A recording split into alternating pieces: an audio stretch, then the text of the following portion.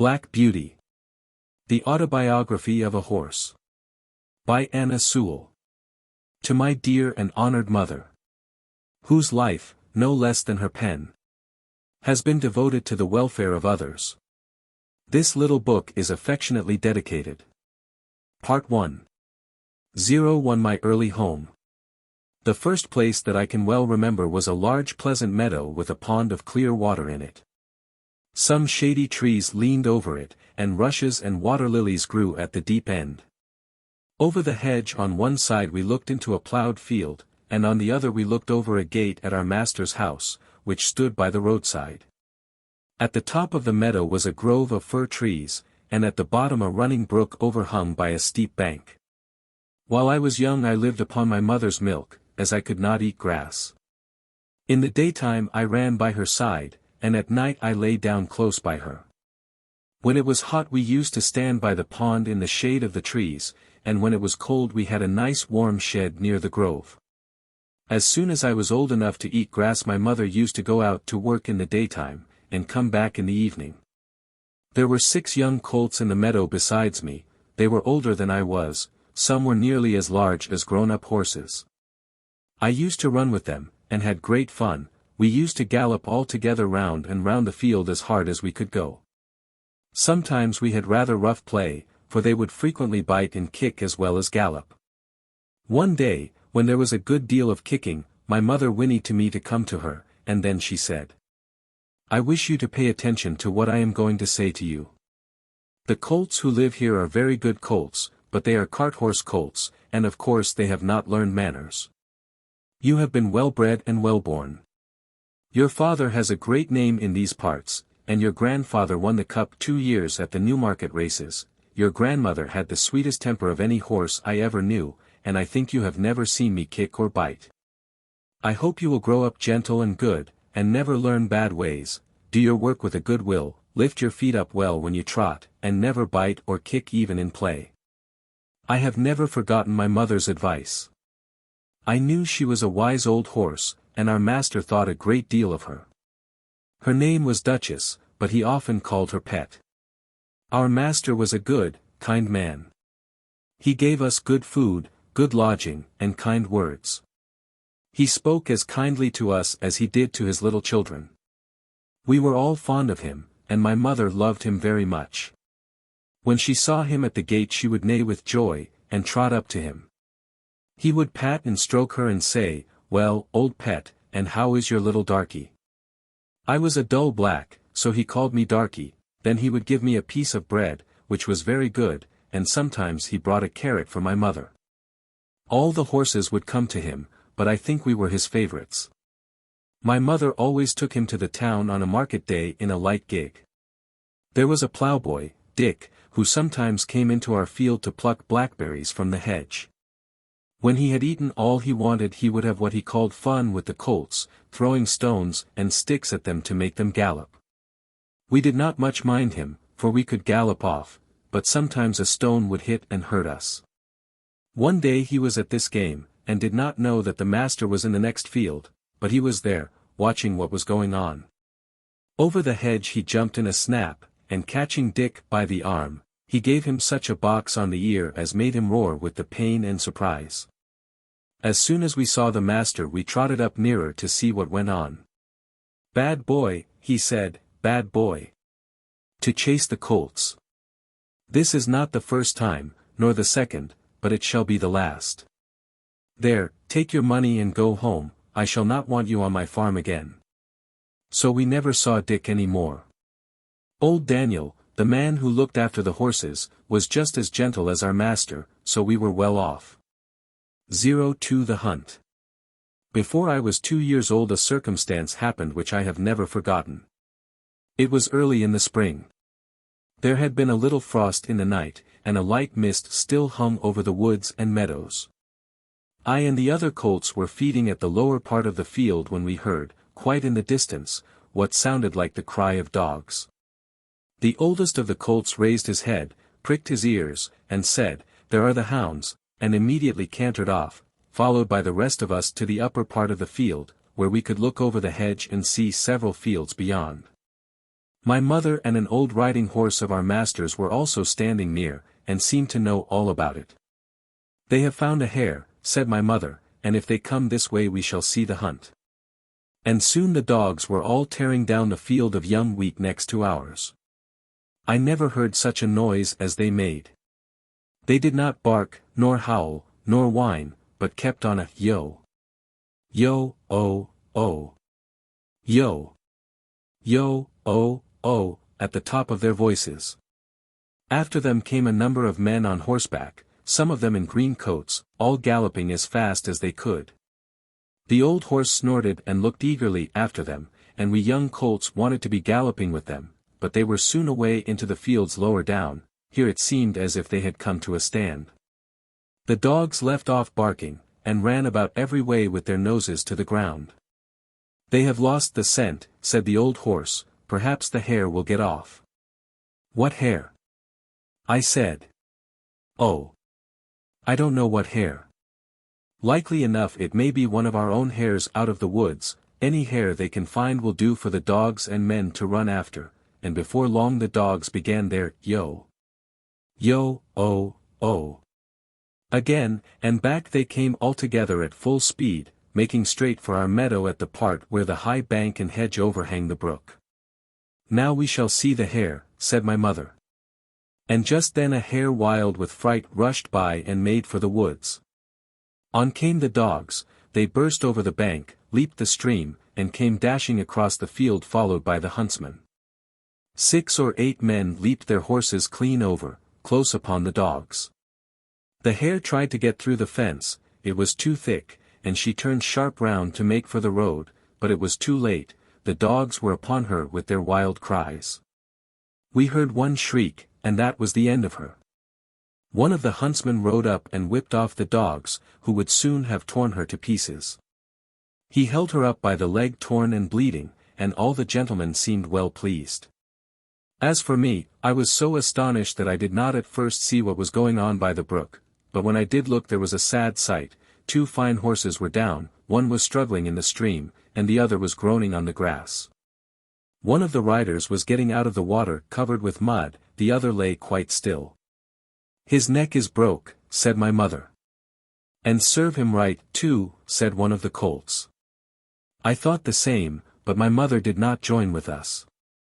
"Well, no," she said, "you must not say that, but though I am an old horse, and have seen and heard a great deal, I never yet could make out why men are so fond of this sport. They often hurt themselves, often spoil good horses, and tear up the fields, and all for a hare or a fox, or a stag, that they could get more easily some other way, but we are only horses, and don't know." While my mother was saying this we stood and looked on. Many of the riders had gone to the young man, but my master, who had been watching what was going on, was the first to raise him. His head fell back and his arms hung down, and every one looked very serious. There was no noise now, even the dogs were quiet, and seemed to know that something was wrong. They carried him to our master's house. I heard afterward that it was young George Gordon, the squire's only son, a fine, tall young man, and the pride of his family. There was now riding off in all directions to the doctor's, to the farrier's, and no doubt to Squire Gordon's, to let him know about his son. When Mr. Bond, the farrier, came to look at the black horse that lay groaning on the grass, he felt him all over, and shook his head. One of his legs was broken. Then some one ran to our master's house and came back with a gun. Presently there was a loud bang and a dreadful shriek, and then all was still, the black horse moved no more. My mother seemed much troubled. She said she had known that horse for years, and that his name was Rob Roy. He was a good horse, and there was no vice in him. She never would go to that part of the field afterward. Not many days after we heard the church bell tolling for a long time, and looking over the gate we saw a long, strange black coach that was covered with black cloth and was drawn by black horses. After that came another and another and another, and all were black, while the bell kept tolling, tolling. They were carrying young Gordon to the churchyard to bury him. He would never ride again. What they did with Rob Roy I never knew. But 'twas all for one little hare. 03 My breaking in. I was now beginning to grow handsome, my coat had grown fine and soft, and was bright black. I had one white foot and a pretty white star on my forehead. I was thought very handsome. My master would not sell me till I was 4 years old. He said lads ought not to work like men, and colts ought not to work like horses till they were quite grown up. When I was 4 years old Squire Gordon came to look at me. He examined my eyes, my mouth, and my legs, he felt them all down, and then I had to walk and trot and gallop before him. He seemed to like me, and said, when he has been well broken in he will do very well.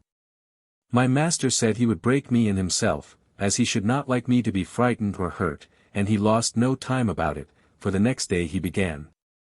Every one may not know what breaking in is, therefore I will describe it. It means to teach a horse to wear a saddle and bridle, and to carry on his back a man, woman or child, to go just the way they wish, and to go quietly. Besides this he has to learn to wear a collar, a crupper, and a breeching, and to stand still while they are put on, then to have a cart or a chaise fixed behind, so that he cannot walk or trot without dragging it after him. And he must go fast or slow, just as his driver wishes. He must never start at what he sees, nor speak to other horses, nor bite, nor kick, nor have any will of his own, but always do his master's will even though he may be very tired or hungry. But the worst of all is, when his harness is once on, he may neither jump for joy nor lie down for weariness. So you see this breaking in is a great thing. I had of course long been used to a halter and a headstall, and to be led about in the fields and lanes quietly, but now I was to have a bit and bridle. My master gave me some oats as usual, and after a good deal of coaxing he got the bit into my mouth, and the bridle fixed, but it was a nasty thing. Those who have never had a bit in their mouths cannot think how bad it feels. A great piece of cold hard steel as thick as a man's finger to be pushed into one's mouth, between one's teeth, and over one's tongue, with the ends coming out at the corner of your mouth, and held fast there by straps over your head. Under your throat, round your nose, and under your chin. So that no way in the world can you get rid of the nasty hard thing, it is very bad. Yes, very bad. At least I thought so, but I knew my mother always wore one when she went out, and all horses did when they were grown up. And so, what with the nice oats, and what with my master's pats, kind words, and gentle ways, I got to wear my bit and bridle. Next came the saddle, but that was not half so bad. My master put it on my back very gently, while old Daniel held my head, he then made the girths fast under my body, patting and talking to me all the time, then I had a few oats, then a little leading about. And this he did every day till I began to look for the oats and the saddle. At length, one morning, my master got on my back and rode me round the meadow on the soft grass. It certainly did feel queer.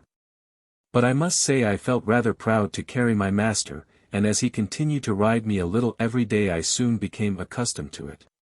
The next unpleasant business was putting on the iron shoes, that too was very hard at first. My master went with me to the smith's forge, to see that I was not hurt or got any fright. The blacksmith took my feet in his hand, one after the other, and cut away some of the hoof. It did not pain me, so I stood still on 3 legs till he had done them all. Then he took a piece of iron the shape of my foot, and clapped it on, and drove some nails through the shoe quite into my hoof, so that the shoe was firmly on.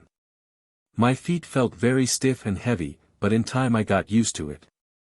And now having got so far, my master went on to break me to harness.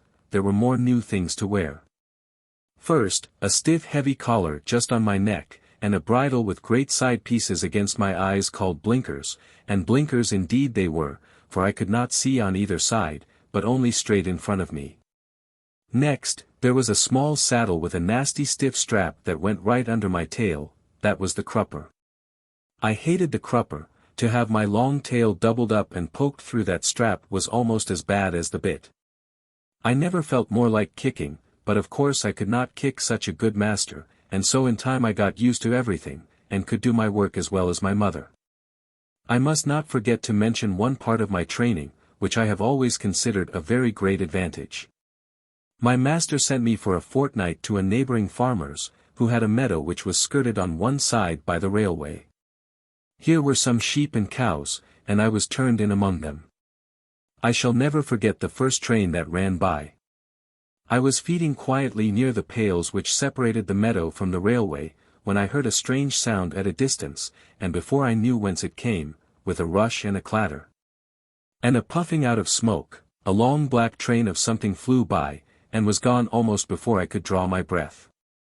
I turned and galloped to the further side of the meadow as fast as I could go, and there I stood snorting with astonishment and fear. In the course of the day many other trains went by, some more slowly. These drew up at the station close by, and sometimes made an awful shriek and groan before they stopped. I thought it very dreadful, but the cows went on eating very quietly, and hardly raised their heads as the black frightful thing came puffing and grinding past. For the first few days I could not feed in peace. But as I found that this terrible creature never came into the field, or did me any harm, I began to disregard it, and very soon I cared as little about the passing of a train as the cows and sheep did. Since then I have seen many horses much alarmed and restive at the sight or sound of a steam engine, but thanks to my good master's care, I am as fearless at railway stations as in my own stable. Now if anyone wants to break in a young horse, well, that is the way. My master often drove me in double harness with my mother, because she was steady and could teach me how to go better than a strange horse. She told me the better I behaved the better I should be treated, and that it was wisest always to do my best to please my master, but, said she, there are a great many kinds of men. There are good thoughtful men like our master, that any horse may be proud to serve, and there are bad, cruel men, who never ought to have a horse or dog to call their own. Besides, there are a great many foolish men, vain, ignorant, and careless, who never trouble themselves to think. These spoil more horses than all, just for want of sense. They don't mean it, but they do it for all that.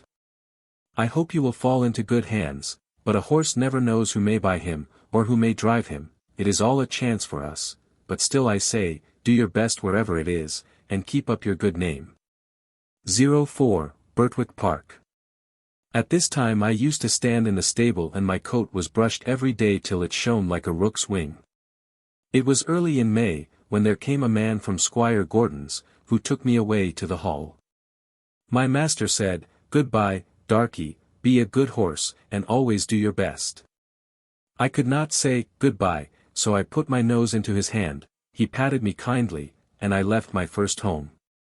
As I lived some years with Squire Gordon, I may as well tell something about the place. Squire Gordon's park skirted the village of Birtwick. It was entered by a large iron gate, at which stood the first lodge, and then you trotted along on a smooth road between clumps of large old trees, then another lodge and another gate, which brought you to the house and the gardens. Beyond this lay the home paddock, the old orchard, and the stables. There was accommodation for many horses and carriages, but I need only describe the stable into which I was taken. This was very roomy, with 4 good stalls. A large swinging window opened into the yard, which made it pleasant and airy. The first stall was a large square one, shut in behind with a wooden gate. The others were common stalls, good stalls, but not nearly so large. It had a low rack for hay and a low manger for corn. It was called a loose box, because the horse that was put into it was not tied up, but left loose, to do as he liked. It is a great thing to have a loose box. Into this fine box the groom put me. It was clean, sweet, and airy. I never was in a better box than that, and the sides were not so high but that I could see all that went on through the iron rails that were at the top. He gave me some very nice oats, he patted me, spoke kindly, and then went away. When I had eaten my corn I looked round. In the stall next to mine stood a little fat grey pony, with a thick mane and tail, a very pretty head, and a pert little nose. I put my head up to the iron rails at the top of my box, and said, "How do you do? What is your name?" He turned round as far as his halter would allow, held up his head, and said, "My name is Merrylegs. I am very handsome. I carry the young ladies on my back, and sometimes I take our mistress out in the low chair. They think a great deal of me, and so does James. Are you going to live next door to me in the box? I said, yes. Well, then, he said, I hope you are good-tempered. I do not like anyone next door who bites. Just then a horse's head looked over from the stall beyond, the ears were laid back, and the eye looked rather ill-tempered. This was a tall chestnut mare, with a long handsome neck. She looked across to me and said, So it is you who have turned me out of my box. It is a very strange thing for a colt like you to come and turn a lady out of her own home. I beg your pardon, I said, I have turned no one out, the man who brought me put me here, and I had nothing to do with it, and as to my being a colt, I am turned 4 years old and am a grown-up horse. I never had words yet with horse or mare, and it is my wish to live at peace. Well, she said, we shall see. Of course, I do not want to have words with a young thing like you. I said no more. In the afternoon, when she went out, Merrylegs told me all about it. The thing is this, said Merrylegs. Ginger has a bad habit of biting and snapping, that is why they call her Ginger, and when she was in the loose box she used to snap very much. One day she bit James in the arm and made it bleed, and so Miss Flora and Miss Jessie, who are very fond of me, were afraid to come into the stable. They used to bring me nice things to eat, an apple or a carrot, or a piece of bread, but after Ginger stood in that box they dared not come, and I miss them very much. I hope they will now come again, if you do not bite or snap. I told him I never bit anything but grass, hay, and corn, and could not think what pleasure Ginger found it. Well, I don't think she does find pleasure, says Merrylegs, it is just a bad habit.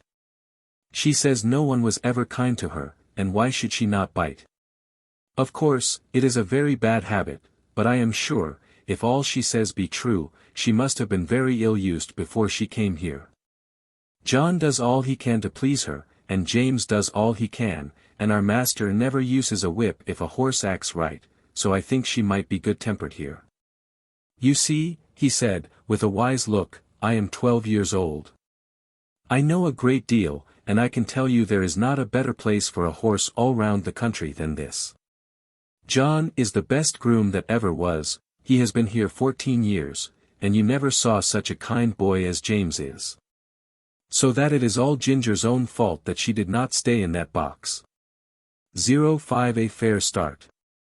The name of the coachman was John Manley, he had a wife and one little child, and they lived in the coachman's cottage, very near the stables. The next morning he took me into the yard and gave me a good grooming, and just as I was going into my box, with my coat soft and bright, the squire came in to look at me, and seemed pleased. John, he said, I meant to have tried the new horse this morning, but I have other business. You may as well take him around after breakfast, go by the common and the highwood, and back by the watermill and the river, that will show his paces. I will, sir, said John. After breakfast he came and fitted me with a bridle.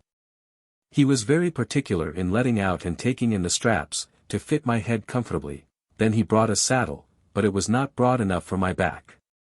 He saw it in a minute and went for another, which fitted nicely. He rode me first slowly, then a trot, then a canter, and when we were on the common he gave me a light touch with his whip, and we had a splendid gallop. Ho, ho! My boy, he said, as he pulled me up, you would like to follow the hounds, I think. As we came back through the park we met the squire and Mrs. Gordon walking, they stopped, and John jumped off. Well, John, how does he go? First rate, sir, answered John, he is as fleet as a deer, and has a fine spirit too, but the lightest touch of the rein will guide him. Down at the end of the common we met one of those travelling carts hung all over with baskets, rugs, and such like. You know, sir, many horses will not pass those carts quietly. He just took a good look at it, and then went on as quiet and pleasant as could be. They were shooting rabbits near the highwood, and a gun went off close by. He pulled up a little and looked, but did not stir a step to right or left. I just held the reins steady and did not hurry him, and it's my opinion he has not been frightened or ill-used while he was young. That's well, said the squire, I will try him myself tomorrow. The next day I was brought up for my master. I remembered my mother's counsel and my good old master's, and I tried to do exactly what he wanted me to do. I found he was a very good rider, and thoughtful for his horse too. When he came home the lady was at the hall door as he rode up. "Well, my dear," she said, "how do you like him?" "He is exactly what John said," he replied, "a pleasanter creature I never wished to mount." "What shall we call him?" "Would you like Ebony?" said she, "he is as black as ebony." "No, not Ebony." "Will you call him Blackbird, like your uncle's old horse?" "No, he is far handsomer than old Blackbird ever was." "Yes," she said, "he is really quite a beauty, and he has such a sweet, good-tempered face, and such a fine, intelligent eye. What do you say to calling him Black Beauty?" "Black Beauty, why, yes, I think that is a very good name. If you like it shall be his name," and so it was. When John went into the stable he told James that master and mistress had chosen a good, sensible English name for me, that meant something, not like Marengo, or Pegasus, or Abdullah. They both laughed, and James said, if it was not for bringing back the past, I should have named him Rob Roy, for I never saw two horses more alike. "That's no wonder," said John. "Didn't you know that Farmer Gray's old Duchess was the mother of them both?" I had never heard that before, and so poor Rob Roy who was killed at that hunt was my brother. I did not wonder that my mother was so troubled. It seems that horses have no relations, at least they never know each other after they are sold. John seemed very proud of me. He used to make my mane and tail almost as smooth as a lady's hair, and he would talk to me a great deal. Of course I did not understand all he said, but I learned more and more to know what he meant, and what he wanted me to do. I grew very fond of him, he was so gentle and kind. He seemed to know just how a horse feels, and when he cleaned me he knew the tender places and the ticklish places. When he brushed my head he went as carefully over my eyes as if they were his own, and never stirred up any ill temper. James Howard, the stable boy, was just as gentle and pleasant in his way, so I thought myself well off. There was another man who helped in the yard, but he had very little to do with Ginger and me. A few days after this I had to go out with Ginger in the carriage. I wondered how we should get on together, but except laying her ears back when I was led up to her, she behaved very well. She did her work honestly, and did her full share, and I never wished to have a better partner in double harness. When we came to a hill, instead of slackening her pace, she would throw her weight right into the collar, and pull away straight up. We had both the same sort of courage at our work, and John had oftener to hold us in than to urge us forward. He never had to use the whip with either of us. Then our paces were much the same, and I found it very easy to keep step with her when trotting, which made it pleasant, and master always liked it when we kept step well, and so did John. After we had been out 2 or 3 times together we grew quite friendly and sociable, which made me feel very much at home. As for Merrylegs, he and I soon became great friends. He was such a cheerful, plucky, good-tempered little fellow that he was a favorite with every one, and especially with Miss Jessie and Flora, who used to ride him about in the orchard, and have fine games with him and their little dog Frisky. Our master had 2 other horses that stood in another stable. One was Justice, a roan cob, used for riding or for the luggage cart, the other was an old brown hunter, named Sir Oliver. He was past work now, but was a great favorite with the master, who gave him the run of the park. He sometimes did a little light carting on the estate, or carried one of the young ladies when they rode out with their father, for he was very gentle and could be trusted with a child as well as Merrylegs. The cob was a strong, well-made, good-tempered horse, and we sometimes had a little chat in the paddock, but of course I could not be so intimate with him as with Ginger, who stood in the same stable. 06 Liberty. I was quite happy in my new place, and if there was one thing that I missed it must not be thought I was discontented. All who had to do with me were good and I had a light airy stable and the best of food. What more could I want? Why, liberty. For 3 years and a half of my life I had had all the liberty I could wish for. But now, week after week, month after month, and no doubt year after year, I must stand up in a stable night and day except when I am wanted, and then I must be just as steady and quiet as any old horse who has worked 20 years. Straps here and straps there, a bit in my mouth, and blinkers over my eyes. Now, I am not complaining, for I know it must be so. I only mean to say that for a young horse full of strength and spirits, who has been used to some large field or plain where he can fling up his head and toss up his tail and gallop away at full speed, then round and back again with a snort to his companions, I say it is hard never to have a bit more liberty to do as you like. Sometimes, when I have had less exercise than usual, I have felt so full of life and spring that when John has taken me out to exercise I really could not keep quiet. Do what I would, it seemed as if I must jump, or dance, or prance, and many a good shake I know I must have given him, especially at the first, but he was always good and patient. "Steady, steady, my boy," he would say. "Wait a bit, and we will have a good swing, and soon get the tickle out of your feet." Then as soon as we were out of the village, he would give me a few miles at a spanking trot, and then bring me back as fresh as before, only clear of the fidgets, as he called them. Spirited horses, when not enough exercised, are often called skittish, when it is only play, and some grooms will punish them, but our John did not, he knew it was only high spirits. Still, he had his own ways of making me understand by the tone of his voice or the touch of the rein. If he was very serious and quite determined, I always knew it by his voice, and that had more power with me than anything else, for I was very fond of him. I ought to say that sometimes we had our liberty for a few hours. This used to be on fine Sundays in the summer-time. The carriage never went out on Sundays, because the church was not far off. It was a great treat to us to be turned out into the home paddock or the old orchard.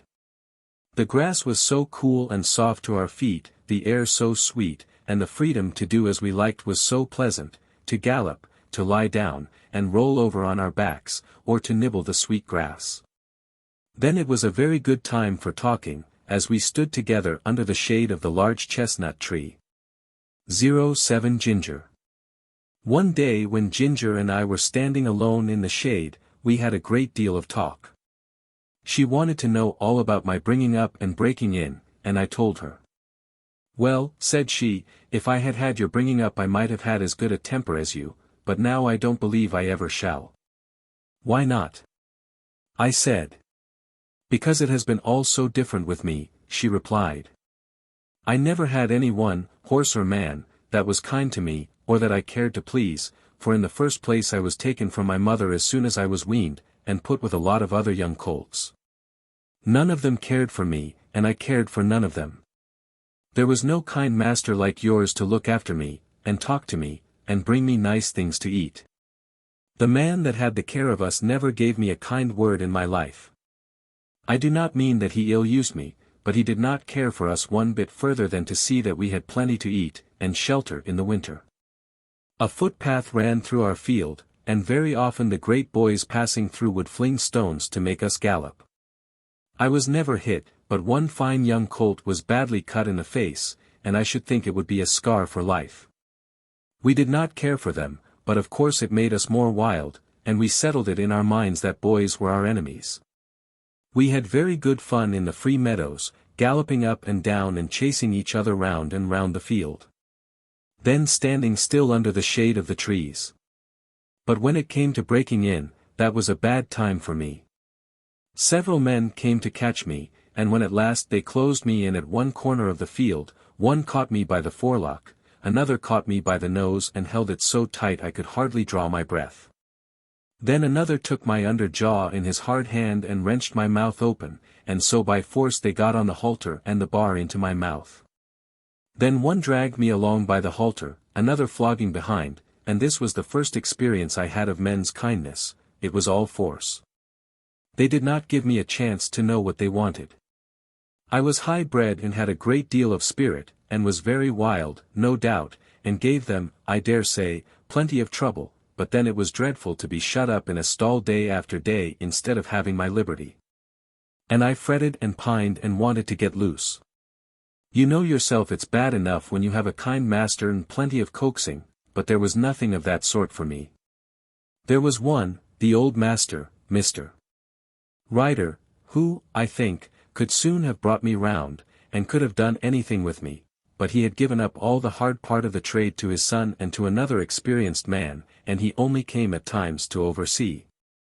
His son was a strong, tall, bold man, they called him Samson, and he used to boast that he had never found a horse that could throw him.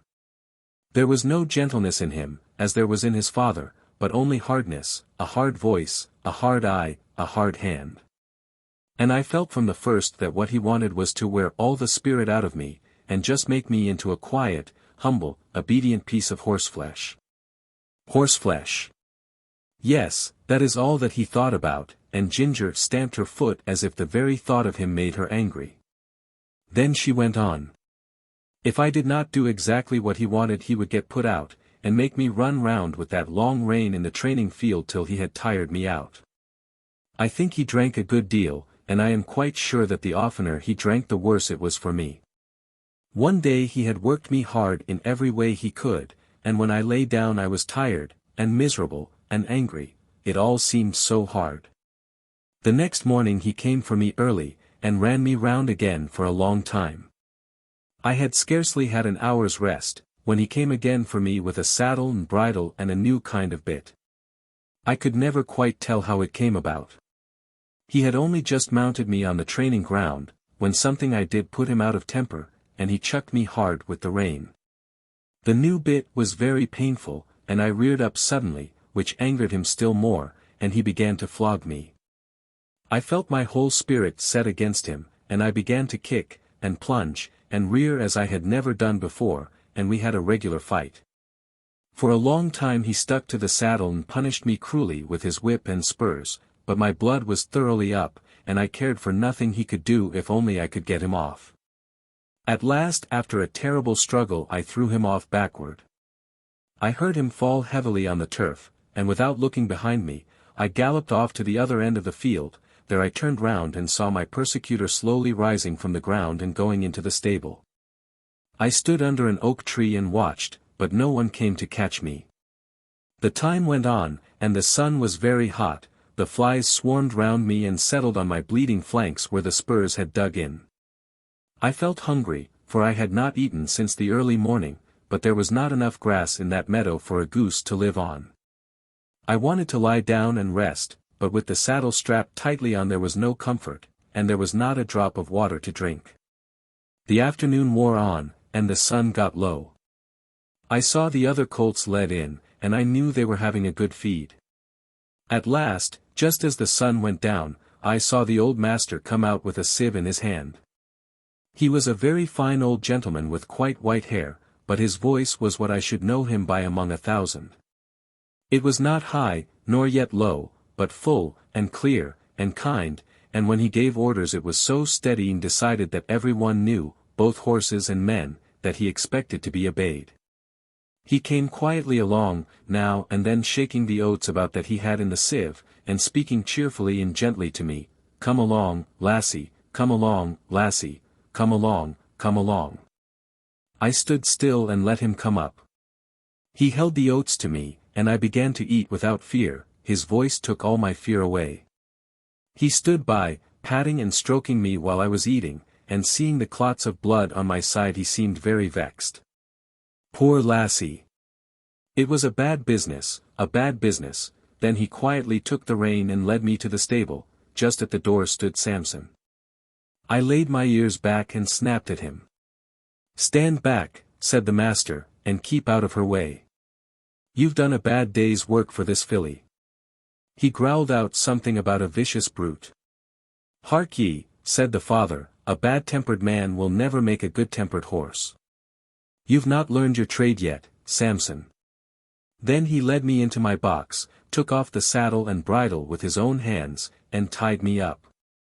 Then he called for a pail of warm water and a sponge, took off his coat, and while the stableman held the pail, he sponged my sides a good while, so tenderly that I was sure he knew how sore and bruised they were. "Whoa! My pretty one," he said, "stand still, stand still." His very voice did me good, and the bathing was very comfortable. The skin was so broken at the corners of my mouth that I could not eat the hay, the stalks hurt me. He looked closely at it, shook his head, and told the man to fetch a good bran mash and put some meal into it. How good that mash was! And so soft and healing to my mouth. He stood by all the time I was eating, stroking me and talking to the man. If a high-mettled creature like this, said he, can't be broken by fair means, she will never be good for anything. After that he often came to see me, and when my mouth was healed the other breaker, Job, they called him, went on training me. He was steady and thoughtful, and I soon learned what he wanted. 08 Ginger's story continued. The next time that Ginger and I were together in the paddock she told me about her first place. After my breaking in, she said, I was bought by a dealer to match another chestnut horse. For some weeks he drove us together, and then we were sold to a fashionable gentleman, and were sent up to London. I had been driven with a check rein by the dealer, and I hated it worse than anything else, but in this place we were reined far tighter, the coachman and his master thinking we looked more stylish so. We were often driven about in the park and other fashionable places. You who never had a check rein on don't know what it is, but I can tell you it is dreadful. I like to toss my head about and hold it as high as any horse. But fancy now yourself, if you tossed your head up high and were obliged to hold it there, and that for hours together, not able to move it at all, except with a jerk still higher, your neck aching till you did not know how to bear it. Besides that, to have two bits instead of one, and mine was a sharp one, it hurt my tongue and my jaw, and the blood from my tongue colored the froth that kept flying from my lips as I chafed and fretted at the bits and rein. It was worst when we had to stand by the hour waiting for our mistress at some grand party or entertainment, and if I fretted or stamped with impatience the whip was laid on. It was enough to drive one mad. Did not your master take any thought for you? I said. No, said she, he only cared to have a stylish turnout, as they call it. I think he knew very little about horses, he left that to his coachman, who told him I had an irritable temper. That I had not been well broken to the check rein, but I should soon get used to it. But he was not the man to do it, for when I was in the stable, miserable and angry, instead of being smoothed and quieted by kindness, I got only a surly word or a blow. If he had been civil I would have tried to bear it. I was willing to work, and ready to work hard too, but to be tormented for nothing but their fancies angered me. What right had they to make me suffer like that? Besides the soreness in my mouth, and the pain in my neck, it always made my windpipe feel bad, and if I had stopped there long I know it would have spoiled my breathing, but I grew more and more restless and irritable, I could not help it. And I began to snap and kick when anyone came to harness me, for this the groom beat me, and one day, as they had just buckled us into the carriage, and were straining my head up with that rein, I began to plunge and kick with all my might. I soon broke a lot of harness, and kicked myself clear, so that was an end of that place.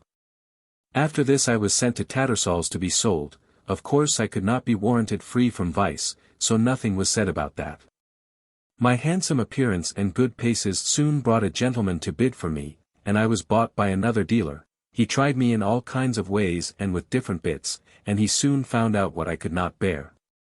At last he drove me quite without a check rein, and then sold me as a perfectly quiet horse to a gentleman in the country. He was a good master, and I was getting on very well, but his old groom left him and a new one came. This man was as hard-tempered and hard-handed as Samson.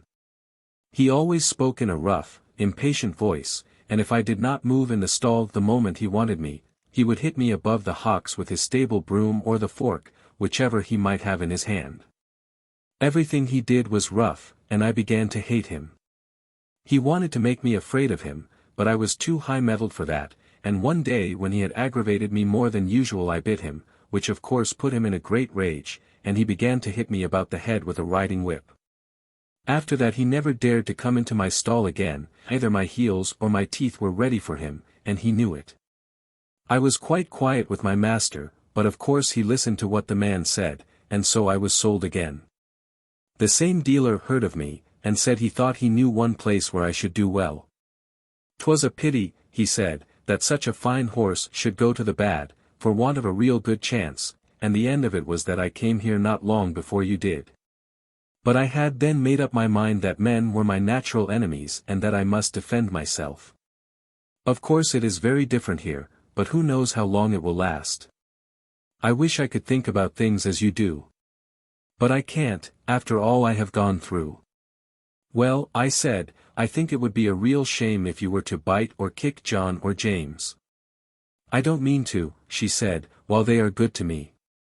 I did bite James once pretty sharp, but John said, try her with kindness, and instead of punishing me as I expected, James came to me with his arm bound up, and brought me a bran mash and stroked me. And I have never snapped at him since, and I won't either. I was sorry for Ginger, but of course I knew very little then, and I thought most likely she made the worst of it. However, I found that as the weeks went on she grew much more gentle and cheerful, and had lost the watchful, defiant look that she used to turn on any strange person who came near her. And one day James said, I do believe that Mare is getting fond of me, she quite whinnied after me this morning when I had been rubbing her forehead. Aye, Jim, 'tis the Birtwick balls, said John, she'll be as good as Black Beauty by and by. Kindness is all the physic she wants, poor thing. Master noticed the change, too, and one day when he got out of the carriage and came to speak to us, as he often did, he stroked her beautiful neck. Well, my pretty one, well, how do things go with you now? You are a good bit happier than when you came to us, I think. She put her nose up to him in a friendly, trustful way, while he rubbed it gently. We shall make a cure of her, John, he said. Yes, sir, she's wonderfully improved, she's not the same creature that she was. It's the Birtwick balls, sir, said John, laughing. This was a little joke of John's. He used to say that a regular course of the Birtwick horse balls would cure almost any vicious horse. These balls, he said, were made up of patience and gentleness, firmness and petting, 1 pound of each to be mixed up with half a pint of common sense, and given to the horse every day. 09 Merrylegs. Mr.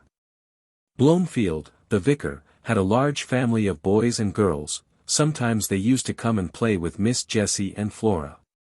One of the girls was as old as Miss Jessie, 2 of the boys were older, and there were several little ones. When they came there was plenty of work for Merrylegs, for nothing pleased them so much as getting on him by turns and riding him all about the orchard and the home paddock, and this they would do by the hour together.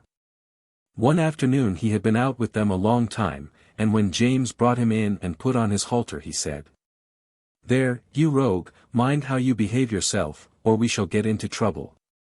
What have you been doing, Merrylegs? I asked. Oh, said he, tossing his little head, I have only been giving those young people a lesson. They did not know when they had had enough, nor when I had had enough, so I just pitched them off backward. That was the only thing they could understand. What, said I, you threw the children off? I thought you did no better than that. Did you throw Miss Jessie or Miss Flora? He looked very much offended, and said, Of course not. I would not do such a thing for the best oats that ever came into the stable. Why, I am as careful of our young ladies as the master could be, and as for the little ones it is I who teach them to ride. When they seem frightened or a little unsteady on my back I go as smooth and as quiet as old Pussy when she is after a bird, and when they are all right I go on again faster, you see, just to use them to it. So don't you trouble yourself preaching to me, I am the best friend and the best riding master those children have. It is not them, it is the boys, said he, shaking his mane, are quite different. They must be broken in as we were broken in when we were colts, and just be taught what's what. The other children had ridden me about for nearly 2 hours, and then the boys thought it was their turn, and so it was, and I was quite agreeable. They rode me by turns, and I galloped them about, up and down the fields and all about the orchard, for a good hour. They had each cut a great hazel stick for a riding whip, and laid it on a little too hard. But I took it in good part, till at last I thought we had had enough, so I stopped 2 or 3 times by way of a hint. Boys, you see, think a horse or pony is like a steam engine or a thrashing machine, and can go on as long and as fast as they please. They never think that a pony can get tired, or have any feelings. So as the one who was whipping me could not understand, I just rose up on my hind legs and let him slip off behind, that was all. He mounted me again, and I did the same. Then the other boy got up, and as soon as he began to use his stick I laid him on the grass, and so on, till they were able to understand, that was all. They are not bad boys, they don't wish to be cruel. I like them very well. But you see, I had to give them a lesson. When they brought me to James and told him, I think he was very angry to see such big sticks. He said they were only fit for drovers or gypsies, and not for young gentlemen. If I had been you, said Ginger, I would have given those boys a good kick, and that would have given them a lesson. No doubt you would, said Merrylegs. But then I am not quite such a fool, begging your pardon, as to anger our master or make James ashamed of me. Besides, those children are under my charge when they are riding, I tell you they are entrusted to me. Why, only the other day I heard our master say to Mrs. Blomefield, my dear madam, you need not be anxious about the children, my old Merrylegs will take as much care of them as you or I could. I assure you I would not sell that pony for any money, he is so perfectly good-tempered and trustworthy. And do you think I am such an ungrateful brute as to forget all the kind treatment I have had here for 5 years, and all the trust they place in me, and turn vicious because a couple of ignorant boys used me badly? No, no. You never had a good place where they were kind to you, and so you don't know, and I'm sorry for you, but I can tell you good places make good horses. I wouldn't vex our people for anything. I love them, I do, said Merrylegs, and he gave a low, ho, ho, ho, through his nose, as he used to do in the morning when he heard James' footstep at the door. Besides, he went on, if I took to kicking, where should I be? Why, sold off in a jiffy, and no character, and I might find myself slaved about under a butcher's boy, or worked to death at some seaside place where no one cared for me, except to find out how fast I could go. Or be flogged along in some cart with 3 or 4 great men in it going out for a Sunday spree, as I have often seen in the place I lived in before I came here. No, said he, shaking his head, I hope I shall never come to that. 10 A talk in the orchard. Ginger and I were not of the regular tall carriage horse breed, we had more of the racing blood in us. We stood about 15½ hands high. We were therefore just as good for riding as we were for driving, and our master used to say that he disliked either horse or man that could do but one thing. And as he did not want to show off in London parks, he preferred a more active and useful kind of horse. As for us, our greatest pleasure was when we were saddled for a riding party. The master on Ginger, the mistress on me, and the young ladies on Sir Oliver and Merrylegs. It was so cheerful to be trotting and cantering all together that it always put us in high spirits. I had the best of it, for I always carried the mistress. Her weight was little, her voice was sweet, and her hand was so light on the rein that I was guided almost without feeling it. Oh! If people knew what a comfort to horses a light hand is, and how it keeps a good mouth and a good temper, they surely would not chuck, and drag, and pull at the rein as they often do. Our mouths are so tender that where they have not been spoiled or hardened with bad or ignorant treatment, they feel the slightest movement of the driver's hand, and we know in an instant what is required of us. My mouth has never been spoiled, and I believe that was why the mistress preferred me to Ginger, although her paces were certainly quite as good. She used often to envy me, and said it was all the fault of breaking in, and the gag bit in London, that her mouth was not so perfect as mine, and then old Sir Oliver would say, there, there. Don't vex yourself, you have the greatest honour. A mare that can carry a tall man of our master's weight, with all your spring and sprightly action, does not need to hold her head down because she does not carry the lady. We horses must take things as they come, and always be contented and willing so long as we are kindly used. I had often wondered how it was that Sir Oliver had such a very short tail. It really was only 6 or 7 inches long, with a tassel of hair hanging from it, and on one of our holidays in the orchard I ventured to ask him by what accident it was that he had lost his tail. Accident! He snorted with a fierce look, it was no accident. It was a cruel, shameful, cold-blooded act. When I was young I was taken to a place where these cruel things were done. I was tied up, and made fast so that I could not stir, and then they came and cut off my long and beautiful tail, through the flesh and through the bone, and took it away. How dreadful! I exclaimed. Dreadful, ah! It was dreadful. But it was not only the pain, though that was terrible and lasted a long time, it was not only the indignity of having my best ornament taken from me, though that was bad. But it was this: how could I ever brush the flies off my sides and my hind legs any more? You who have tails just whisk the flies off without thinking about it, and you can't tell what a torment it is to have them settle upon you and sting, and have nothing in the world to lash them off with. I tell you it is a lifelong wrong, and a lifelong loss, but thank heaven, they don't do it now. What did they do it for then? Said Ginger. For fashion, said the old horse with a stamp of his foot, for fashion. If you know what that means. There was not a well-bred young horse in my time that had not his tail docked in that shameful way, just as if the good God that made us did not know what we wanted and what looked best. I suppose it is fashion that makes them strap our heads up with those horrid bits that I was tortured with in London, said Ginger. Of course it is, said he, to my mind, fashion is one of the wickedest things in the world. Now look, for instance, at the way they serve dogs, cutting off their tails to make them look plucky, and shearing up their pretty little ears to a point to make them both look sharp, forsooth. I had a dear friend once, a brown terrier. Skye, they called her. She was so fond of me that she never would sleep out of my stall, she made her bed under the manger, and there she had a litter of 5 as pretty little puppies as need be. None were drowned, for they were a valuable kind, and how pleased she was with them. And when they got their eyes open and crawled about, it was a real pretty sight, but one day the man came and took them all away. I thought he might be afraid I should tread upon them. But it was not so. In the evening poor Skye brought them back again, one by one in her mouth, not the happy little things that they were, but bleeding and crying pitifully. They had all had a piece of their tails cut off, and the soft flap of their pretty little ears was cut quite off. How their mother licked them, and how troubled she was, poor thing. I never forgot it. They healed in time, and they forgot the pain, but the nice soft flap, that of course was intended to protect the delicate part of their ears from dust and injury, was gone forever.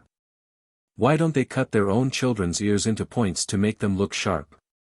Why don't they cut the end off their noses to make them look plucky? One would be just as sensible as the other. What right have they to torment and disfigure God's creatures?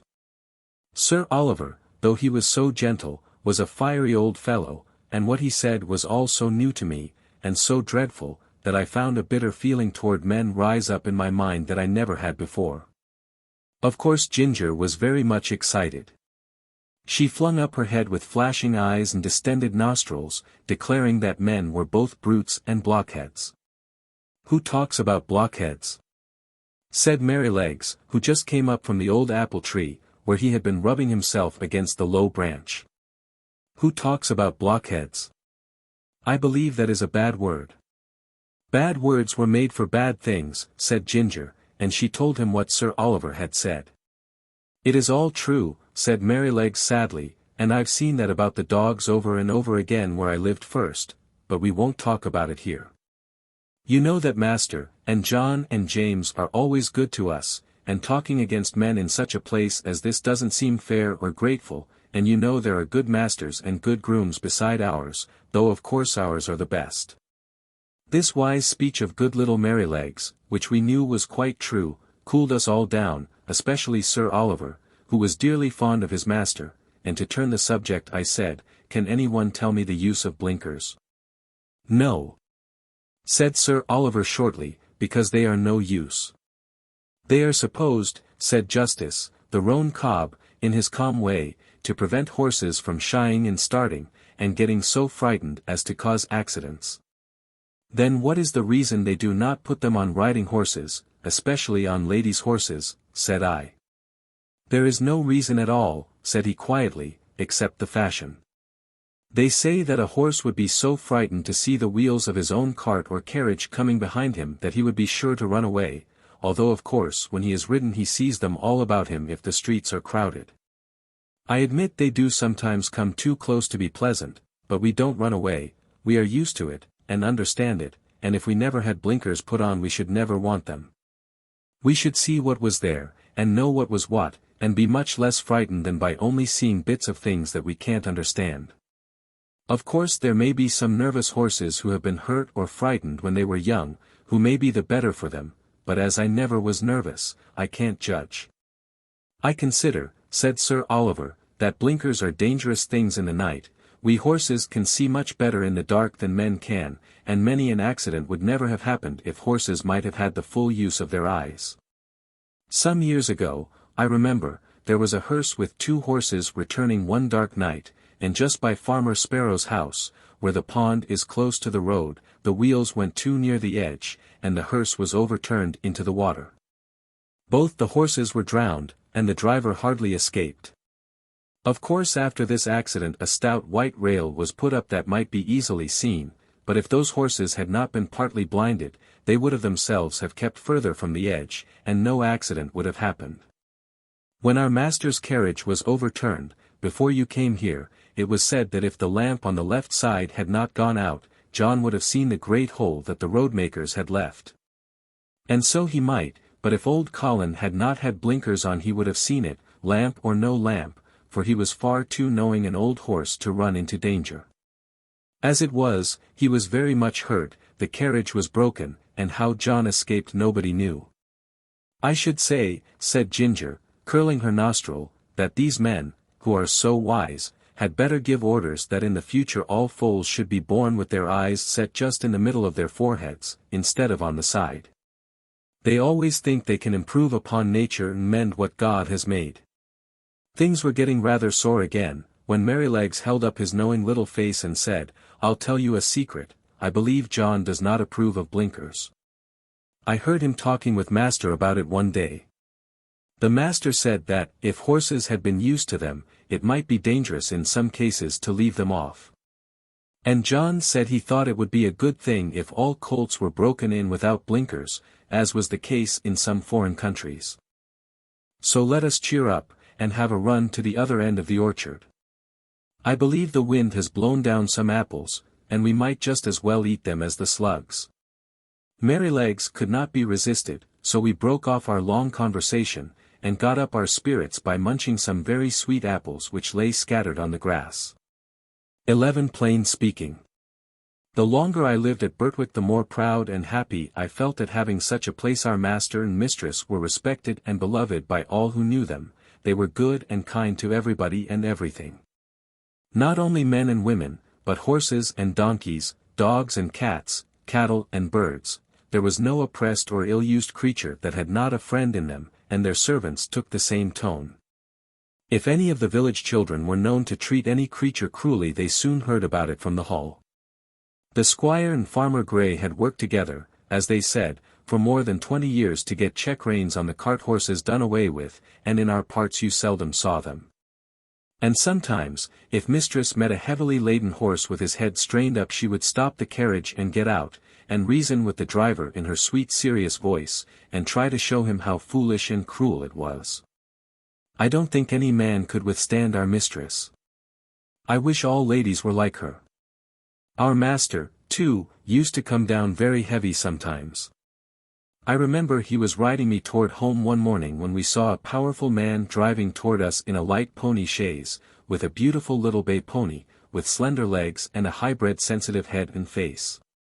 Just as he came to the park gates the little thing turned toward them, the man, without word or warning, wrenched the creature's head round with such a force and suddenness that he nearly threw it on its haunches. Recovering itself it was going on, when he began to lash it furiously. The pony plunged forward, but the strong, heavy hand held the pretty creature back with force almost enough to break its jaw, while the whip still cut into him. It was a dreadful sight to me, for I knew what fearful pain it gave that delicate little mouth, but master gave me the word, and we were up with him in a second. Sawyer, he cried in a stern voice, is that pony made of flesh and blood? Flesh and blood and temper, he said, he's too fond of his own will, and that won't suit me. He spoke as if he was in a strong passion. He was a builder who had often been to the park on business. And do you think, said Master sternly, that treatment like this will make him fond of your will? He had no business to make that turn, his road was straight on, said the man roughly. You have often driven that pony up to my place, said Master, it only shows the creature's memory and intelligence, how did he know that you were not going there again? But that has little to do with it. I must say, Mr. Sawyer, that a more unmanly, brutal treatment of a little pony it was never my painful lot to witness, and by giving way to such passion you injure your own character as much, nay more, than you injure your horse. And remember, we shall all have to be judged according to our works, whether they be toward man or toward beast. Master rode me home slowly, and I could tell by his voice how the thing had grieved him. He was just as free to speak to gentlemen of his own rank as to those below him, for another day, when we were out, we met a Captain Langley, a friend of our master's, he was driving a splendid pair of greys in a kind of break. After a little conversation the captain said, "What do you think of my new team, Mr. Douglas? You know, you are the judge of horses in these parts, and I should like your opinion." The master backed me a little, so as to get a good view of them. "They are an uncommonly handsome pair," he said, "and if they are as good as they look I am sure you need not wish for anything better, but I see you still hold that pet scheme of yours for worrying your horses and lessening their power." "What do you mean?" said the other, "the check reins?" "Oh, ah. I know that's a hobby of yours. Well, the fact is, I like to see my horses hold their heads up." "So do I," said Master, "as well as any man, but I don't like to see them held up. That takes all the shine out of it. Now, you are a military man, Langley, and no doubt like to see your regiment look well on parade, heads up, and all that. But you would not take much credit for your drill if all your men had their heads tied to a backboard. It might not be much harm on parade, except to worry and fatigue them. But how would it be in a bayonet charge against the enemy, when they want the free use of every muscle, and all their strength thrown forward? I would not give much for their chance of victory. And it is just the same with horses, you fret and worry their tempers, and decrease their power. You will not let them throw their weight against their work, and so they have to do too much with their joints and muscles, and of course it wears them up faster. You may depend upon it, horses were intended to have their heads free as men's are, and if we could act a little more according to common sense, and a good deal less according to fashion, we should find many things work easier. Besides, you know as well as I that if a horse makes a false step, he has much less chance of recovering himself if his head and neck are fastened back. And now, said the master, laughing, I have given my hobby a good trot out, can't you make up your mind to mount him, too, Captain? Your example would go a long way.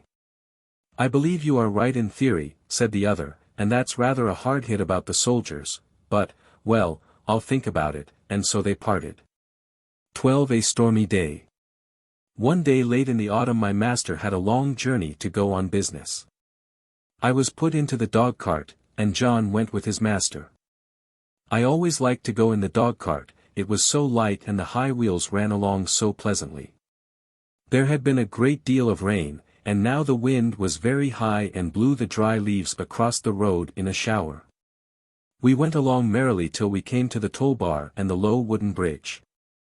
The river banks were rather high, and the bridge, instead of rising, went across just level, so that in the middle, if the river was full, the water would be nearly up to the woodwork and planks. But as there were good substantial rails on each side, people did not mind it. The man at the gate said the river was rising fast, and he feared it would be a bad night. Many of the meadows were under water, and in one low part of the road the water was halfway up to my knees, the bottom was good, and master drove gently, so it was no matter. When we got to the town of course I had a good bait, but as the master's business engaged him a long time we did not start for home till rather late in the afternoon. The wind was then much higher, and I heard the master say to John that he had never been out in such a storm. And so I thought, as we went along the skirts of a wood, where the great branches were swaying about like twigs, and the rushing sound was terrible. "I wish we were well out of this wood," said my master. "Yes, sir," said John, "it would be rather awkward if one of these branches came down upon us."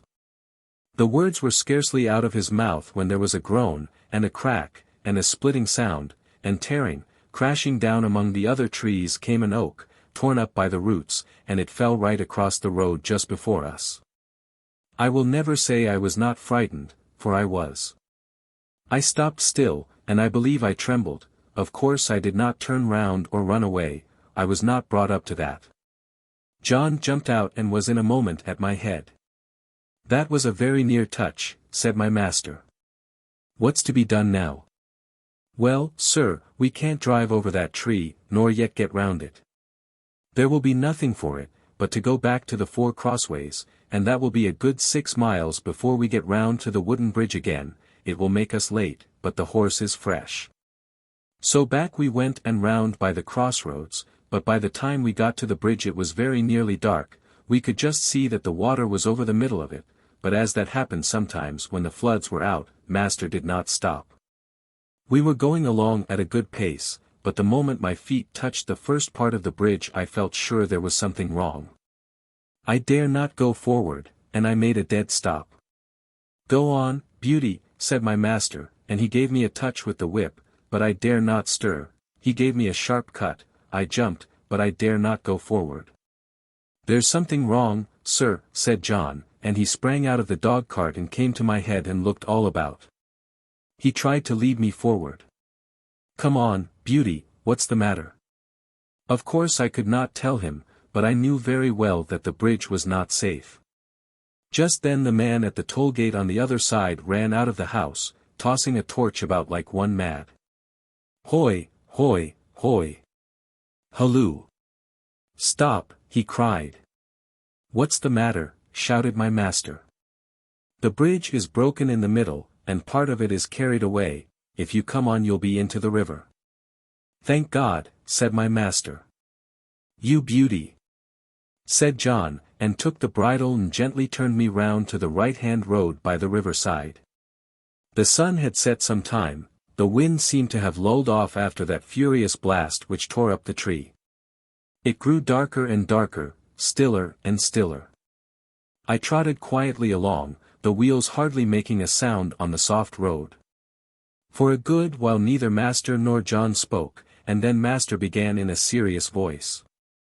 I could not understand much of what they said, but I found they thought, if I had gone on as the master wanted me, most likely the bridge would have given way under us, and horse, chaise, master, and man would have fallen into the river.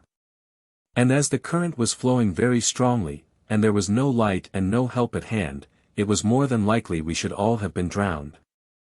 Master said, God had given men reason, by which they could find out things for themselves. But he had given animals knowledge which did not depend on reason, and which was much more prompt and perfect in its way, and by which they had often saved the lives of men. John had many stories to tell of dogs and horses, and the wonderful things they had done. He thought people did not value their animals half enough nor make friends of them as they ought to do.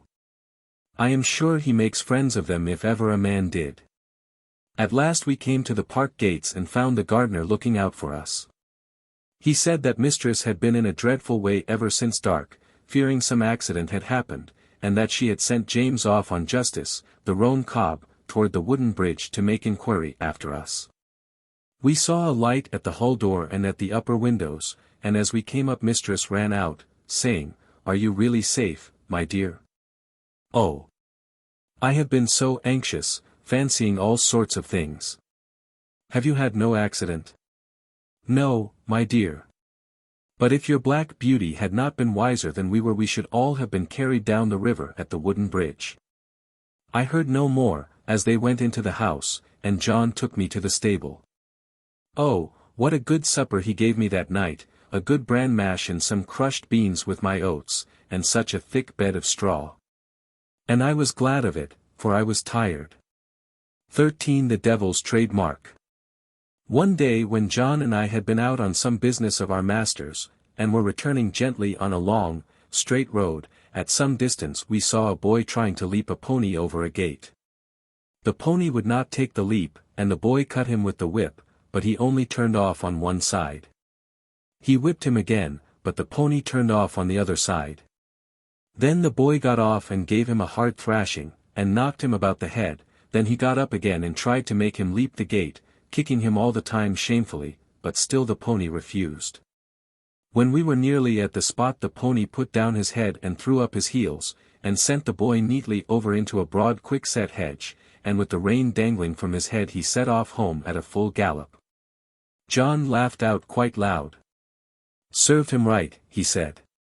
"Oh, oh, oh," cried the boy as he struggled about among the thorns, "I say, come and help me out." "Thank ye," said John, "I think you are quite in the right place, and maybe a little scratching will teach you not to leap a pony over a gate that is too high for him," and so with that John rode off. "It may be," said he to himself, "that young fellow is a liar as well as a cruel one. We'll just go home by Farmer Bushby's, Beauty, and then if anybody wants to know you and I can tell 'em, ye see." So we turned off to the right, and soon came up to the stackyard, and within sight of the house. The farmer was hurrying out into the road, and his wife was standing at the gate, looking very frightened. "Have you seen my boy?" said Mr. Bushby as we came up. "He went out an hour ago on my black pony, and the creature is just come back without a rider." "I should think, sir," said John, "he had better be without a rider, unless he can be ridden properly." "What do you mean?" said the farmer. "Well, sir, I saw your son whipping, and kicking, and knocking that good little pony about shamefully because he would not leap a gate that was too high for him.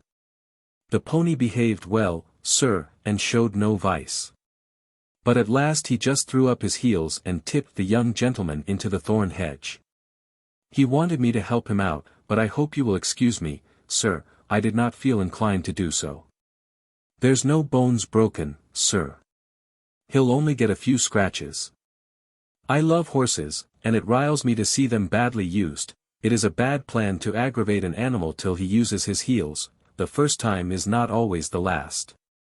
During this time the mother began to cry, "Oh, my poor Bill, I must go and meet him, he must be hurt." "You had better go into the house, wife," said the farmer. "Bill wants a lesson about this, and I must see that he gets it. This is not the first time, nor the second, that he has ill-used that pony, and I shall stop it. I am much obliged to you, Manly. Good evening." So we went on, John chuckling all the way home. Then he told James about it, who laughed and said, "Serve him right. I knew that boy at school, he took great airs on himself because he was a farmer's son, he used to swagger about and bully the little boys. Of course, we elder ones would not have any of that nonsense, and let him know that in the school and the playground farmers' sons and laborers' sons were all alike. I well remember one day, just before afternoon school, I found him at the large window catching flies and pulling off their wings. He did not see me and I gave him a box on the ears that laid him sprawling on the floor. Well, angry as I was almost frightened. He roared and bellowed in such a style. The boys rushed in from the playground, and the master ran in from the road to see who was being murdered. Of course I said fair and square at once what I had done, and why. Then I showed the master the flies, some crushed and some crawling about helpless, and I showed him the wings on the window sill. I never saw him so angry before. But as Bill was still howling and whining, like the coward that he was, he did not give him any more punishment of that kind, but set him up on a stool for the rest of the afternoon, and said that he should not go out to play for that week. Then he talked to all the boys very seriously about cruelty, and said how hard-hearted and cowardly it was to hurt the weak and the helpless. But what stuck in my mind was this: he said that cruelty was the devil's own trademark, and if we saw anyone who took pleasure in cruelty we might know who he belonged to, for the devil was a murderer from the beginning, and a tormentor to the end. On the other hand, where we saw people who loved their neighbors, and were kind to man and beast, we might know that was God's mark. Your master never taught you a truer thing, said John. There is no religion without love, and people may talk as much as they like about their religion, but if it does not teach them to be good and kind to man and beast it is all a sham, James. And it won't stand when things come to be turned inside out. 14 James Howard. Early one morning in December John had just led me into my box after my daily exercise, and was strapping my cloth on, and James was coming in from the corn chamber with some oats, when the master came into the stable. He looked rather serious, and held an open letter in his hand. John fastened the door of my box, touched his cap, and waited for orders. "Good morning, John," said the master. "I want to know if you have any complaint to make of James." "Complaint, sir?" "No, sir." "Is he industrious at his work and respectful to you?" "Yes, sir, always." "You never find he slights his work when your back is turned?" "Never, sir." "That's well, but I must put another question. Have you no reason to suspect, when he goes out with the horses to exercise them or to take a message, that he stops about talking to his acquaintances, or goes into houses where he has no business, leaving the horses outside?" "No, sir, certainly not, and if anybody has been saying that about James, I don't believe it, and I don't mean to believe it unless I have it fairly proved before witnesses. It's not for me to say who has been trying to take away James' character, but I will say this, sir, that a steadier, pleasanter, honester, smarter young fellow I never had in this stable. I can trust his word and I can trust his work. He is gentle and clever with the horses, and I would rather have them in charge with him than with half the young fellows I know of in laced hats and liveries. And whoever wants a character of James Howard," said John, with a decided jerk of his head, "let them come to John Manley." The master stood all this time grave and attentive, but as John finished his speech a broad smile spread over his face, and looking kindly across at James, who all this time had stood still at the door, he said, "James, my lad, set down the oats and come here. I am very glad to find that John's opinion of your character agrees so exactly with my own. John is a cautious man," he said, with a droll smile, "and it is not always easy to get his opinion about people, so I thought if I beat the bush on this side the birds would fly out, and I should learn what I wanted to know quickly. So now we will come to business. I have a letter from my brother-in-law, Sir Clifford Williams, of Clifford Hall. He wants me to find him a trustworthy young groom, about 20 or 21, who knows his business. His old coachman, who has lived with him 30 years, is getting feeble, and he wants a man to work with him and get into his ways, who would be able, when the old man was pensioned off, to step into his place. He would have 18 shillings a week at first, a stable suit, a driving suit, a bedroom over the coach-house, and a boy under him. Sir Clifford is a good master, and if you could get the place it would be a good start for you. I don't want to part with you, and if you left us I know John would lose his right hand." "That I should, sir," said John, "but I would not stand in his light for the world." "How old are you, James?" said master. 19 next May, sir." "That's young, what do you think, John?" "Well, sir, it is young. But he is as steady as a man, and is strong, and well grown, and though he has not had much experience in driving, he has a light firm hand and a quick eye, and he is very careful. And I am quite sure no horse of his will be ruined for want of having his feet and shoes looked after." "Your word will go the furthest, John," said the master, for Sir Clifford adds in a postscript, "if I could find a man trained by your John I should like him better than any other. So, James, lad, think it over, talk to your mother at dinner time, and then let me know what you wish." In a few days after this conversation it was fully settled that James should go to Clifford Hall, in a month or 6 weeks, as it suited his master, and in the meantime he was to get all the practice in driving that could be given to him. I never knew the carriage to go out so often before. When the mistress did not go out the master drove himself in the 2-wheeled chaise. But now, whether it was master or the young ladies, or only an errand, Ginger and I were put in the carriage and James drove us. At the first John rode with him on the box, telling him this and that, and after that James drove alone. Then it was wonderful what a number of places the master would go to in the city on Saturday, and what queer streets we were driven through. He was sure to go to the railway station just as the train was coming in, and cabs and carriages, carts and omnibuses were all trying to get over the bridge together. That bridge wanted good horses and good drivers when the railway bell was ringing, for it was narrow, and there was a very sharp turn up to the station, where it would not have been at all difficult for people to run into each other, if they did not look sharp and keep their wits about them. 15. The Old Hostler. After this it was decided by my master and mistress to pay a visit to some friends who lived about 46 miles from our home, and James was to drive them. The first day we traveled 32 miles. There were some long, heavy hills, but James drove so carefully and thoughtfully that we were not at all harassed.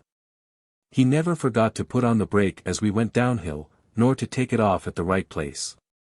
He kept our feet on the smoothest part of the road, and if the uphill was very long, he set the carriage wheels a little across the road, so as not to run back, and gave us a breathing. All these little things help a horse very much, particularly if he gets kind words into the bargain. We stopped once or twice on the road, and just as the sun was going down we reached the town where we were to spend the night. We stopped at the principal hotel, which was in the marketplace. It was a very large one. We drove under an archway into a long yard, at the further end of which were the stables and coach houses. 2 hostlers came to take us out. The head hostler was a pleasant, active little man, with a crooked leg, and a yellow striped waistcoat. I never saw a man unbuckle harness so quickly as he did, and with a pat and a good word he led me to a long stable, with 6 or 8 stalls in it, and 2 or 3 horses.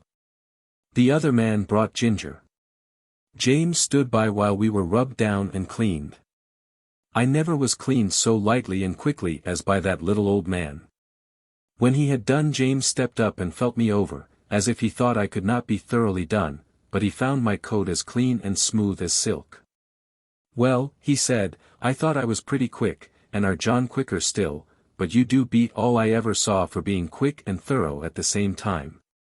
Practice makes perfect, said the crooked little hostler, and would be a pity if it didn't, 40 years practice, and not perfect. Ha, ha. That would be a pity, and as to being quick, why, bless you. That is only a matter of habit.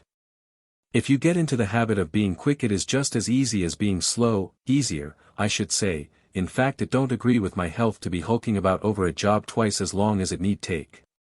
Bless you. I couldn't whistle if I crawled over my work as some folks do. You see, I have been about horses ever since I was 12 years old, in hunting stables, and racing stables, and being small, ye see, I was jockey for several years. But at the Goodwood, ye see, the turf was very slippery and my poor Larkspur got a fall, and I broke my knee, and so of course I was of no more use there. But I could not live without horses, of course I couldn't, so I took to the hotels. And I can tell ye it is a downright pleasure to handle an animal like this, well-bred, well-mannered, well cared for, bless ye. I can tell how a horse is treated. Give me the handling of a horse for 20 minutes, and I'll tell you what sort of a groom he has had. Look at this one, pleasant, quiet, turns about just as you want him, holds up his feet to be cleaned out, or anything else you please to wish.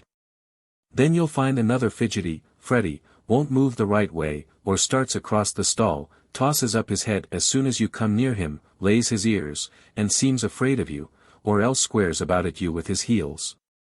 Poor things! I know what sort of treatment they have had. If they are timid it makes them start or shy, if they are high-mettled it makes them vicious or dangerous. Their tempers are mostly made when they are young. Bless you! They are like children, train them up in the way they should go, as the good book says, and when they are old they will not depart from it, if they have a chance. I like to hear you talk, said James, that's the way we lay it down at home, at our master's. Who is your master, young man? If it be a proper question. I should judge he is a good one, from what I see. He is Squire Gordon, of Birtwick Park, the other side the Beacon Hills, said James. Ah! So, I have heard tell of him, fine judge of horses, ain't he? The best rider in the county. I believe he is, said James, but he rides very little now, since the poor young master was killed. Ah! Poor gentleman, I read all about it in the paper at the time. A fine horse killed, too, wasn't there? Yes, said James. He was a splendid creature, brother to this one, and just like him. Pity. Pity, said the old man, 'twas a bad place to leap, if I remember, a thin fence at top, a steep bank down to the stream, wasn't it? No chance for a horse to see where he is going. Now, I am for bold riding as much as any man, but still there are some leaps that only a very knowing old huntsman has any right to take. A man's life and a horse's life are worth more than a fox's tail, at least, I should say they ought to be.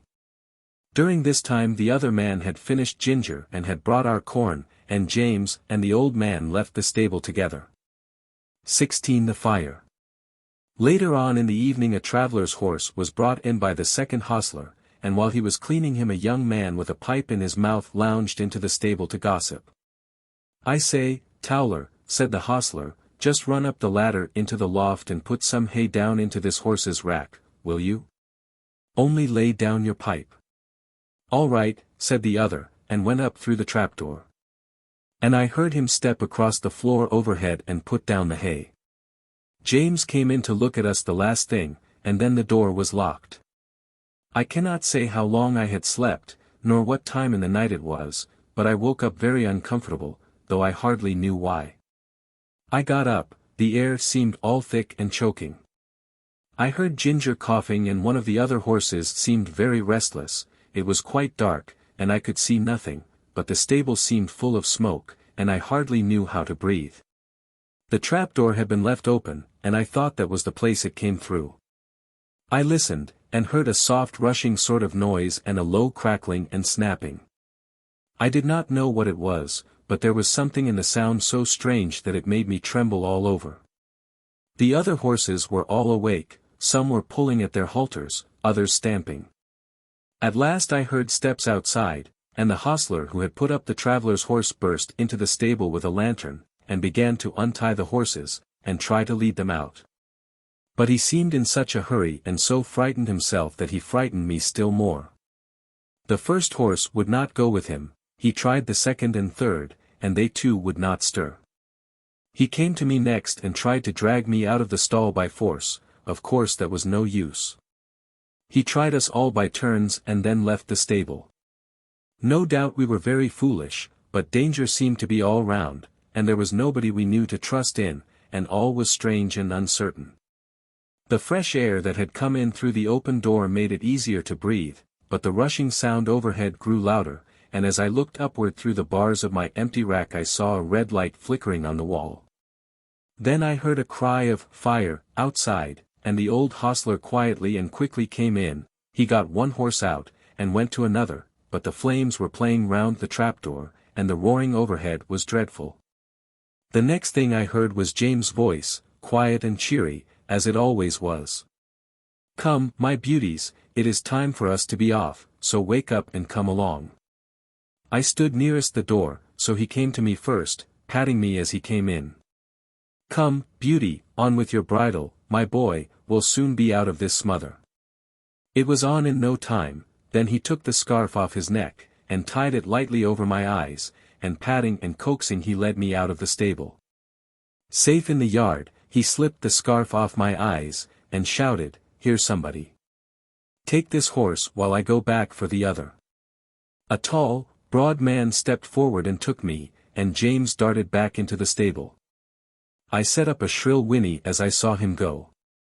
Ginger told me afterward that whinny was the best thing I could have done for her, for had she not heard me outside she would never have had courage to come out. There was much confusion in the yard. The horses being got out of other stables, and the carriages and gigs being pulled out of houses and sheds, lest the flames should spread further. On the other side the yard windows were thrown up, and people were shouting all sorts of things. But I kept my eye fixed on the stable door, where the smoke poured out thicker than ever, and I could see flashes of red light. Presently I heard above all the stir and din a loud, clear voice, which I knew was Master's. "James Howard! James Howard! Are you there?" There was no answer, but I heard a crash of something falling in the stable, and the next moment I gave a loud, joyful neigh, for I saw James coming through the smoke leading Ginger with him. She was coughing violently, and he was not able to speak. "My brave lad," said master, laying his hand on his shoulder, "are you hurt?" James shook his head, for he could not yet speak. "Aye," said the big man who held me. "He is a brave lad, and no mistake." "And now," said master, "when you have got your breath, James, we'll get out of this place as quickly as we can," and we were moving toward the entry, when from the marketplace there came a sound of galloping feet and loud rumbling wheels. "'Tis the fire engine." "The fire engine," shouted 2 or 3 voices, "stand back, make way," and clattering and thundering over the stones 2 horses dashed into the yard with a heavy engine behind them. The firemen leaped to the ground. There was no need to ask where the fire was, it was rolling up in a great blaze from the roof. We got out as fast as we could into the broad quiet marketplace, the stars were shining, and except the noise behind us, all was still. Master led the way to a large hotel on the other side, and as soon as the hostler came, he said, "James, I must now hasten to your mistress, I trust the horses entirely to you, order whatever you think is needed," and with that he was gone. The master did not run, but I never saw mortal man walk so fast as he did that night. There was a dreadful sound before we got into our stalls, the shrieks of those poor horses that were left burning to death in the stable, it was very terrible. And made both Ginger and me feel very bad. We, however, were taken in and well done by. The next morning the master came to see how we were and to speak to James. I did not hear much, for the hostler was rubbing me down, but I could see that James looked very happy, and I thought the master was proud of him. Our mistress had been so much alarmed in the night that the journey was put off till the afternoon, so James had the morning on hand, and went first to the inn to see about our harness and the carriage, and then to hear more about the fire. When he came back we heard him tell the hostler about it. At first no one could guess how the fire had been caused, but at last a man said he saw Dick Towler go into the stable with a pipe in his mouth, and when he came out he had not one, and went to the tap for another. Then the under hostler said he had asked Dick to go up the ladder to put down some hay, but told him to lay down his pipe first. Dick denied taking the pipe with him, but no one believed him. I remember our John Manley's rule, never to allow a pipe in the stable, and thought it ought to be the rule everywhere. James said the roof and floor had all fallen in, and that only the black walls were standing. The 2 poor horses that could not be got out were buried under the burnt rafters and tiles. 17 John Manley's talk.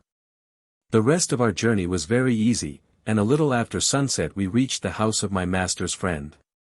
We were taken into a clean, snug stable, there was a kind coachman, who made us very comfortable, and who seemed to think a good deal of James when he heard about the fire. "There is one thing quite clear, young man," he said, "your horses know who they can trust. It is one of the hardest things in the world to get horses out of a stable when there is either fire or flood. I don't know why they won't come out, but they won't, not 1 in 20. We stopped 2 or 3 days at this place and then returned home. All went well on the journey. We were glad to be in our own stable again, and John was equally glad to see us. Before he and James left us for the night James said, "I wonder who is coming in my place." "Little Joe Green at the lodge," said John. "Little Joe Green? Why, he's a child." "He is 14 and a half, said John. "But he is such a little chap." "Yes, he is small, but he is quick and willing, and kind-hearted, too, and then he wishes very much to come, and his father would like it. And I know the master would like to give him the chance. He said if I thought he would not do he would look out for a bigger boy, but I said I was quite agreeable to try him for 6 weeks. 6 weeks, said James. Why, it will be 6 months before he can be of much use. It will make you a deal of work, John. Well, said John with a laugh, work and I are very good friends, I never was afraid of work yet. You are a very good man, said James. I wish I may ever be like you. I don't often speak of myself, said John, but as you are going away from us out into the world to shift for yourself I'll just tell you how I look on these things. I was just as old as Joseph and my father and mother died of the fever within 10 days of each other, and left me and my crippled sister Nellie alone in the world, without a relation that we could look to for help. I was a farmer's boy, not earning enough to keep myself, much less both of us, and she must have gone to the workhouse but for our mistress. Nellie calls her her angel, and she has good right to do so. She went and hired a room for her with old widow Mallet, and she gave her knitting and needlework when she was able to do it, and when she was ill she sent her dinners and many nice, comfortable things, and was like a mother to her. Then the master he took me into the stable under old Norman, the coachman that was then. I had my food at the house and my bed in the loft, and a suit of clothes, and 3 shillings a week, so that I could help Nellie. Then there was Norman. He might have turned round and said at his age he could not be troubled with a raw boy from the plough-tail, but he was like a father to me, and took no end of pains with me. When the old man died some years after I stepped into his place, and now of course I have top wages, and can lay by for a rainy day or a sunny day, as it may happen, and Nellie is as happy as a bird. So you see, James, I am not the man that should turn up his nose at a little boy and vex a good, kind master. No, no. I shall miss you very much, James, but we shall pull through, and there's nothing like doing a kindness when 'tis put in your way, and I am glad I can do it. Then, said James, you don't hold with that saying, everybody look after himself, and take care of number one? No, indeed, said John, where should I and Nellie have been if master and mistress and old Norman had only taken care of number one? Why, she in the workhouse and I hoeing turnips. Where would Black Beauty and Ginger have been if you had only thought of number one? Why, roasted to death. No, Jim, no. That is a selfish, heathenish saying, whoever uses it.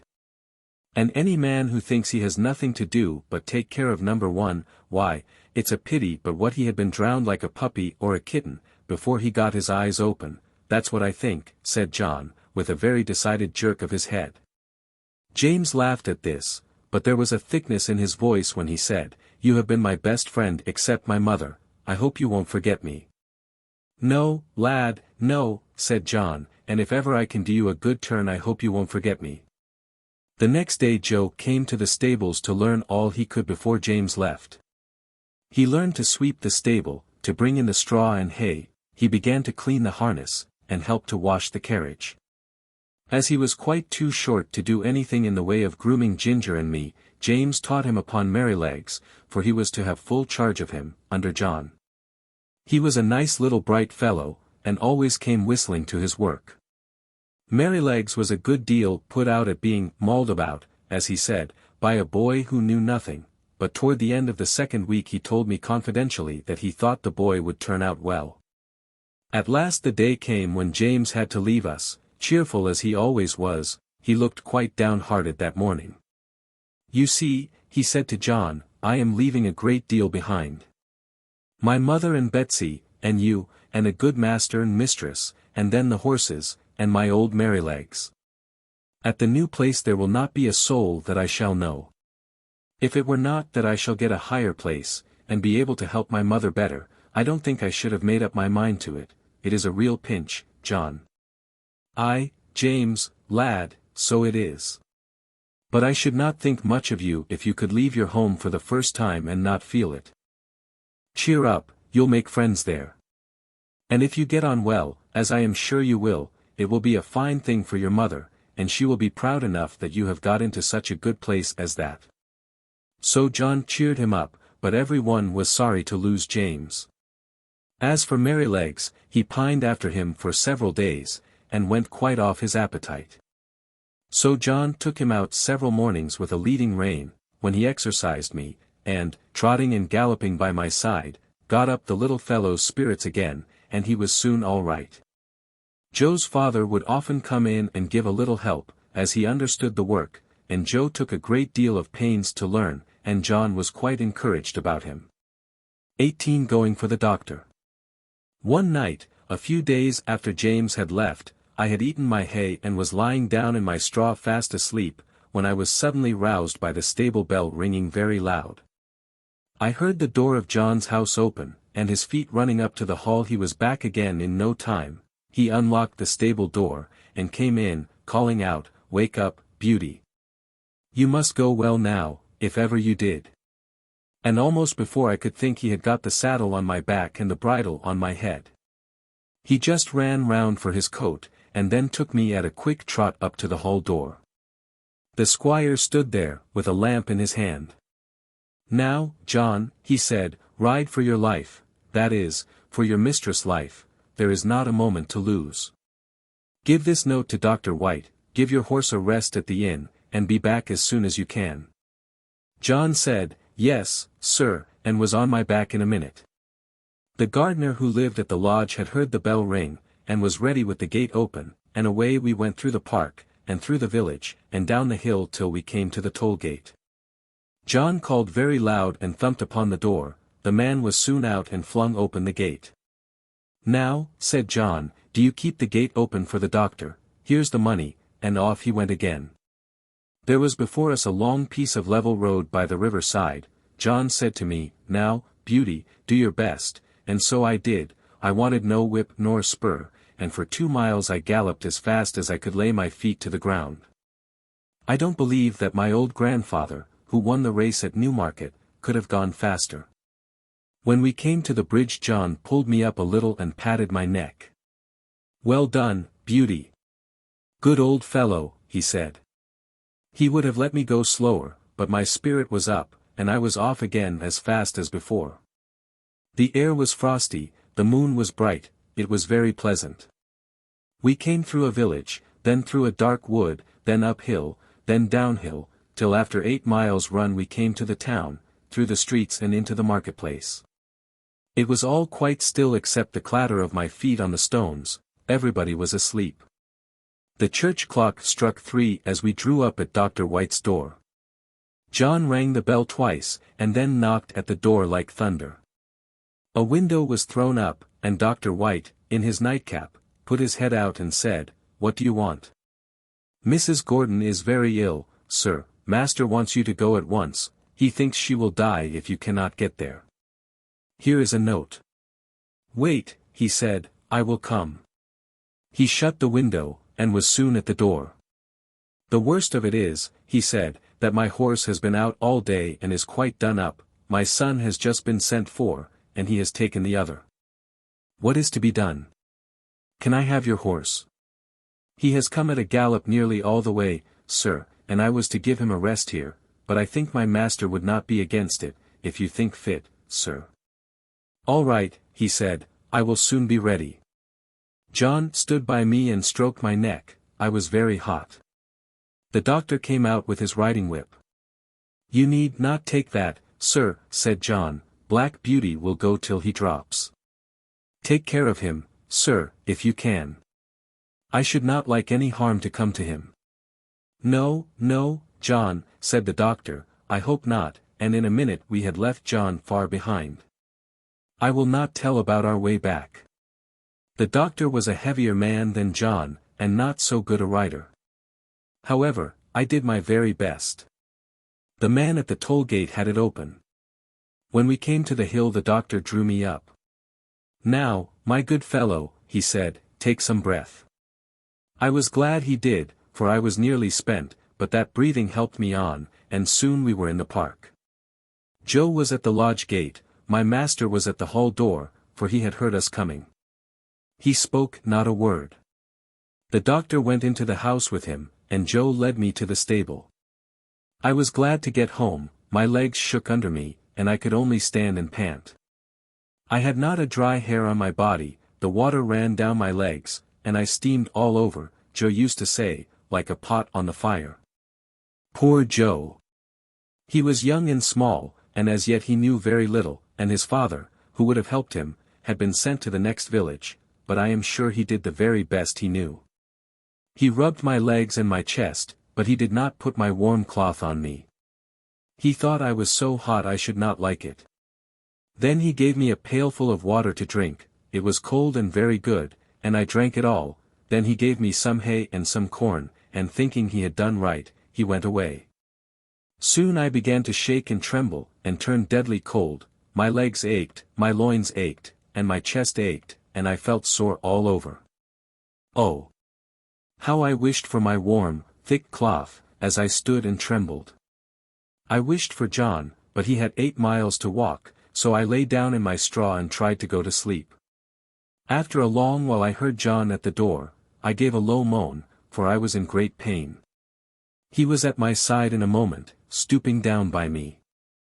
I could not tell him how I felt, but he seemed to know it all. He covered me up with 2 or 3 warm cloths, and then ran to the house for some hot water. He made me some warm gruel, which I drank, and then I think I went to sleep. John seemed to be very much put out. I heard him say to himself over and over again, "Stupid boy. Stupid boy." No cloth put on, and I dare say the water was cold, too. Boys are no good, but Joe was a good boy, after all. I was now very ill. A strong inflammation had attacked my lungs, and I could not draw my breath without pain. John nursed me night and day. He would get up 2 or 3 times in the night to come to me. My master, too, often came to see me. "My poor Beauty," he said one day, "my good horse, you saved your mistress' life, Beauty, yes, you saved her life." I was very glad to hear that, for it seems the doctor had said if we had been a little longer it would have been too late. John told my master he never saw a horse go so fast in his life. It seemed as if the horse knew what was the matter. Of course I did, though John thought not. At least I knew as much as this, that John and I must go at the top of our speed, and that it was for the sake of the mistress. 19 Only ignorance. I do not know how long I was ill. Mr. Bond, the horse doctor, came every day. One day he bled me. John held a pail for the blood. I felt very faint after it and thought I should die, and I believe they all thought so too. Ginger and Merrylegs had been moved into the other stable, so that I might be quiet, for the fever made me very quick of hearing. Any little noise seemed quite loud, and I could tell everyone's footstep going to and from the house. I knew all that was going on. One night John had to give me a draught. Thomas Green came in to help him. After I had taken it and John had made me as comfortable as he could, he said he should stay half an hour to see how the medicine settled. Thomas said he would stay with him, so they went and sat down on a bench that had been brought into Merryleg's stall, and put down the lantern at their feet, that I might not be disturbed with the light. For a while both men sat silent, and then Tom Green said in a low voice, "I wish, John, you'd say a bit of a kind word to Joe. The boy is quite broken-hearted, he can't eat his meals, and he can't smile. He says he knows it was all his fault, though he is sure he did the best he knew, and he says if Beauty dies no one will ever speak to him again. It goes to my heart to hear him. I think you might give him just a word, he is not a bad boy." After a short pause John said slowly, "You must not be too hard upon me, Tom. I know he meant no harm, I never said he did, I know he is not a bad boy. But you see, I am sore myself. That horse is the pride of my heart, to say nothing of his being such a favorite with the master and mistress, and to think that his life may be flung away in this manner is more than I can bear. But if you think I am hard on the boy I will try to give him a good word tomorrow, that is, I mean if Beauty is better." "Well, John, thank you. I knew you did not wish to be too hard, and I am glad you see it was only ignorance." John's voice almost startled me as he answered. "Only ignorance. Only ignorance. How can you talk about only ignorance? Don't you know that it is the worst thing in the world, next to wickedness, and which does the most mischief heaven only knows? If people can say, 'Oh, I did not know, I did not mean any harm,' they think it is all right.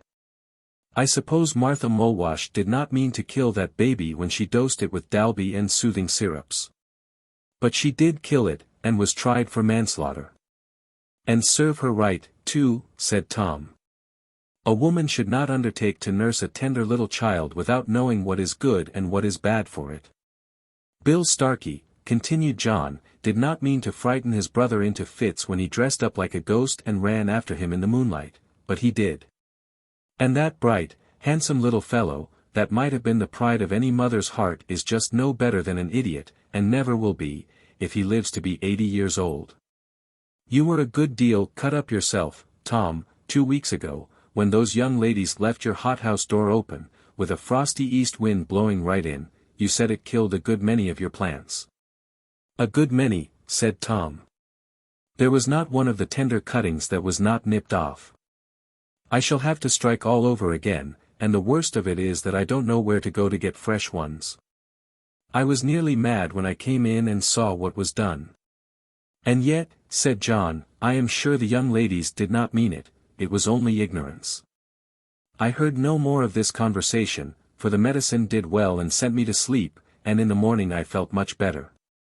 But I often thought of John's words when I came to know more of the world. 20 Joe Green. Joe Green went on very well, he learned quickly, and was so attentive and careful that John began to trust him in many things. But as I have said, he was small of his age, and it was seldom that he was allowed to exercise either Ginger or me. But it so happened one morning that John was out with Justice in the luggage cart, and the master wanted a note to be taken immediately to a gentleman's house, about 3 miles distant, and sent his orders for Joe to saddle me and take it, adding the caution that he was to ride steadily. The note was delivered, and we were quietly returning when we came to the brick field. Here we saw a cart heavily laden with bricks. The wheels had stuck fast in the stiff mud of some deep ruts, and the carter was shouting and flogging the 2 horses unmercifully. Joe pulled up. It was a sad sight. There were the 2 horses straining and struggling with all their might to drag the cart out, but they could not move it. The sweat streamed from their legs and flanks, their sides heaved, and every muscle was strained, while the man, fiercely pulling at the head of the 4-horse, swore and lashed most brutally. Hold hard, said Joe. Don't go on flogging the horses like that, the wheels are so stuck that they cannot move the cart. The man took no heed, but went on lashing. Stop. Pray stop, said Joe. I'll help you to lighten the cart, they can't move it now. Mind your own business, you impudent young rascal, and I'll mind mine. The man was in a towering passion and the worse for drink, and laid on the whip again. Joe turned my head, and the next moment we were going at a round gallop toward the house of the master brickmaker. I cannot say if John would have approved of our pace, but Joe and I were both of one mind, and so angry that we could not have gone slower. The house stood close by the roadside. Joe knocked at the door, and shouted, "Halloo! Is Mr. Clay at home?" The door was opened, and Mr. Clay himself came out. "Halloo, young man. You seem in a hurry, any orders from the squire this morning?" "No, Mr. Clay, but there's a fellow in your brickyard flogging 2 horses to death. I told him to stop, and he wouldn't. I said I'd help him to lighten the cart, and he wouldn't, so I have come to tell you." "Pray, sir, go." Joe's voice shook with excitement. "Thank ye, my lad," said the man, running in for his hat. Then pausing for a moment, "Will you give evidence of what you saw if I should bring the fellow up before a magistrate?" "That I will," said Joe, "and glad too." The man was gone, and we were on our way home at a smart trot. "Why, what's the matter with you, Joe? You look angry all over," said John, as the boy flung himself from the saddle. "I am angry all over, I can tell you," said the boy, and then in hurried, excited words he told all that had happened. Joe was usually such a quiet, gentle little fellow that it was wonderful to see him so roused. "Right, Joe. You did right, my boy, whether the fellow gets a summons or not. Many folks would have ridden by and said it was not their business to interfere. Now I say that with cruelty and oppression it is everybody's business to interfere when they see it. You did right, my boy." Joe was quite calm by this time, and proud that John approved of him, and cleaned out my feet and rubbed me down with a firmer hand than usual. They were just going home to dinner when the footman came down to the stable to say that Joe was wanted directly in master's private room. There was a man brought up for ill-using horses, and Joe's evidence was wanted. The boy flushed up to his forehead, and his eyes sparkled. "They shall have it," said he. "Put yourself a bit straight," said John. Joe gave a pull at his necktie and a twitch at his jacket, and was off in a moment. Our master being one of the county magistrates, cases were often brought to him to settle, or say what should be done. In the stable we heard no more for some time, as it was the men's dinner hour, but when Joe came next into the stable I saw he was in high spirits. He gave me a good-natured slap, and said, "We won't see such things done, will we, old fellow?" We heard afterward that he had given his evidence so clearly, and the horses were in such an exhausted state, bearing marks of such brutal usage, that the carter was committed to take his trial, and might possibly be sentenced to 2 or 3 months in prison. It was wonderful what a change had come over Joe. John laughed, and said he had grown an inch taller in that week, and I believe he had.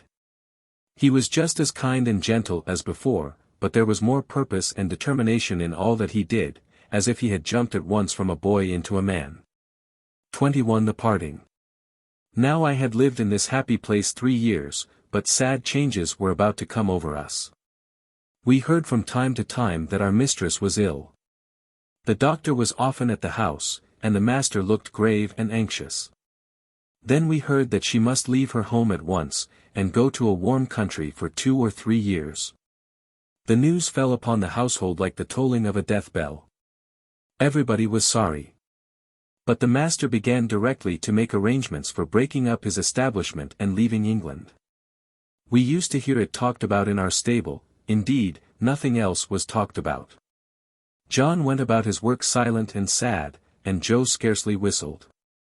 There was a great deal of coming and going. Ginger and I had full work.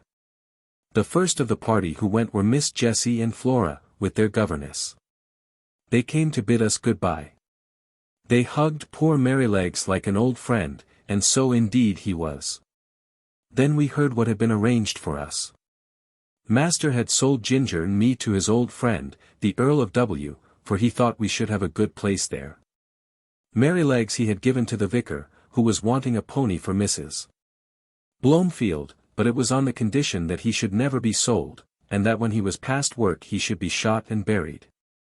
Joe was engaged to take care of him and to help in the house, so I thought that Merrylegs was well off. John had the offer of several good places, but he said he should wait a little and look round. The evening before they left the master came into the stable to give some directions, and to give his horses the last pat. He seemed very low-spirited. I knew that by his voice. I believe we horses can tell more by the voice than many men can. "Have you decided what to do, John?" he said. "I find you have not accepted either of those offers." "No, sir. I have made up my mind that if I could get a situation with some first-rate colt breaker and horse trainer, it would be the right thing for me. Many young animals are frightened and spoiled by wrong treatment, which need not be if the right man took them in hand. I always get on well with horses, and if I could help some of them to a fair start I should feel as if I was doing some good. What do you think of it, sir?" "I don't know a man anywhere," said master, "that I should think so suitable for it as yourself. You understand horses, and somehow they understand you, and in time you might set up for yourself. I think you could not do better. If in any way I can help you, write to me.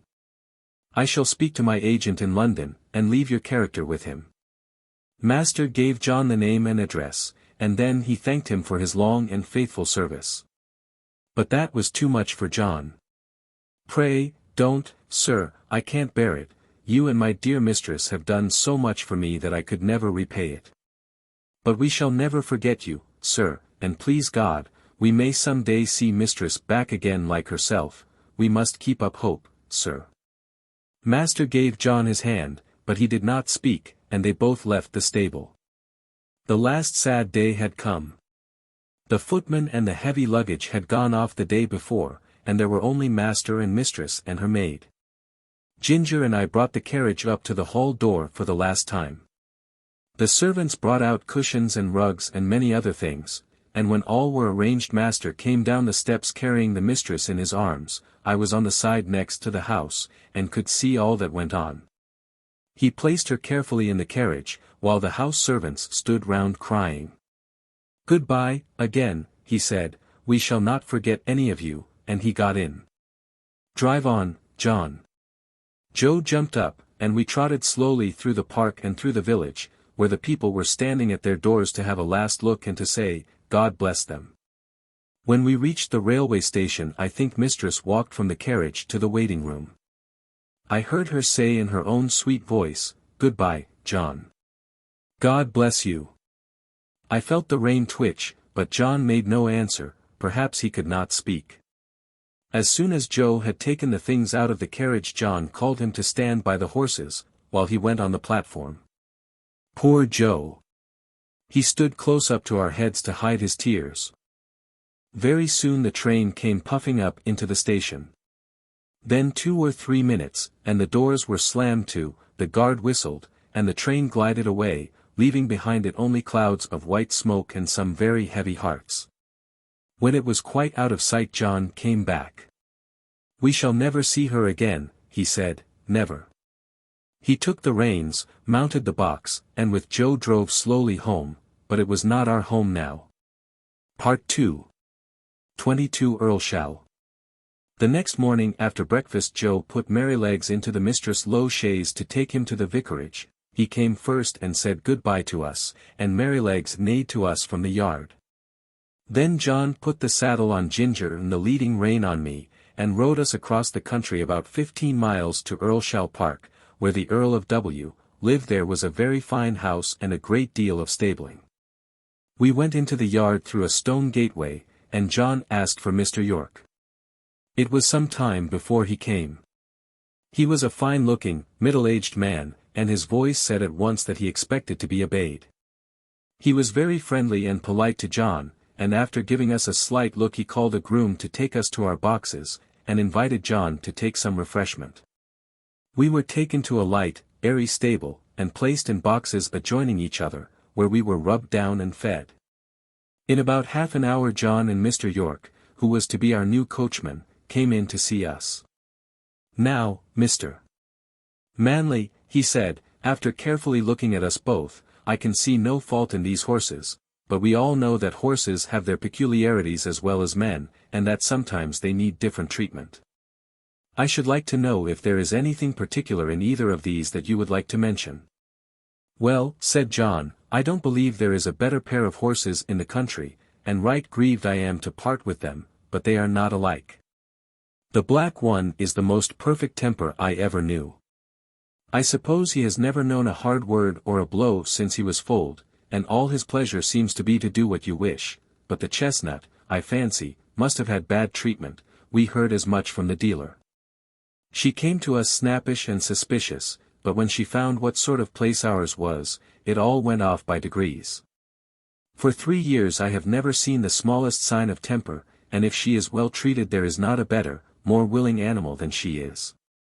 But she is naturally a more irritable constitution than the black horse. Flies tease her more. Anything wrong in the harness frets her more, and if she were ill-used or unfairly treated she would not be unlikely to give tit for tat. You know that many high-mettled horses will do so. Of course, said York, I quite understand. But you know it is not easy in stables like these to have all the grooms just what they should be. I do my best, and there I must leave it. I'll remember what you have said about the mare. They were going out of the stable, when John stopped and said, I had better mention that we have never used the check rein with either of them. The black horse never had one on, and the dealer said it was the gag bit that spoiled the other's temper. Well, said York, if they come here they must wear the check rein. I prefer a loose rein myself, and his lordship is always very reasonable about horses, but my lady, that's another thing, she will have style, and if her carriage horses are not reined up tight she wouldn't look at them. I always stand out against the gag bit, and shall do so, but it must be tied up when my lady rides. I am sorry for it, very sorry, said John, but I must go now, or I shall lose the train.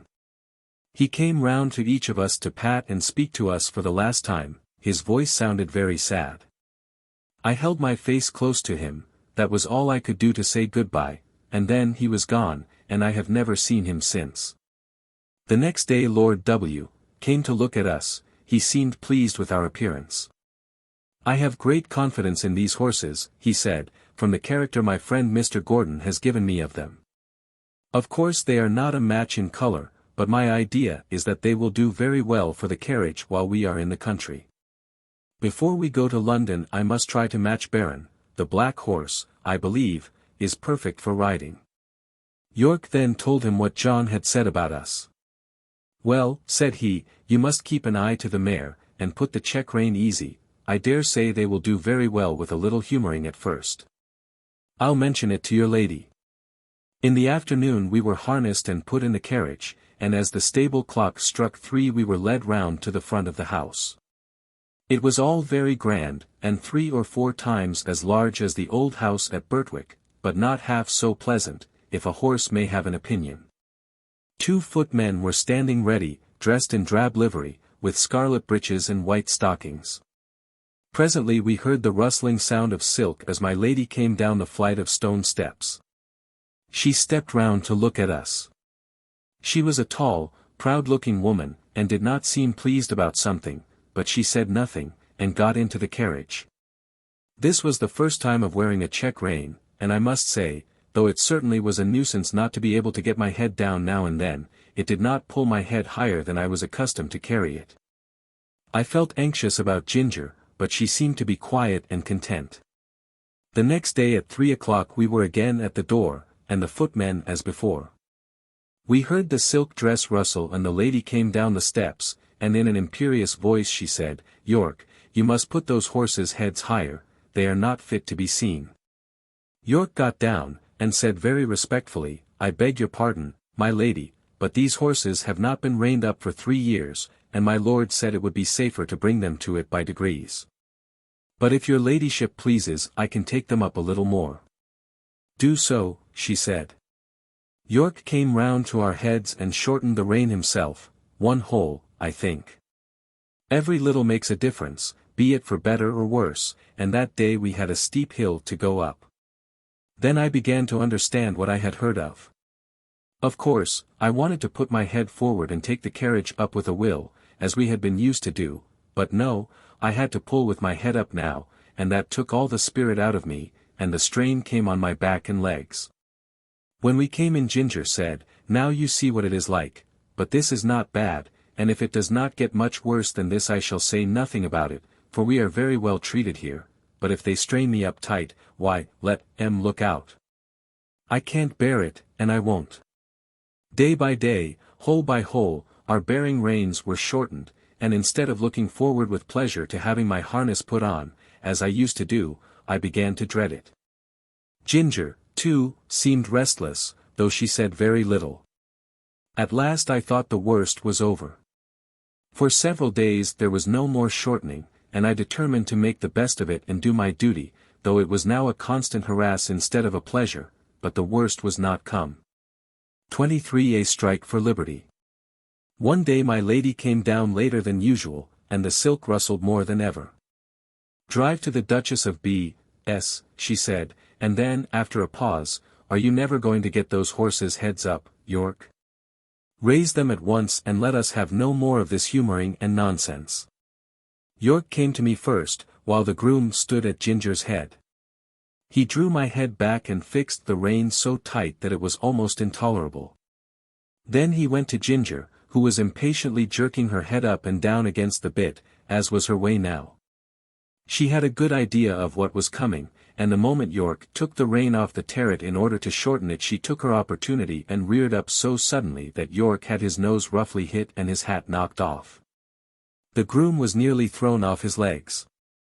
At once they both flew to her head, but she was a match for them, and went on plunging, rearing, and kicking in a most desperate manner. At last she kicked right over the carriage pole and fell down, after giving me a severe blow on my near quarter.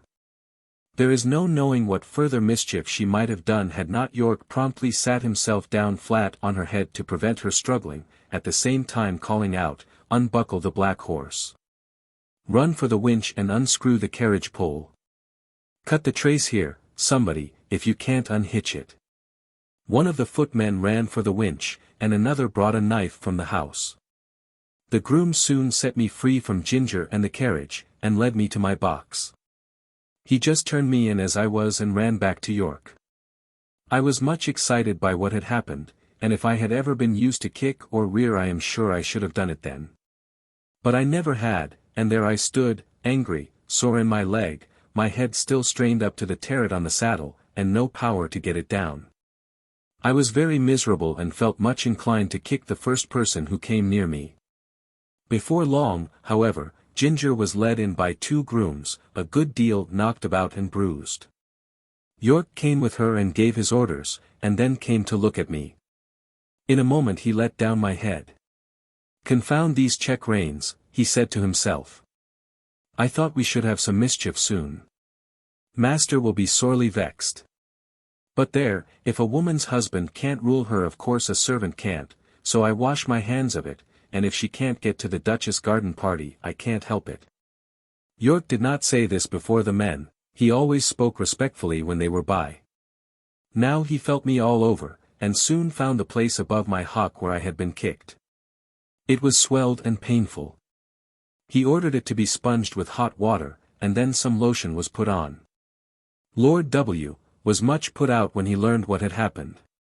He blamed York for giving way to his mistress, to which he replied that in future he would much prefer to receive his orders only from his lordship, but I think nothing came of it, for things went on the same as before.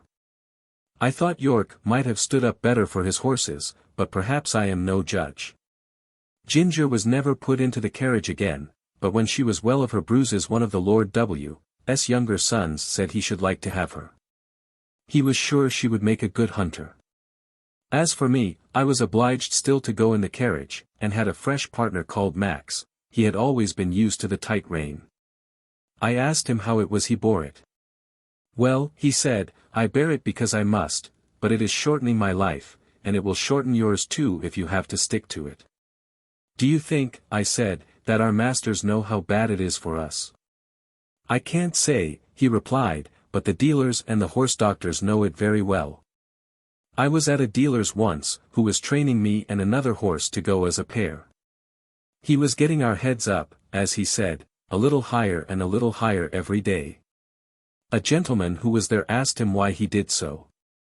"Because," said he, "people won't buy them unless we do. The London people always want their horses to carry their heads high and to step high. Of course it is very bad for the horses, but then it is good for trade. The horses soon wear up, or get diseased, and they come for another pair." "That," said Max, "is what he said in my hearing, and you can judge for yourself. What I suffered with that rein for 4 long months in my lady's carriage it would be hard to describe. But I am quite sure that, had it lasted much longer, either my health or my temper would have given way. Before that, I never knew what it was to foam at the mouth, but now the action of the sharp bit on my tongue and jaw, and the constrained position of my head and throat, always caused me to froth at the mouth more or less. Some people think it very fine to see this, and say, what fine-spirited creatures. But it is just as unnatural for horses as for men to foam at the mouth. It is a sure sign of some discomfort, and should be attended to.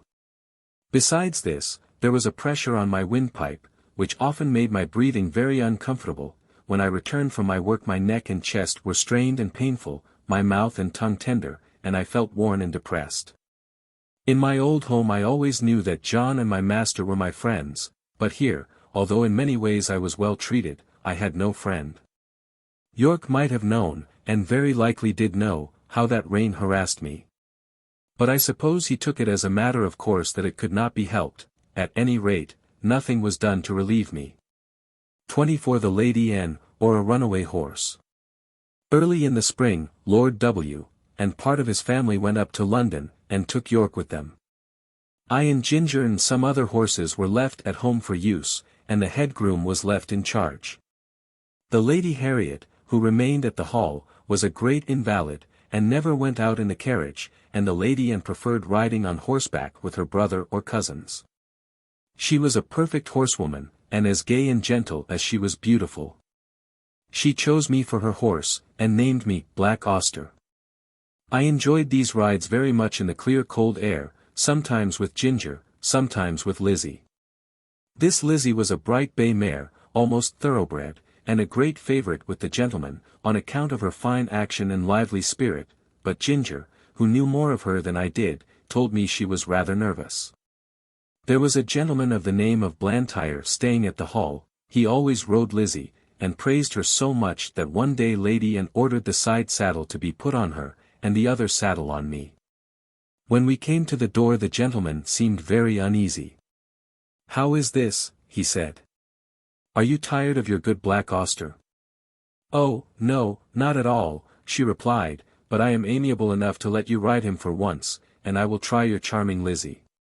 You must confess that in size and appearance she is far more like a lady's horse than my own favourite. Do let me advise you not to mount her," he said. "She is a charming creature, but she is too nervous for a lady. I assure you, she is not perfectly safe. Let me beg you to have the saddles changed." "My dear cousin," said Lady Anne, laughing, "pray do not trouble your good careful head about me. I have been a horsewoman ever since I was a baby, and I have followed the hounds a great many times, though I know you do not approve of ladies hunting. But still that is the fact, and I intend to try this Lizzie that you gentlemen are all so fond of, so please help me to mount, like a good friend as you are." There was no more to be said. He placed her carefully on the saddle, looked to the bit and curb, gave the reins gently into her hand, and then mounted me. Just as we were moving off a footman came out with a slip of paper and message from the Lady Harriet. Would they ask this question for her at Dr. Ashley's, and bring the answer? The village was about a mile off, and the doctor's house was the last in it. We went along gaily enough till we came to his gate. There was a short drive up to the house between tall evergreens. Blantyre alighted at the gate, and was going to open it for Lady Anne, but she said, "I will wait for you here, and you can hang Auster's rein on the gate." He looked at her doubtfully. "I will not be 5 minutes," he said. "Oh, do not hurry yourself, Lizzie, and I shall not run away from you." He hung my rein on one of the iron spikes, and was soon hidden among the trees. Lizzie was standing quietly by the side of the road a few paces off, with her back to me. My young mistress was sitting easily with a loose rein, humming a little song. I listened to my rider's footsteps until they reached the house, and heard him knock at the door. There was a meadow on the opposite side of the road, the gate of which stood open. Just then some cart horses and several young colts came trotting out in a very disorderly manner, while a boy behind was cracking a great whip. The colts were wild and frolicsome, and one of them bolted across the road and blundered up against Lizzie's hind legs, and whether it was the stupid colt, or the loud cracking of the whip, or both together, I cannot say. But she gave a violent kick, and dashed off into a headlong gallop. It was so sudden that Lady Anne was nearly unseated, but she soon recovered herself. I gave a loud, shrill neigh for help, again and again I neighed, pawing the ground impatiently, and tossing my head to get the rein loose. I had not long to wait. Blantyre came running to the gate. He looked anxiously about, and just caught sight of the flying figure, now far away on the road. In an instant he sprang to the saddle. I needed no whip, no spur, for I was as eager as my rider. He saw it, and giving me a free rein, and leaning a little forward, we dashed after them. For about 1.5 miles the road ran straight, and then bent to the right, after which it divided into 2 roads. Long before we came to the bend she was out of sight. Which way had she turned? A woman was standing at her garden gate, shading her eyes with her hand, and looking eagerly up the road. Scarcely drawing the rein, Blantyre shouted, "Which way?" "To the right," cried the woman, pointing with her hand, and away we went up the right-hand road. Then for a moment we caught sight of her, another bend and she was hidden again. Several times we caught glimpses, and then lost them. We scarcely seemed to gain ground upon them at all. An old road mender was standing near a heap of stones, his shovel dropped and his hands raised. As we came near he made a sign to speak. Blantyre drew the rein a little. To the common, sir, she has turned off there." I knew this common very well. It was for the most part very uneven ground, covered with heather and dark green furze bushes, with here and there a scrubby old thorn tree. There were also open spaces of fine short grass, with ant hills and mole turns everywhere, the worst place I ever knew for a headlong gallop. We had hardly turned on the common, when we caught sight again of the green habit flying on before us. My lady's hat was gone, and her long brown hair was streaming behind her. Her head and body were thrown back, as if she were pulling with all her remaining strength, and as if that strength were nearly exhausted. It was clear that the roughness of the ground had very much lessened Lizzie's speed, and there seemed a chance that we might overtake her. While we were on the highroad, Blantyre had given me my head. But now, with a light hand and a practised eye, he guided me over the ground in such a masterly manner that my pace was scarcely slackened, and we were decidedly gaining on them. About halfway across the heath there had been a wide dike recently cut, and the earth from the cutting was cast up roughly on the other side. Surely this would stop them. But no. With scarcely a pause Lizzie took the leap, stumbled among the rough clods and fell. Blantyre groaned, "Now, Auster, do your best." He gave me a steady rein. I gathered myself well together and with one determined leap cleared both dike and bank. Motionless among the heather, with her face to the earth, lay my poor young mistress. Blantyre kneeled down and called her name, there was no sound. Gently he turned her face upward, it was ghastly white and the eyes were closed. "Annie, dear Annie, do speak." But there was no answer. He unbuttoned her habit, loosened her collar, felt her hands and wrist, then started up and looked wildly round him for help. At no great distance there were two men cutting turf, who, seeing Lizzie running wild without a rider, had left their work to catch her. Blantyre's halloo soon brought them to the spot. The foremost man seemed much troubled at the sight, and asked what he could do. "Can you ride?" "Well, sir, I bean't much of a horseman, but I'd risk my neck for the lady and she was uncommon good to my wife in the winter." "Then mount this horse, my friend, your neck will be quite safe, and ride to the doctor's and ask him to come instantly, then on to the hall, tell them all that you know, and bid them send me the carriage, with Lady Anne's maid and help. I shall stay here." "All right, sir, I'll do my best, and I pray God the dear young lady may open her eyes soon." Then, seeing the other man, he called out, "Here, Joe, run for some water, and tell my missus to come as quick as she can to the Lady Anne." He then somehow scrambled into the saddle, and with a "gee up" and a clap on my sides with both his legs, he started on his journey, making a little circuit to avoid the dike. He had no whip, which seemed to trouble him. But my pace soon cured that difficulty, and he found the best thing he could do was to stick to the saddle and hold me in, which he did manfully. I shook him as little as I could help, but once or twice on the rough ground he called out, "Steady! Whoa! Steady!" On the highroad we were all right, and at the doctor's and the hall he did his errand like a good man and true. They asked him in to take a drop of something. "No, no," he said. "I'll be back to M again by a short cut through the fields, and be there afore the carriage." There was a great deal of hurry and excitement after the news became known. I was just turned into my box. The saddle and bridle were taken off, and a cloth thrown over me. Ginger was saddled and sent off in great haste for Lord George, and I soon heard the carriage roll out of the yard. It seemed a long time before Ginger came back, and before we were left alone, and then she told me all that she had seen. "I can't tell much," she said. "We went a gallop nearly all the way, and got there just as the doctor rode up. There was a woman sitting on the ground with the lady's head in her lap. The doctor poured something into her mouth, but all that I heard was, 'She is not dead.' Then I was led off by a man to a little distance. After a while she was taken to the carriage, and we came home together. I heard my master say to a gentleman who stopped him to inquire, that he hoped no bones were broken, but that she had not spoken yet. When Lord George took Ginger for hunting, York shook his head. He said it ought to be a steady hand to train a horse for the first season, and not a random rider like Lord George. Ginger used to like it very much, but sometimes when she came back I could see that she had been very much strained, and now and then she gave a short cough. She had too much spirit to complain, but I could not help feeling anxious about her.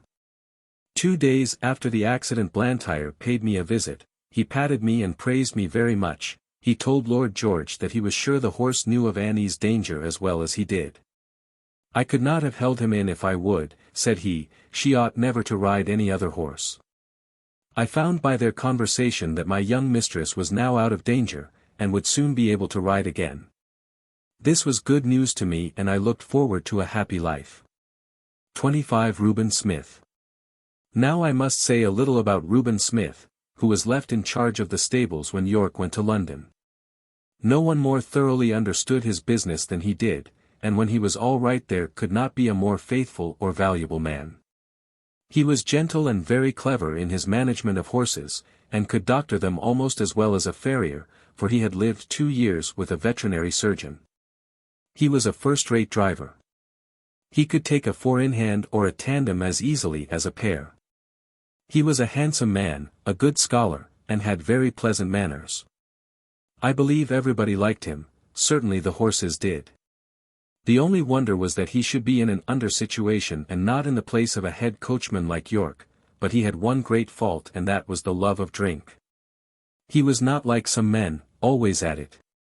He used to keep steady for weeks or months together, and then he would break out and have a bout of it, as York called it, and be a disgrace to himself, a terror to his wife, and a nuisance to all that had to do with him. He was, however, so useful that 2 or 3 times York had hushed the matter up and kept it from the Earl's knowledge.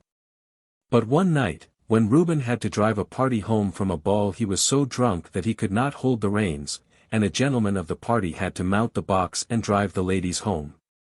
Of course, this could not be hidden, and Reuben was at once dismissed. His poor wife and little children had to turn out of the pretty cottage by the park gate and go where they could.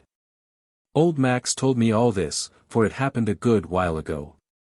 But shortly before Ginger and I came, Smith had been taken back again. York had interceded for him with the Earl, who is very kind-hearted, and the man had promised faithfully that he would never taste another drop as long as he lived there. He had kept his promise so well that York thought he might be safely trusted to fill his place while he was away, and he was so clever and honest that no one else seemed so well fitted for it. It was now early in April, and the family was expected home sometime in May. The light brougham was to be fresh done up, and as Colonel Blantyre was obliged to return to his regiment, it was arranged that Smith should drive him to the town in it, and ride back. For this purpose he took the saddle with him, and I was chosen for the journey. At the station the colonel put some money into Smith's hand and bid him goodbye, saying, "Take care of your young mistress, Reuben, and don't let Black Auster be hacked about by any random young prig that wants to ride him, keep him for the lady." We left the carriage at the maker's, and Smith rode me to the White Lion, and ordered the hostler to feed me well, and have me ready for him at 4 o'clock. A nail in one of my front shoes had started as I came along, but the hostler did not notice it till just about 4 o'clock. Smith did not come into the yard till 5, and then he said he should not leave till 6, as he had met with some old friends. The man then told him of the nail, and asked if he should have the shoe looked to. "No," said Smith, "that will be all right till we get home." He spoke in a very loud, off-hand way, and I thought it very unlike him not to see about the shoe, as he was generally wonderfully particular about loose nails in our shoes. He did not come at 6 nor 7, nor 8, and it was nearly 9 o'clock before he called for me, and then it was with a loud, rough voice. He seemed in a very bad temper, and abused the hostler, though I could not tell what for. The landlord stood at the door and said, "Have a care, Mr. Smith," but he answered angrily with an oath, and almost before he was out of the town he began to gallop, frequently giving me a sharp cut with his whip, though I was going at full speed. The moon had not yet risen, and it was very dark. The roads were stony, having been recently mended. Going over them at this pace, my shoe became looser, and as we neared the turnpike gate it came off. If Smith had been in his right senses he would have been sensible of something wrong in my pace, but he was too drunk to notice. Beyond the turnpike was a long piece of road, upon which fresh stones had just been laid, large sharp stones, over which no horse could be driven quickly without risk of danger. Over this road, with one shoe gone, I was forced to gallop at my utmost speed, my rider meanwhile cutting into me with his whip, and with wild curses urging me to go still faster. Of course my shoeless foot suffered dreadfully. The hoof was broken and split down to the very quick, and the inside was terribly cut by the sharpness of the stones. This could not go on, no horse could keep his footing under such circumstances, the pain was too great. I stumbled, and fell with violence on both my knees. Smith was flung off by my fall, and, owing to the speed I was going at, he must have fallen with great force. I soon recovered my feet and limped to the side of the road, where it was free from stones. The moon had just risen above the hedge, and by its light I could see Smith lying a few yards beyond me. He did not rise. He made one slight effort to do so, and then there was a heavy groan. I could have groaned, too, for I was suffering intense pain both from my foot and knees, but horses are used to bear their pain in silence. I uttered no sound, but I stood there and listened. One more heavy groan from Smith, but though he now lay in the full moonlight I could see no motion. I could do nothing for him nor myself, but, oh! how I listened for the sound of horse, or wheels, or footsteps. The road was not much frequented, and at this time of the night we might stay for hours before help came to us. I stood watching and listening. It was a calm, sweet April night. There were no sounds but a few low notes of a nightingale, and nothing moved but the white clouds near the moon and a brown owl that flitted over the hedge. It made me think of the summer nights long ago, when I used to lie beside my mother in the green pleasant meadow at Farmer Gray's. 26 How it ended. It must have been nearly midnight when I heard at a great distance the sound of a horse's feet. Sometimes the sound died away, then it grew clearer again and nearer. The road to Earlshall led through woods that belonged to the Earl, the sound came in that direction, and I hoped it might be someone coming in search of us. As the sound came nearer and nearer I was almost sure I could distinguish Ginger's step, a little nearer still, and I could tell she was in the dog-cart. I neighed loudly, and was overjoyed to hear an answering neigh from Ginger, and men's voices. They came slowly over the stones, and stopped at the dark figure that lay upon the ground. One of the men jumped out, and stooped down over it. "It is Reuben," he said, "and he does not stir." The other man followed, and bent over him. "He's dead," he said, "feel how cold his hands are." They raised him up, but there was no life, and his hair was soaked with blood. They laid him down again, and came and looked at me. They soon saw my cut knees. "Why, the horse has been down and thrown him." Who would have thought the black horse would have done that? Nobody thought he could fall. Reuben must have been lying here for hours. Odd, too, that the horse has not moved from the place. Robert then attempted to lead me forward. I made a step, but almost fell again. Halloo! He's bad in his foot as well as his knees. Look here, his hoof is cut all to pieces, he might well come down, poor fellow. I tell you what, Ned, I'm afraid it hasn't been all right with Reuben. Just think of his riding a horse over these stones without a shoe. Why, if he had been in his right senses he would just as soon have tried to ride him over the moon. I'm afraid it has been the old thing over again. Poor Susan. She looked awfully pale when she came to my house to ask if he had not come home. She made believe she was not a bit anxious, and talked of a lot of things that might have kept him. But for all that she begged me to go and meet him. But what must we do? There's the horse to get home as well as the body, and that will be no easy matter. Then followed a conversation between them, till it was agreed that Robert, as the groom, should lead me, and that Ned must take the body. It was a hard job to get it into the dog-cart, for there was no one to hold Ginger. But she knew as well as I did what was going on, and stood as still as a stone. I noticed that, because, if she had a fault, it was that she was impatient in standing. Ned started off very slowly with his sad load, and Robert came and looked at my foot again, then he took his handkerchief and bound it closely round, and so he led me home.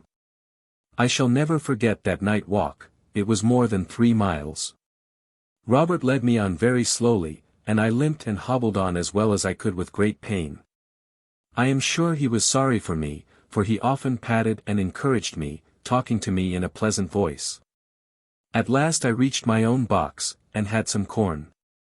And after Robert had wrapped up my knees in wet cloths, he tied up my foot in a bran poultice, to draw out the heat and cleanse it before the horse doctor saw it in the morning, and I managed to get myself down on the straw. And slept in spite of the pain. The next day after the farrier had examined my wounds, he said he hoped the joint was not injured, and if so, I should not be spoiled for work, but I should never lose the blemish. I believe they did the best to make a good cure, but it was a long and painful one. Proud flesh, as they called it, came up in my knees, and was burned out with caustic. And when at last it was healed, they put a blistering fluid over the front of both knees to bring all the hair off. They had some reason for this, and I suppose it was all right. As Smith's death had been so sudden, and no one was there to see it, there was an inquest held. The landlord and hostler at the White Lion, with several other people, gave evidence that he was intoxicated when he started from the inn. The keeper of the toll gate said he rode at a hard gallop through the gate, and my shoe was picked up among the stones, so that the case was quite plain to them, and I was cleared of all blame.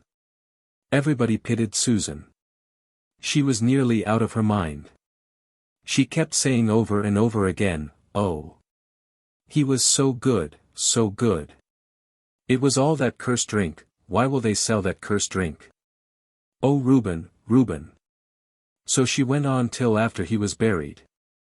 And then, as she had no home or relations, she, with her 6 little children, was obliged once more to leave the pleasant home by the tall oak trees, and go into that great gloomy Union house. 27 ruined and going downhill. As soon as my knees were sufficiently healed I was turned into a small meadow for a month or 2, no other creature was there. And though I enjoyed the liberty and the sweet grass, yet I had been so long used to society that I felt very lonely. Ginger and I had become fast friends, and now I missed her company extremely. I often neighed when I heard horses' feet passing in the road, but I seldom got an answer, till one morning the gate was opened, and who should come in but dear old Ginger. The man slipped off her halter, and left her there.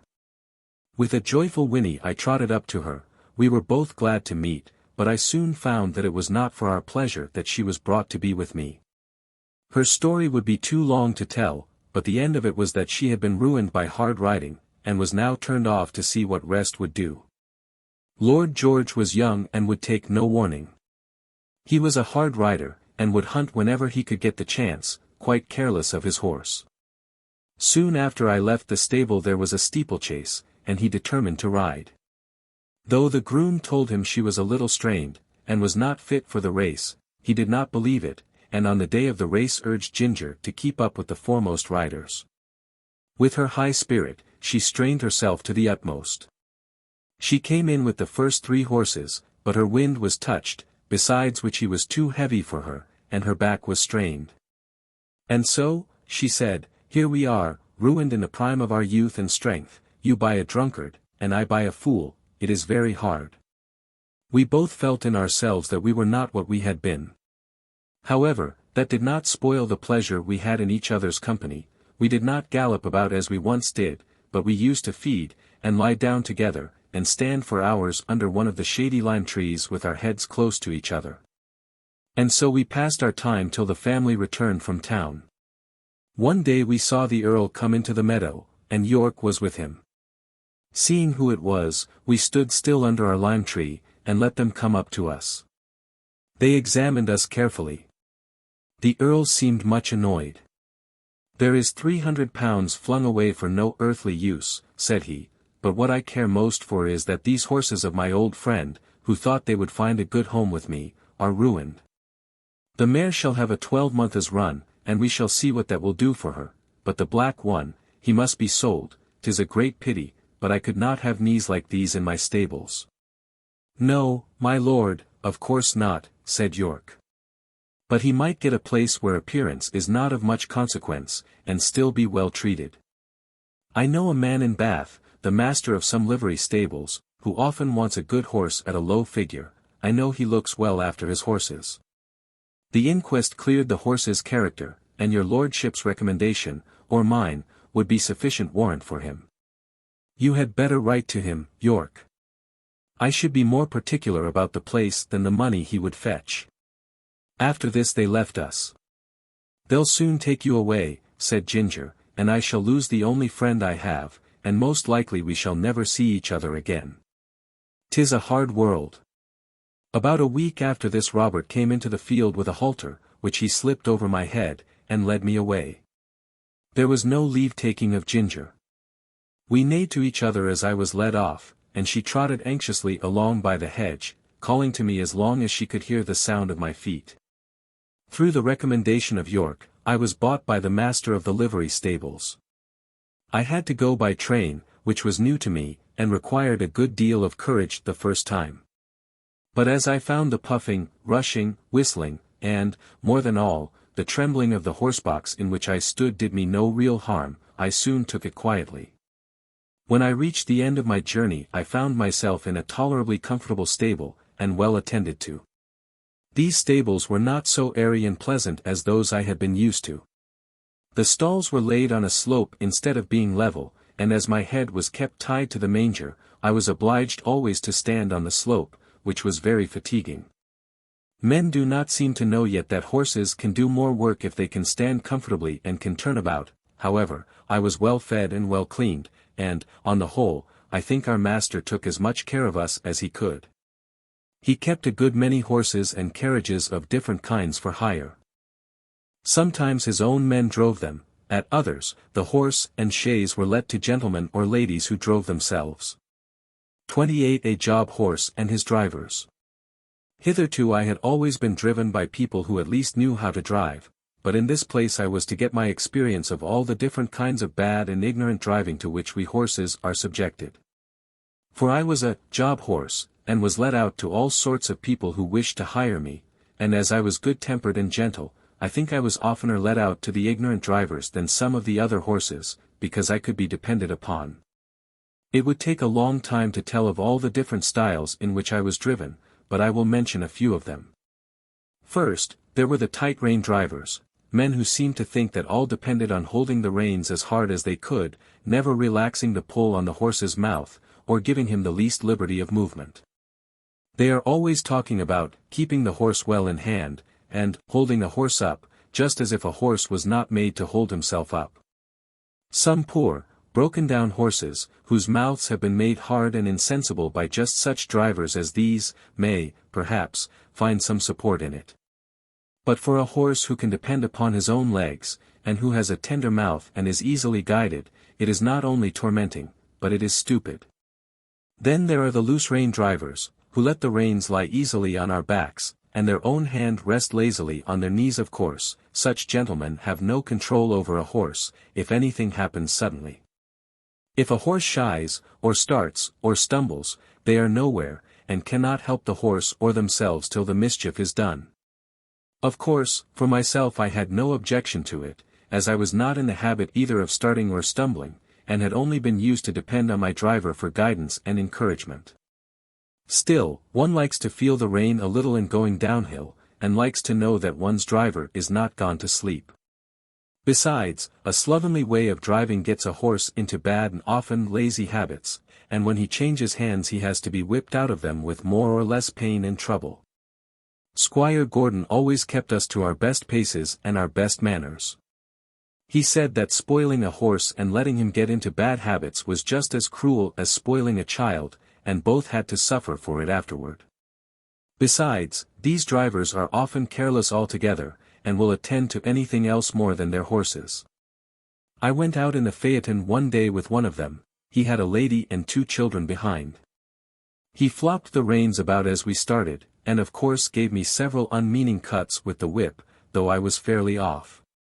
There had been a good deal of road mending going on, and even where the stones were not freshly laid down there were a great many loose ones about. My driver was laughing and joking with the lady and the children, and talking about the country to the right and the left, but he never thought it worth while to keep an eye on his horse or to drive on the smoothest parts of the road. And so it easily happened that I got a stone in one of my 4 feet. Now, if Mr. Gordon or John, or in fact any good driver, had been there, he would have seen that something was wrong before I had gone 3 paces. Or even if it had been dark, a practiced hand would have felt by the rain that there was something wrong in the step, and they would have got down and picked out the stone. But this man went on laughing and talking, while at every step the stone became more firmly wedged between my shoe and the frog of my foot. The stone was sharp on the inside and round on the outside, which, as everyone knows, is the most dangerous kind that a horse can pick up, at the same time cutting his foot and making him most liable to stumble and fall. Whether the man was partly blind or only very careless I can't say, but he drove me with that stone in my foot for a good half-mile before he saw anything. By that time I was going so lame with the pain that at last he saw it, and called out, "Well, here's a go. Why, they have sent us out with a lame horse. What a shame." He then chucked the reins and flipped about with the whip, saying, "Now, then, it's no use playing the old soldier with me, there's the journey to go, and it's no use turning lame and lazy." Just at this time a farmer came riding up on a brown cob. He lifted his hat and pulled up. "I beg your pardon, sir," he said, "but I think there is something the matter with your horse, he goes very much as if he had a stone in his shoe. If you will allow me I will look at his feet. These loose scattered stones are confounded dangerous things for the horses." "He's a hired horse," said my driver. "I don't know what's the matter with him, but it is a great shame to send out a lame beast like this." The farmer dismounted, and slipping his rein over his arm at once took up my near foot.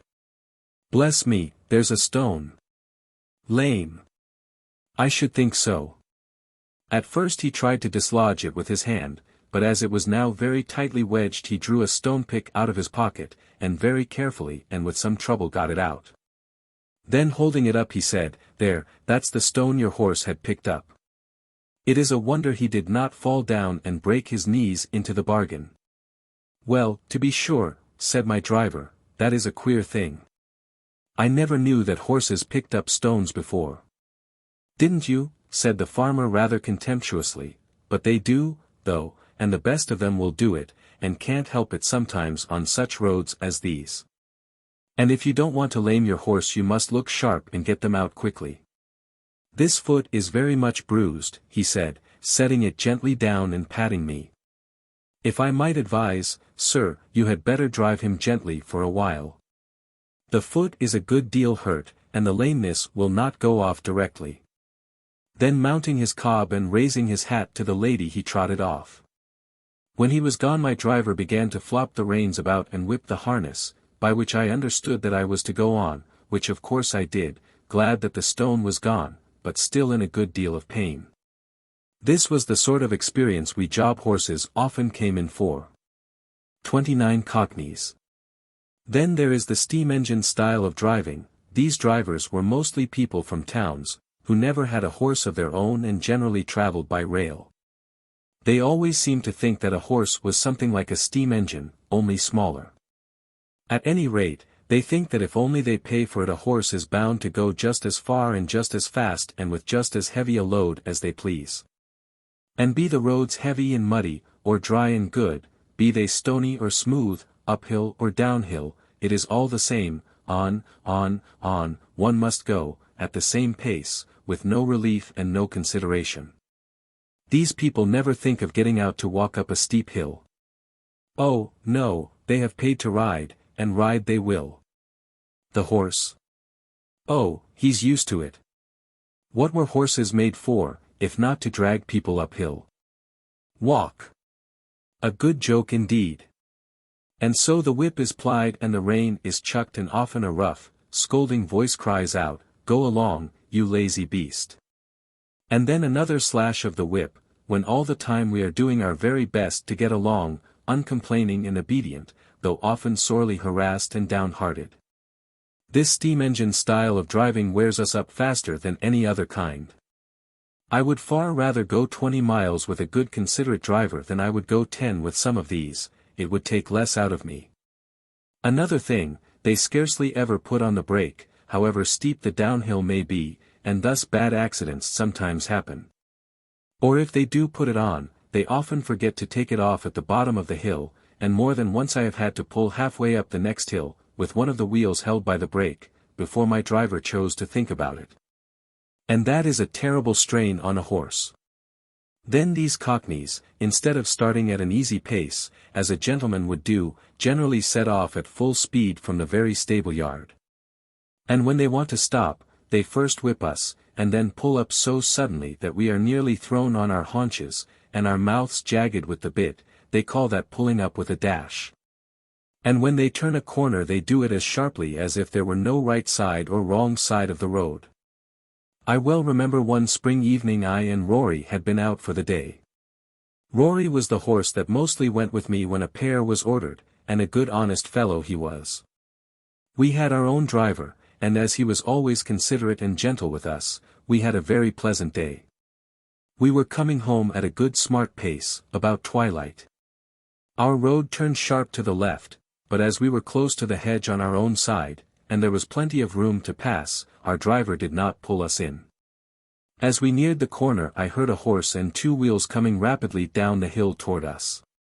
The hedge was high, and I could see nothing, but the next moment we were upon each other.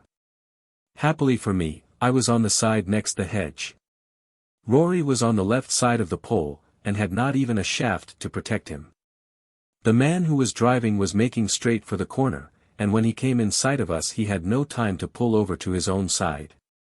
The whole shock came upon Rory. The gig shaft ran right into the chest, making him stagger back with a cry that I shall never forget. The other horse was thrown upon his haunches and one shaft broken. It turned out that it was a horse from our own stables, with the high-wheeled gig that the young men were so fond of. The driver was one of those random, ignorant fellows, who don't even know which is their own side of the road, or, if they know, don't care. And there was poor Rory with his flesh torn open and bleeding, and the blood streaming down. They said if it had been a little more to one side it would have killed him, and a good thing for him, poor fellow, if it had. As it was a long time before the wound healed, and then he was sold for coal carting. And what that is, up and down those steep hills, only horses know. Some of the sights I saw there, where a horse had to come downhill with a heavily loaded two-wheel cart behind him, on which no brake could be placed, make me sad even now to think of. After Rory was disabled I often went in the carriage with a mare named Peggy, who stood in the next stall to mine. She was a strong, well-made animal, of a bright dun color, beautifully dappled, and with a dark brown mane and tail. There was no high breeding about her, but she was very pretty and remarkably sweet-tempered and willing. Still, there was an anxious look about her eye, by which I knew that she had some trouble. The first time we went out together I thought she had a very odd pace. She seemed to go partly a trot, partly a canter, 3 or 4 paces, and then a little jump forward. It was very unpleasant for any horse who pulled with her, and made me quite fidgety. When we got home I asked her what made her go in that odd, awkward way. "Ah," she said in a troubled manner, "I know my paces are very bad, but what can I do? It really is not my fault, it is just because my legs are so short. I stand nearly as high as you, but your legs are a good 3 inches longer above your knee than mine, and of course you can take a much longer step and go much faster. You see I did not make myself. I wish I could have done so, I would have had long legs then. All my troubles come from my short legs," said Peggy, in a desponding tone. "But how is it," I said, "when you are so strong and good-tempered and willing?" "Why, you see," said she, "men will go so fast, and if one can't keep up to other horses it is nothing but whip, whip, whip, all the time. And so I have had to keep up as I could, and have got into this ugly shuffling pace. It was not always so. When I lived with my first master I always went a good regular trot, but then he was not in such a hurry. He was a young clergyman in the country, and a good, kind master he was. He had 2 churches a good way apart, and a great deal of work, but he never scolded or whipped me for not going faster. He was very fond of me. I only wish I was with him now. But he had to leave and go to a large town, and then I was sold to a farmer. Some farmers, you know, are capital masters, but I think this one was a low sort of man. He cared nothing about good horses or good driving, he only cared for going fast.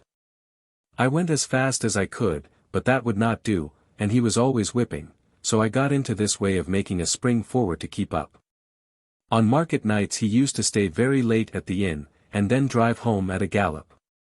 One dark night he was galloping home as usual, when all of a sudden the wheel came against some great heavy thing in the road, and turned the gig over in a minute. He was thrown out and his arm broken, and some of his ribs, I think. At any rate, it was the end of my living with him, and I was not sorry. But you see, it will be the same everywhere for me, if men must go so fast. I wish my legs were longer.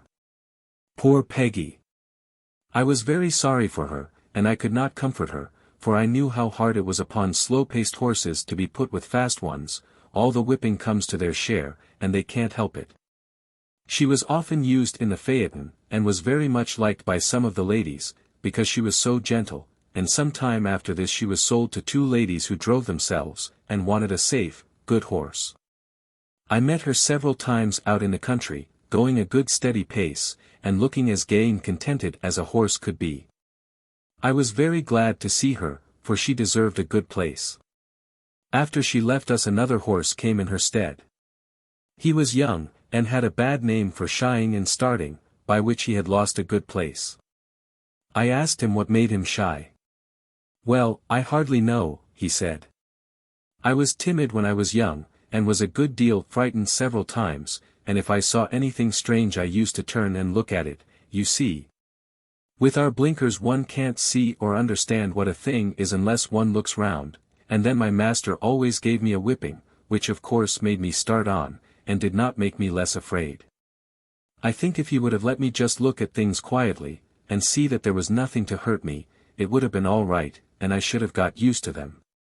One day an old gentleman was riding with him, and a large piece of white paper or rag blew across just on one side of me.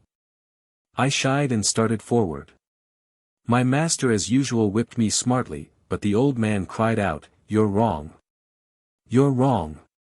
You should never whip a horse for shying. He shies because he is frightened, and you only frighten him more and make the habit worse. So I suppose all men don't do so. I am sure I don't want to shy for the sake of it. But how should one know what is dangerous and what is not, if one is never allowed to get used to anything? I am never afraid of what I know. Now I was brought up in a park where there were deer. Of course I knew them as well as I did a sheep or a cow, but they are not common, and I know many sensible horses who are frightened at them, and who kick up quite a shindy before they will pass a paddock where there are deer. I knew what my companion said was true, and I wished that every young horse had as good masters as Farmer Gray and Squire Gordon. Of course we sometimes came in for good driving here. I remember one morning I was put into the light gig, and taken to a house in Pulteney Street. Two gentlemen came out, the taller of them came round to my head. He looked at the bit and bridle, and just shifted the collar with his hand, to see if it fitted comfortably. "Do you consider this horse wants a curb?" he said to the hostler. "Well," said the man, "I should say he would go just as well without. He has an uncommon good mouth, and though he has a fine spirit he has no vice, but we generally find people like the curb." "I don't like it," said the gentleman. "Be so good as to take it off, and put the rein in at the cheek. An easy mouth is a great thing on a long journey, is it not, old fellow?" he said, patting my neck. Then he took the reins, and they both got up. I can remember now how quietly he turned me round, and then with a light feel of the rein, and drawing the whip gently across my back, we were off. I arched my neck and set off at my best pace. I found I had someone behind me who knew how a good horse ought to be driven. It seemed like old times again, and made me feel quite gay. This gentleman took a great liking to me, and after trying me several times with the saddle he prevailed upon my master to sell me to a friend of his, who wanted a safe, pleasant horse for riding. And so it came to pass that in the summer I was sold to Mr. Barry. 30A Thief. My new master was an unmarried man. He lived at Bath, and was much engaged in business. His doctor advised him to take horse exercise, and for this purpose he bought me. He hired a stable a short distance from his lodgings, and engaged a man named Filcher as groom. My master knew very little about horses, but he treated me well, and I should have had a good and easy place but for circumstances of which he was ignorant. He ordered the best hay with plenty of oats, crushed beans, and bran, with vetches, or rye grass, as the man might think needful. I heard the master give the order, so I knew there was plenty of good food, and I thought I was well off. For a few days all went on well. I found that my groom understood his business. He kept the stable clean and airy, and he groomed me thoroughly, and was never otherwise than gentle. He had been an hostler in one of the great hotels in Bath. He had given that up, and now cultivated fruit and vegetables for the market, and his wife bred and fattened poultry and rabbits for sale. After a while it seemed to me that my oats came very short. I had the beans, but bran was mixed with them instead of oats, of which there were very few, certainly not more than a quarter of what there should have been. In 2 or 3 weeks this began to tell upon my strength and spirits. The grass food, though very good, was not the thing to keep up my condition without corn. However, I could not complain, nor make known my wants. So it went on for about 2 months. And I wondered that my master did not see that something was the matter. However, one afternoon he rode out into the country to see a friend of his, a gentleman farmer, who lived on the road to Wells. This gentleman had a very quick eye for horses. And after he had welcomed his friend he said, casting his eye over me, "It seems to me, Barry, that your horse does not look so well as he did when you first had him. Has he been well?" "Yes, I believe so," said my master. "But he is not nearly so lively as he was. My groom tells me that horses are always dull and weak in the autumn, and that I must expect it." "Autumn, fiddlesticks," said the farmer. "Why, this is only August. And with your light work and good food he ought not to go down like this, even if it was autumn. How do you feed him?" My master told him. The other shook his head slowly, and began to feel me over. "I can't say who eats your corn, my dear fellow, but I am much mistaken if your horse gets it. Have you ridden very fast?" "No, very gently." "Then just put your hand here," said he, passing his hand over my neck and shoulder. "He is as warm and damp as a horse just come up from grass.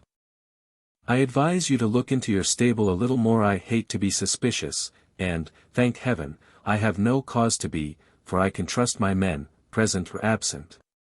But there are mean scoundrels, wicked enough to rob a dumb beast of his food. You must look into it. And turning to his man, who had come to take me, give this horse a right good feed of bruised oats, and don't stint him. Dumb beasts. Yes, we are, but if I could have spoken I could have told my master where his oats went to. My groom used to come every morning about 6 o'clock, and with him a little boy, who always had a covered basket with him. He used to go with his father into the harness room, where the corn was kept, and I could see them, when the door stood ajar, fill a little bag with oats out of the bin, and then he used to be off. 5 or 6 mornings after this, just as the boy had left the stable, the door was pushed open, and a policeman walked in, holding the child tight by the arm. Another policeman followed, and locked the door on the inside, saying, "Show me the place where your father keeps his rabbit's food." The boy looked very frightened and began to cry, but there was no escape, and he led the way to the corn bin. Here the policeman found another empty bag like that which was found full of oats in the boy's basket. Filcher was cleaning my feet at the time, but they soon saw him, and though he blustered a good deal they walked him off to the lock-up, and his boy with him. I heard afterward that the boy was not held to be guilty, but the man was sentenced to prison for 2 months. 31. A humbug. My master was not immediately suited, but in a few days my new groom came. He was a tall, good-looking fellow enough. But if ever there was a humbug in the shape of a groom, Alfred Smirk was the man. He was very civil to me, and never used me ill. In fact, he did a great deal of stroking and patting when his master was there to see it. He always brushed my mane and tail with water and my hoofs with oil before he brought me to the door, to make me look smart. But as to cleaning my feet or looking to my shoes, or grooming me thoroughly, he thought no more of that than if I had been a cow. He left my bit rusty, my saddle damp, and my crupper stiff. Alfred Smirk considered himself very handsome. He spent a great deal of time about his hair, whiskers and necktie, before a little looking-glass in the harness room. When his master was speaking to him it was always, yes, sir, touching his hat at every word. And every one thought he was a very nice young man and that Mr. Barry was very fortunate to meet with him. I should say he was the laziest, most conceited fellow I ever came near. Of course, it was a great thing not to be ill-used, but then a horse wants more than that. I had a loose box, and might have been very comfortable if he had not been too indolent to clean it out. He never took all the straw away, and the smell from what lay underneath was very bad, while the strong vapors that rose made my eyes smart and inflame, and I did not feel the same appetite for my food. One day his master came in and said, "Alfred, the stable smells rather strong, should not you give that stall a good scrub and throw down plenty of water?" "Well, sir," he said, touching his cap, "I'll do so if you please, sir. But it is rather dangerous, sir, throwing down water in a horse's box, they are very apt to take cold, sir. I should not like to do him an injury, but I'll do it if you please, sir." "Well," said his master, "I should not like him to take cold. But I don't like the smell of this stable. Do you think the drains are all right?" "Well, sir, now you mention it, I think the drain does sometimes send back a smell, there may be something wrong, sir." "Then send for the bricklayer and have it seen to," said his master. "Yes, sir, I will." The bricklayer came and pulled up a great many bricks, but found nothing amiss. So he put down some lime and charged the master 5 shillings, and the smell in my box was as bad as ever. But that was not all. Standing as I did on a quantity of moist straw my feet grew unhealthy and tender, and the master used to say, "I don't know what is the matter with this horse, he goes very fumble-footed. I am sometimes afraid he will stumble." "Yes, sir," said Alfred, "I have noticed the same myself, when I have exercised him." Now the fact was that he hardly ever did exercise me, and when the master was busy I often stood for days together without stretching my legs at all, and yet being fed just as high as if I were at hard work. This often disordered my health, and made me sometimes heavy and dull, but more often restless and feverish. He never even gave me a meal of green food or a bran mash, which would have cooled me, for he was altogether as ignorant as he was conceited, and then, instead of exercise or change of food, I had to take horse balls and draughts. Which, beside the nuisance of having them poured down my throat, used to make me feel ill and uncomfortable. One day my feet were so tender that, trotting over some fresh stones with my master on my back, I made 2 such serious stumbles that, as he came down Lansdowne into the city, he stopped at the farrier's, and asked him to see what was the matter with me. The man took up my feet one by one and examined them, then standing up and dusting his hands one against the other, he said, "Your horse has got the thrush, and badly, too, his feet are very tender, it is fortunate that he has not been down. I wonder your groom has not seen to it before." This is the sort of thing we find in foul stables, where the litter is never properly cleaned out. If you will send him here tomorrow I will attend to the hoof, and I will direct your man how to apply the liniment which I will give him. The next day I had my feet thoroughly cleansed and stuffed with toes soaked in some strong lotion. And an unpleasant business it was. The farrier ordered all the litter to be taken out of my box day by day, and the floor kept very clean. Then I was to have bran mashes, a little green food, and not so much corn, till my feet were well again. With this treatment I soon regained my spirits, but Mr. Barry was so much disgusted at being twice deceived by his grooms that he determined to give up keeping a horse, and to hire when he wanted one. I was therefore kept till my feet were quite sound, and was then sold again. Part 3. 32A Horse Fair. No doubt a horse fair is a very amusing place to those who have nothing to lose, at any rate, there is plenty to see. Long strings of young horses out of the country, fresh from the marshes, and droves of shaggy little Welsh ponies, no higher than Merrylegs.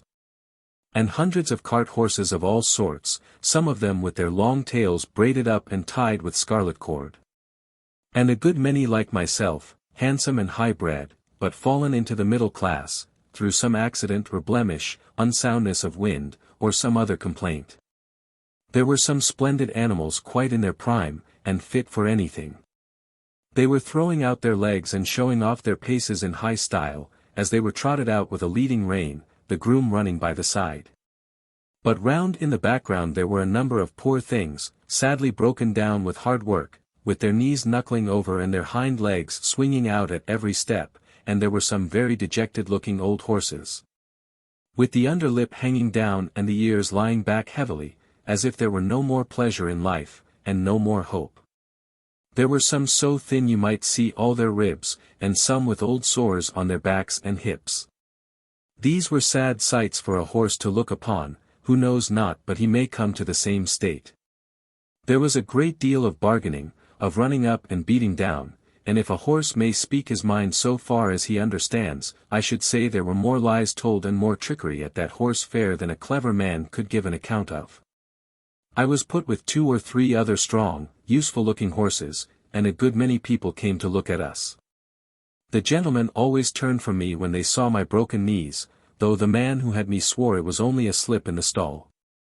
The first thing was to pull my mouth open, then to look at my eyes, then feel all the way down my legs, and give me a hard feel of the skin and flesh, and then try my paces. It was wonderful what a difference there was in the way these things were done. Some did it in a rough, off-hand way, as if one was only a piece of wood, while others would take their hands gently over one's body, with a pat now and then, as much as to say, by your leave. Of course I judged a good deal of the buyers by their manners to myself. There was one man, I thought, if he would buy me, I should be happy. He was not a gentleman, nor yet one of the loud, flashy sort that call themselves so. He was rather a small man, but well made, and quick in all his motions. I knew in a moment by the way he handled me, that he was used to horses. He spoke gently, and his grey eye had a kindly, cheery look in it. It may seem strange to say, but it is true all the same, that the clean, fresh smell there was about him made me take to him, no smell of old beer and tobacco, which I hated, but a fresh smell as if he had come out of a hayloft. He offered £23 for me, but that was refused, and he walked away. I looked after him, but he was gone, and a very hard-looking, loud-voiced man came. I was dreadfully afraid he would have me, but he walked off. 1 or 2 more came who did not mean business. Then the hard-faced man came back again and offered £23. A very close bargain was being driven, for my salesman began to think he should not get all he asked, and must come down. But just then the grey-eyed man came back again. I could not help reaching out my head toward him. He stroked my face kindly. "Well, old chap," he said, "I think we should suit each other. I'll give 24 for him. Say 25 and you shall have him." 24.10, said my friend, in a very decided tone, and not another sixpence, yes or no. "Done," said the salesman. "And you may depend upon it there's a monstrous deal of quality in that horse, and if you want him for cab work he's a bargain." The money was paid on the spot, and my new master took my halter, and led me out of the fair to an inn, where he had a saddle and bridle ready. He gave me a good feed of oats and stood by while I ate it, talking to himself and talking to me. Half an hour after we were on our way to London, through pleasant lanes and country roads, until we came into the great London thoroughfare, on which we travelled steadily, till in the twilight we reached the great city. The gas lamps were already lighted, there were streets to the right, and streets to the left, and streets crossing each other, for mile upon mile. I thought we should never come to the end of them. At last, in passing through one, we came to a long cab stand, when my rider called out in a cheery voice, "Good night, governor." "Halloo," cried a voice. "Have you got a good one?" "I think so," replied my owner. "I wish you luck with him." "Thank you, governor," and he rode on. We soon turned up one of the side streets, and about halfway up that we turned into a very narrow street, with rather poor-looking houses on one side, and what seemed to be coach houses and stables on the other. My owner pulled up at one of the houses and whistled. The door flew open, and a young woman, followed by a little girl and boy, ran out. There was a very lively greeting as my rider dismounted. "Now, then, Harry, my boy, open the gates, and mother will bring us the lantern." The next minute they were all standing round me in a small stable yard. "Is he gentle, father?" "Yes, Dolly, as gentle as your own kitten, come and pat him." At once the little hand was patting about all over my shoulder without fear. How good it felt. "Let me get him a bran mash while you rub him down," said the mother. "Do, Polly, it's just what he wants. And I know you've got a beautiful mash ready for me." "Sausage dumpling and apple turnover," shouted the boy, which set them all laughing. I was led into a comfortable, clean-smelling stall, with plenty of dry straw, and after a capital supper I lay down, thinking I was going to be happy. 33 A London cab horse. Jeremiah Barker was my new master's name, but as everyone called him Jerry, I shall do the same. Polly, his wife, was just as good a match as a man could have. She was a plump, trim, tidy little woman, with smooth, dark hair, dark eyes, and a merry little mouth. The boy was 12 years old, a tall, frank, good-tempered lad. And little Dorothy, Dolly they called her, was her mother over again, at 8 years old. They were all wonderfully fond of each other. I never knew such a happy, merry family before or since. Jerry had a cab of his own, and 2 horses, which he drove and attended to himself.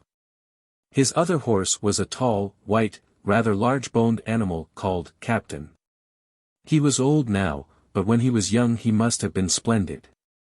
He had still a proud way of holding his head and arching his neck. In fact, he was a high-bred, fine-mannered, noble old horse, every inch of him. He told me that in his early youth he went to the Crimean War. He belonged to an officer in the cavalry, and used to lead the regiment. I will tell more of that hereafter. The next morning, when I was well groomed, Polly and Dolly came into the yard to see me and make friends. Harry had been helping his father since the early morning, and had stated his opinion that I should turn out a regular brick. Polly brought me a slice of apple, and Dolly a piece of bread, and made as much of me as if I had been the Black Beauty of olden time. It was a great treat to be petted again and talked to in a gentle voice, and I let them see as well as I could that I wished to be friendly. Polly thought I was very handsome, and a great deal too good for a cab, if it was not for the broken knees. "Of course there's no one to tell us whose fault that was," said Jerry, "and as long as I don't know I shall give him the benefit of the doubt, for a firmer, neater stepper I never rode. We'll call him Jack, after the old one, shall we, Polly?" "Do," she said, "for I like to keep a good name going." Captain went out in the cab all the morning. Harry came in after school to feed me and give me water. In the afternoon I was put into the cab. Jerry took as much pains to see if the collar and bridle fitted comfortably as if he had been John Manley over again. When the crupper was let out a hole or two it all fitted well. There was no check rein, no curb, nothing but a plain ring snaffle. What a blessing that was! After driving through the side street we came to the large cab stand where Jerry had said good night. On one side of this wide street were high houses with wonderful shop fronts, and on the other was an old church and churchyard, surrounded by iron palisades. Alongside these iron rails a number of cabs were drawn up, waiting for passengers. Bits of hay were lying about on the ground, some of the men were standing together talking, some were sitting on their boxes reading the newspaper, and 1 or 2 were feeding their horses with bits of hay, and giving them a drink of water. We pulled up in the rank at the back of the last cab. 2 or 3 men came round and began to look at me and pass their remarks. "Very good for a funeral," said one. "Too smart-looking," said another, shaking his head in a very wise way. "You'll find out something wrong one of these fine mornings, or my name isn't Jones." "Well," said Jerry pleasantly, "I suppose I need not find it out till it finds me out, eh? And if so, I'll keep up my spirits a little longer."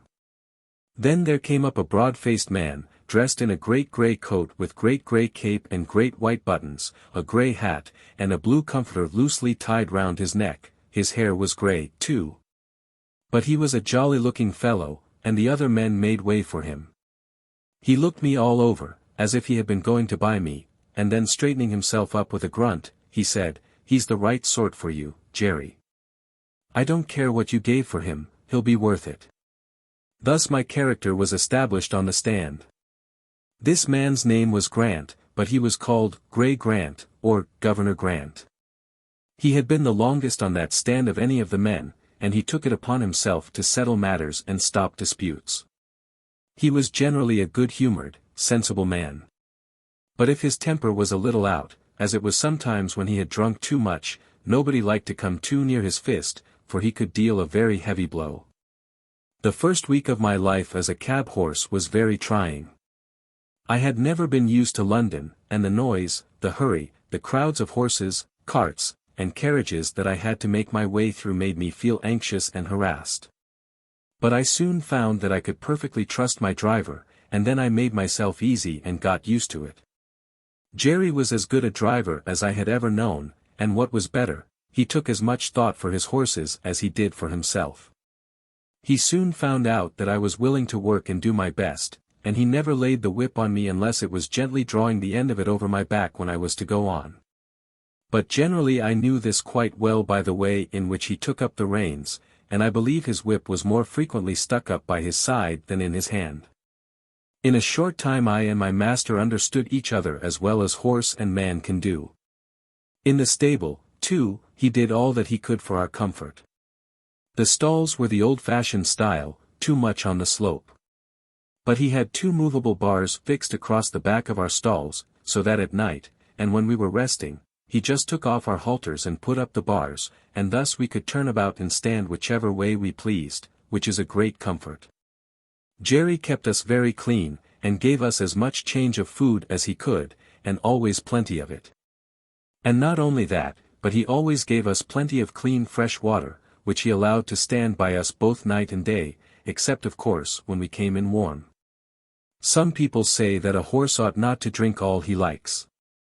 But I know if we are allowed to drink when we want it we drink only a little at a time, and it does us a great deal more good than swallowing down half a bucketful at a time, because we have been left without till we are thirsty and miserable. Some grooms will go home to their beer and leave us for hours with our dry hay and oats and nothing to moisten them, then of course we gulp down too much at once, which helps to spoil our breathing and sometimes chills our stomachs. But the best thing we had here was our Sundays for rest. We worked so hard in the week that I do not think we could have kept up to it but for that day. Besides, we had then time to enjoy each other's company. It was on these days that I learned my companion's history. 34 An old war horse. Captain had been broken in and trained for an army horse. His first owner was an officer of cavalry going out to the Crimean War.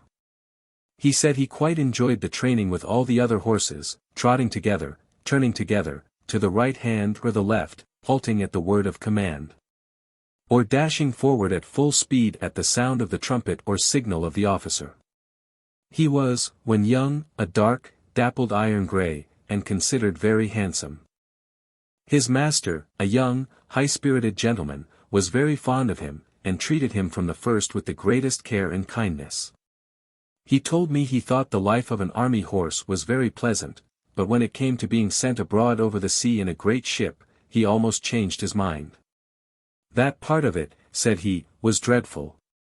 Of course we could not walk off the land into the ship.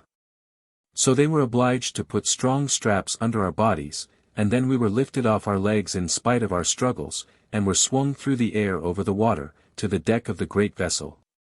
There we were placed in small close stalls, and never for a long time saw the sky, or were able to stretch our legs. The ship sometimes rolled about in high winds, and we were knocked about, and felt bad enough. However, at last it came to an end, and we were hauled up, and swung over again to the land. We were very glad, and snorted and neighed for joy, when we once more felt firm ground under our feet. We soon found that the country we had come to was very different from our own and that we had many hardships to endure besides the fighting.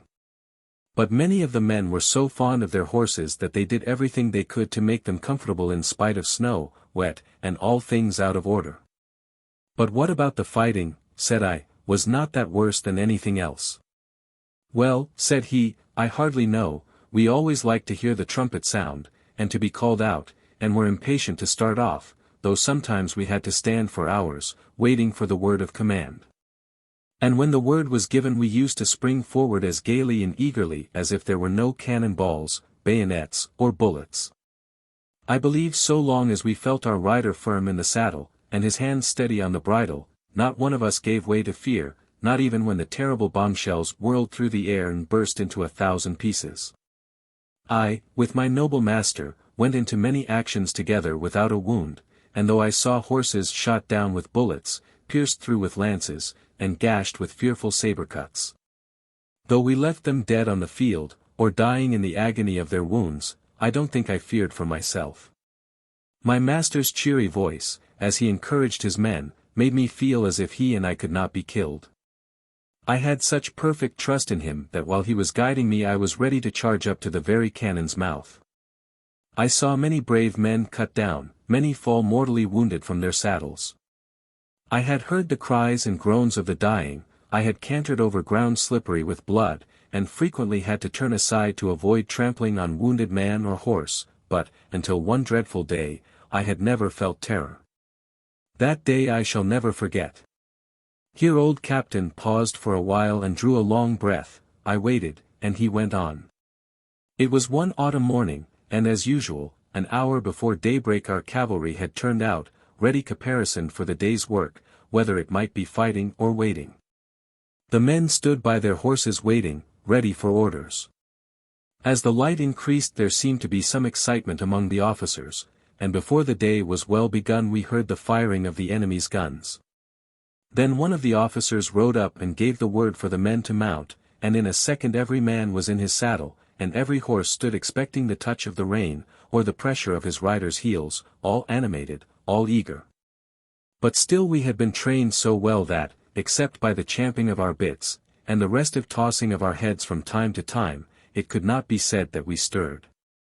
My dear master and I were at the head of the line, and as all sat motionless and watchful, he took a little stray lock of my mane which had turned over on the wrong side, laid it over on the right, and smoothed it down with his hand. Then patting my neck, he said, "We shall have a day of it today, Bayard, my beauty, but we'll do our duty as we have done." He stroked my neck that morning more, I think, than he had ever done before. Quietly on and on, as if he were thinking of something else. I loved to feel his hand on my neck, and arched my crest proudly and happily, but I stood very still, for I knew all his moods, and when he liked me to be quiet, and when gay. I cannot tell all that happened on that day, but I will tell of the last charge that we made together. It was across a valley right in front of the enemy's cannon. By this time we were well used to the roar of heavy guns, the rattle of musket fire, and the flying of shot near us, but never had I been under such a fire as we rode through on that day. From the right, from the left, and from the front, shot and shell poured in upon us. Many a brave man went down, many a horse fell, flinging his rider to the earth, many a horse without a rider ran wildly out of the ranks. Then terrified at being alone, with no hand to guide him, came pressing in among his old companions, to gallop with them to the charge. Fearful as it was, no one stopped, no one turned back. Every moment the ranks were thinned, but as our comrades fell, we closed in to keep them together, and instead of being shaken or staggered in our pace our gallop became faster and faster as we neared the cannon. My master, my dear master was cheering on his comrades with his right arm raised on high, when one of the balls whizzing close to my head struck him. I felt him stagger with the shock, though he uttered no cry. I tried to check my speed, but the sword dropped from his right hand, the rein fell loose from the left, and sinking backward from the saddle he fell to the earth. The other riders swept past us, and by the force of their charge I was driven from the spot. I wanted to keep my place by his side and not leave him under that rush of horses' feet, but it was in vain. And now without a master or a friend I was alone on that great slaughter ground. Then fear took hold on me, and I trembled as I had never trembled before, and I too, as I had seen other horses do, tried to join in the ranks and gallop with them. But I was beaten off by the swords of the soldiers. Just then a soldier whose horse had been killed under him caught at my bridle and mounted me, and with this new master I was again going forward. But our gallant company was cruelly overpowered, and those who remained alive after the fierce fight for the guns came galloping back over the same ground. Some of the horses had been so badly wounded that they could scarcely move from the loss of blood.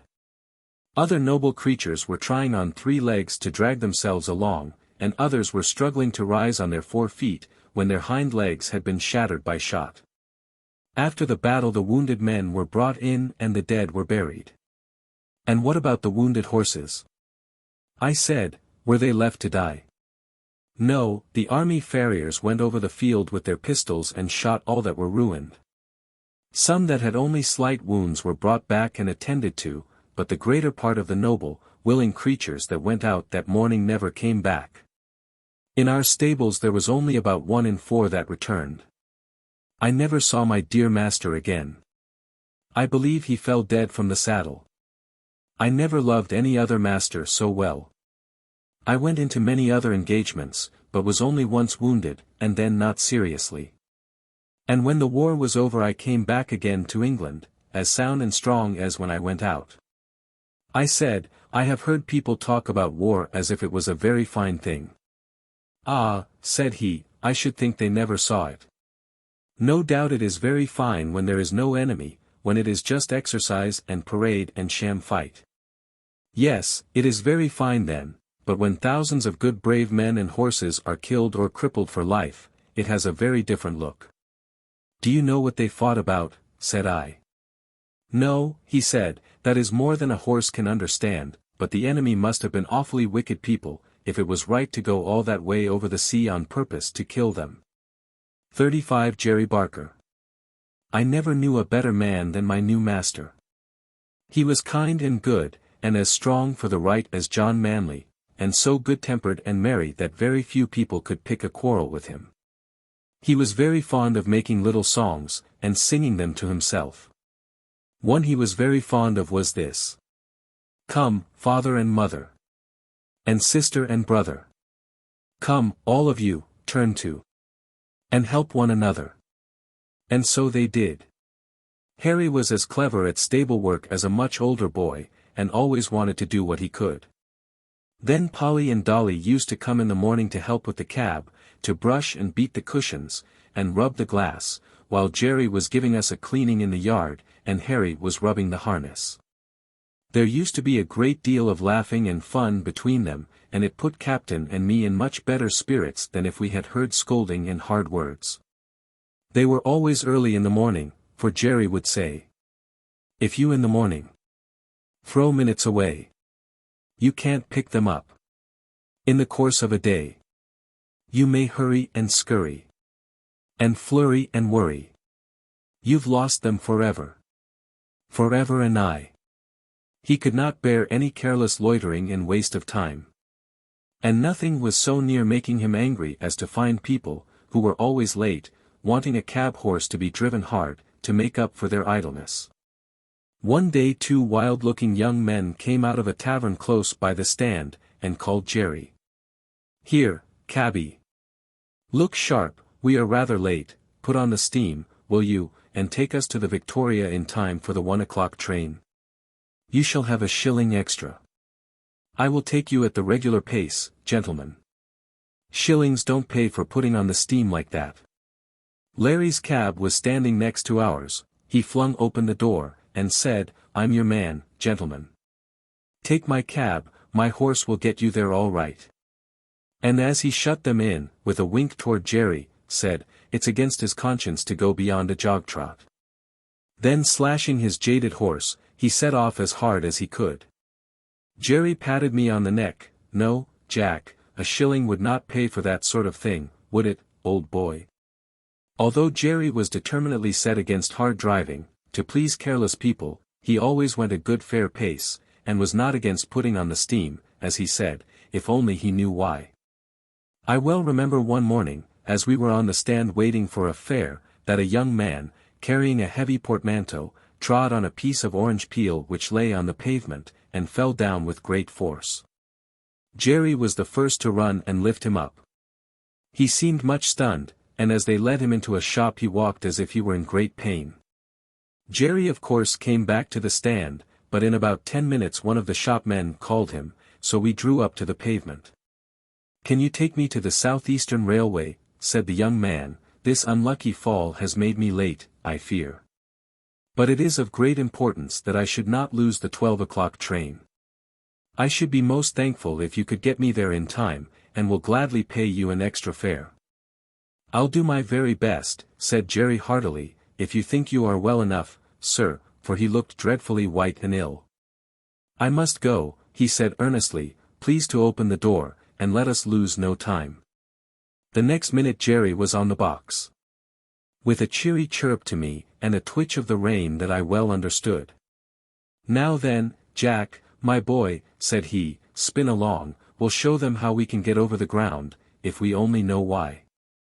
It is always difficult to drive fast in the city in the middle of the day, when the streets are full of traffic, but we did what could be done. And when a good driver and a good horse, who understand each other, are of one mind, it is wonderful what they can do. I had a very good mouth, that is I could be guided by the slightest touch of the rein.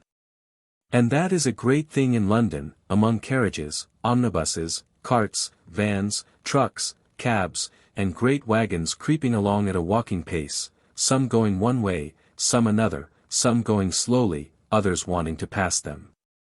Omnibuses stopping short every few minutes to take up a passenger, obliging the horse that is coming behind to pull up too, or to pass, and get before them.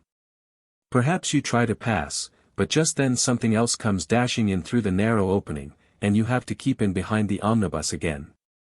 Presently you think you see a chance, and manage to get to the front, going so near the wheels on each side that half an inch nearer and they would scrape. Well, you get along for a bit, but soon find yourself in a long train of carts and carriages all obliged to go at a walk. Perhaps you come to a regular block-up, and have to stand still for minutes together, till something clears out into a side street, or the policeman interferes. You have to be ready for any chance, to dash forward if there be an opening, and be quick as a rat dog to see if there be room and if there be time, lest you get your own wheels locked or smashed, or the shaft of some other vehicle run into your chest or shoulder. All this is what you have to be ready for. If you want to get through London fast in the middle of the day it wants a deal of practice. Jerry and I were used to it, and no one could beat us at getting through when we were set upon it. I was quick and bold and could always trust my driver. Jerry was quick and patient at the same time, and could trust his horse, which was a great thing too. He very seldom used the whip. I knew by his voice, and his click, click, when he wanted to get on fast, and by the rein where I was to go, so there was no need for whipping, but I must go back to my story. The streets were very full that day, but we got on pretty well as far as the bottom of Cheapside, where there was a block for 3 or 4 minutes. The young man put his head out and said anxiously, "I think I had better get out and walk. I shall never get there if this goes on." "I'll do all that can be done, sir," said Jerry. "I think we shall be in time. This block-up cannot last much longer, and your luggage is very heavy for you to carry, sir." Just then the cart in front of us began to move on, and then we had a good turn. In and out we went, as fast as horseflesh could do it, and for a wonder had a good clear time on London Bridge, for there was a whole train of cabs and carriages all going our way at a quick trot, perhaps wanting to catch that very train. At any rate, we whirled into the station with many more, just as the great clock pointed to 8 minutes to 12 o'clock. "Thank God! We are in time," said the young man, "and thank you, too, my friend, and your good horse. You have saved me more than money can ever pay for. Take this extra half-crown." "No, sir, no, thank you all the same, so glad we hit the time, sir, but don't stay now, sir, the bell is ringing. Here, porter. Take this gentleman's luggage, Dover Line 12 o'clock train, that's it," and without waiting for another word Jerry wheeled me round to make room for other cabs that were dashing up at the last minute, and drew up on one side till the crush was past. "So glad," he said, "so glad. Poor young fellow. I wonder what it was that made him so anxious." Jerry often talked to himself quite loud enough for me to hear when we were not moving. On Jerry's return to the rank there was a good deal of laughing and chaffing at him for driving hard to the train for an extra fare, as they said, all against his principles, and they wanted to know how much he had pocketed. "A good deal more than I generally get," said he, nodding slyly. "What he gave me will keep me in little comforts for several days." "Gammon," said one. "He's a humbug," said another, preaching to us and then doing the same himself. "Look here, mates," said Jerry, "the gentleman offered me half-a-crown extra, but I didn't take it. 'Twas quite pay enough for me to see how glad he was to catch that train. And if Jack and I choose to have a quick run now and then to please ourselves, that's our business and not yours." "Well," said Larry, "you'll never be a rich man." "Most likely not," said Jerry.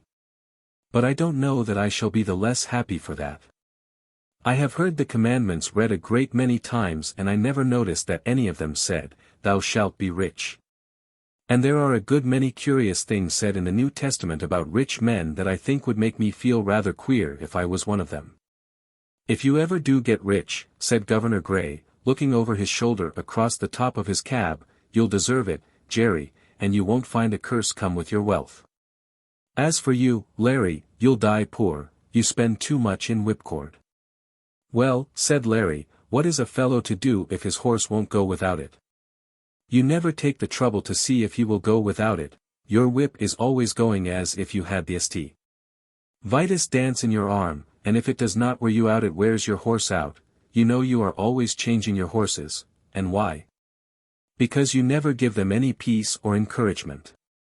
"Well, I have not had good luck," said Larry, "that's where it is." "And you never will," said the governor.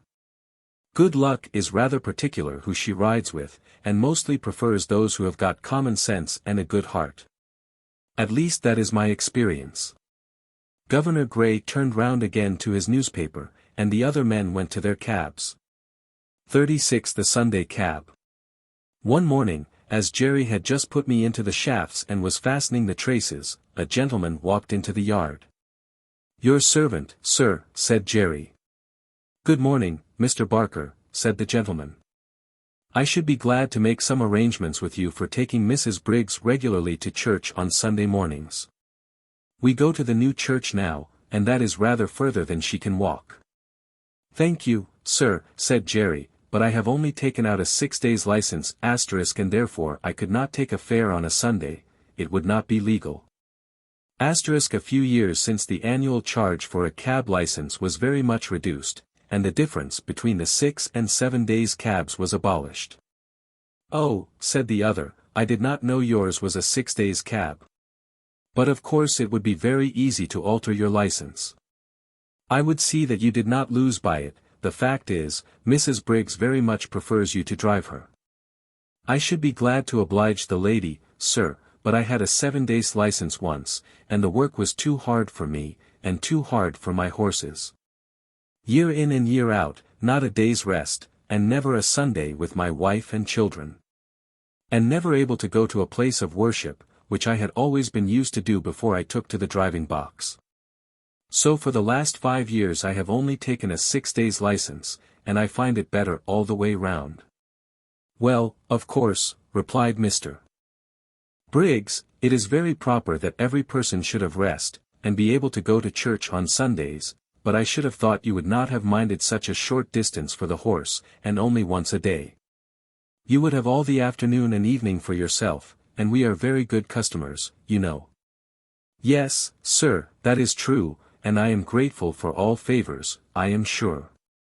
And anything that I could do to oblige you, or the lady, I should be proud and happy to do, but I can't give up my Sundays, sir, indeed I can't.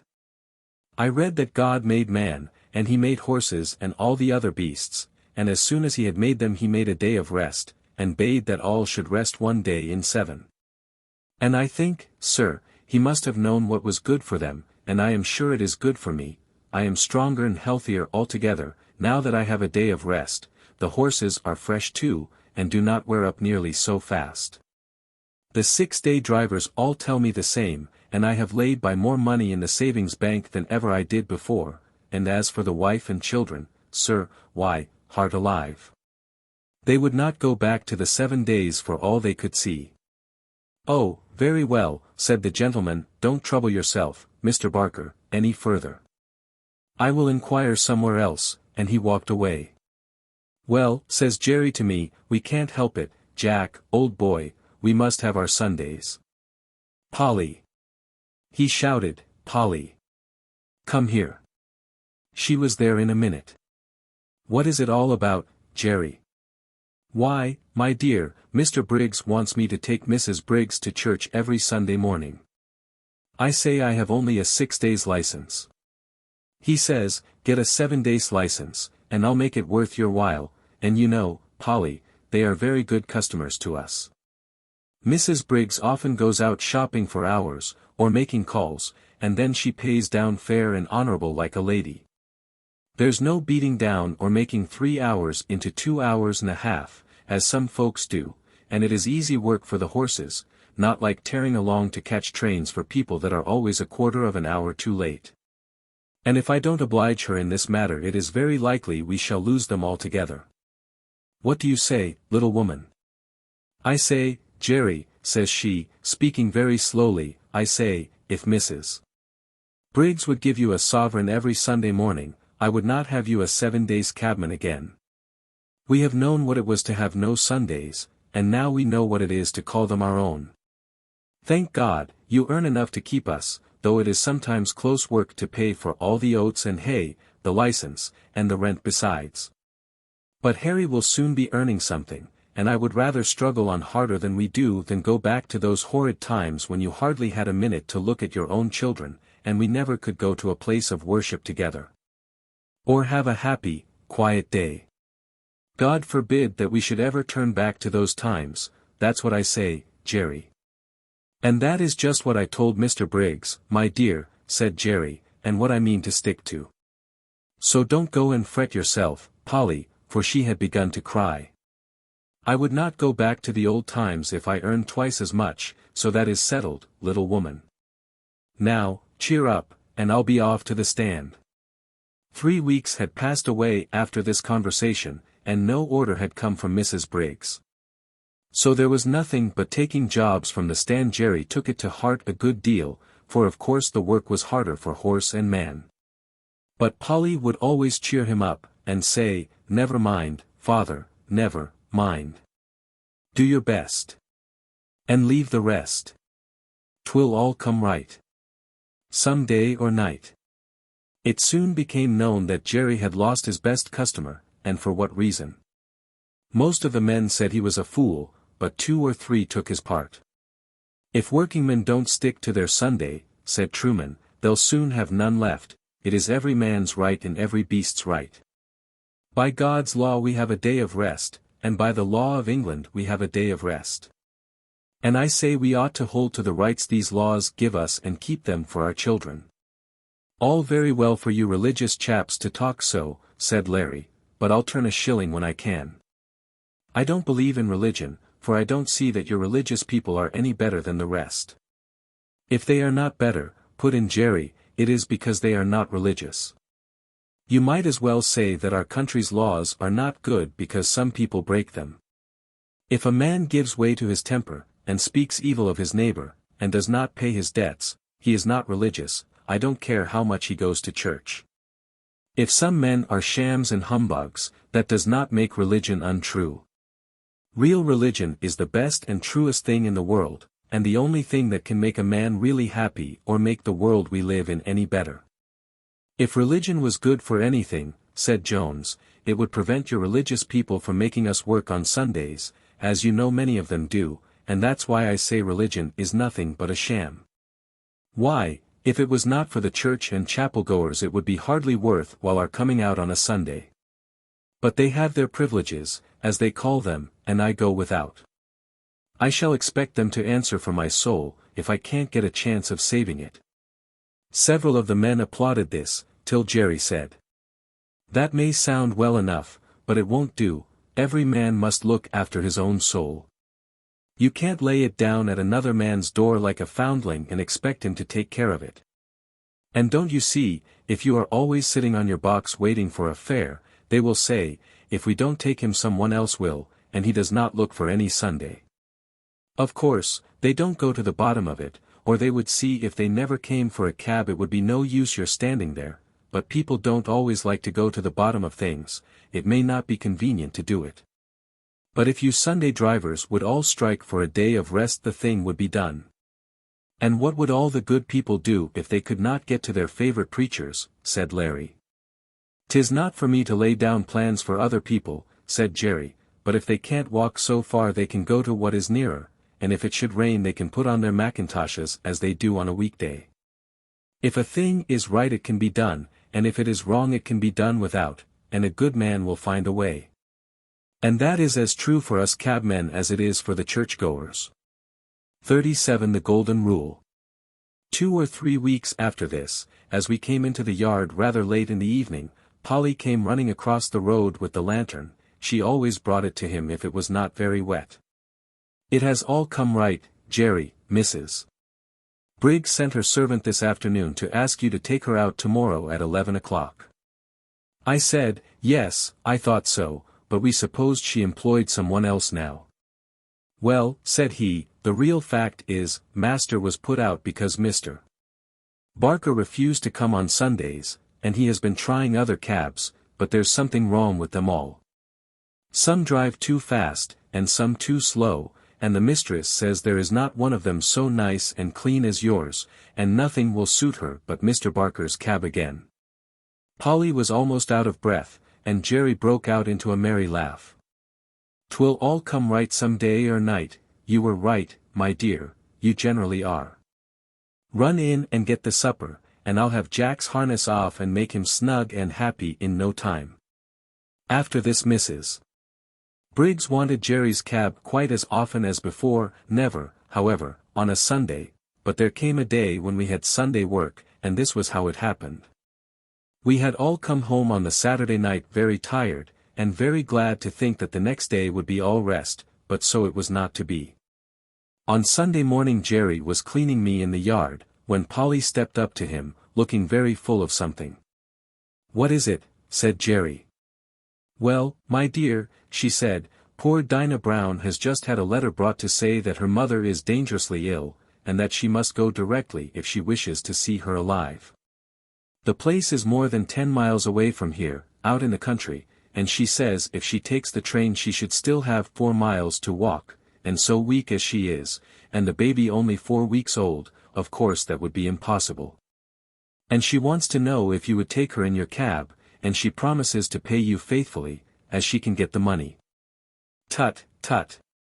We'll see about that.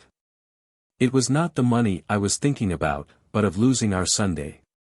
The horses are tired, and I am tired, too, that's where it pinches.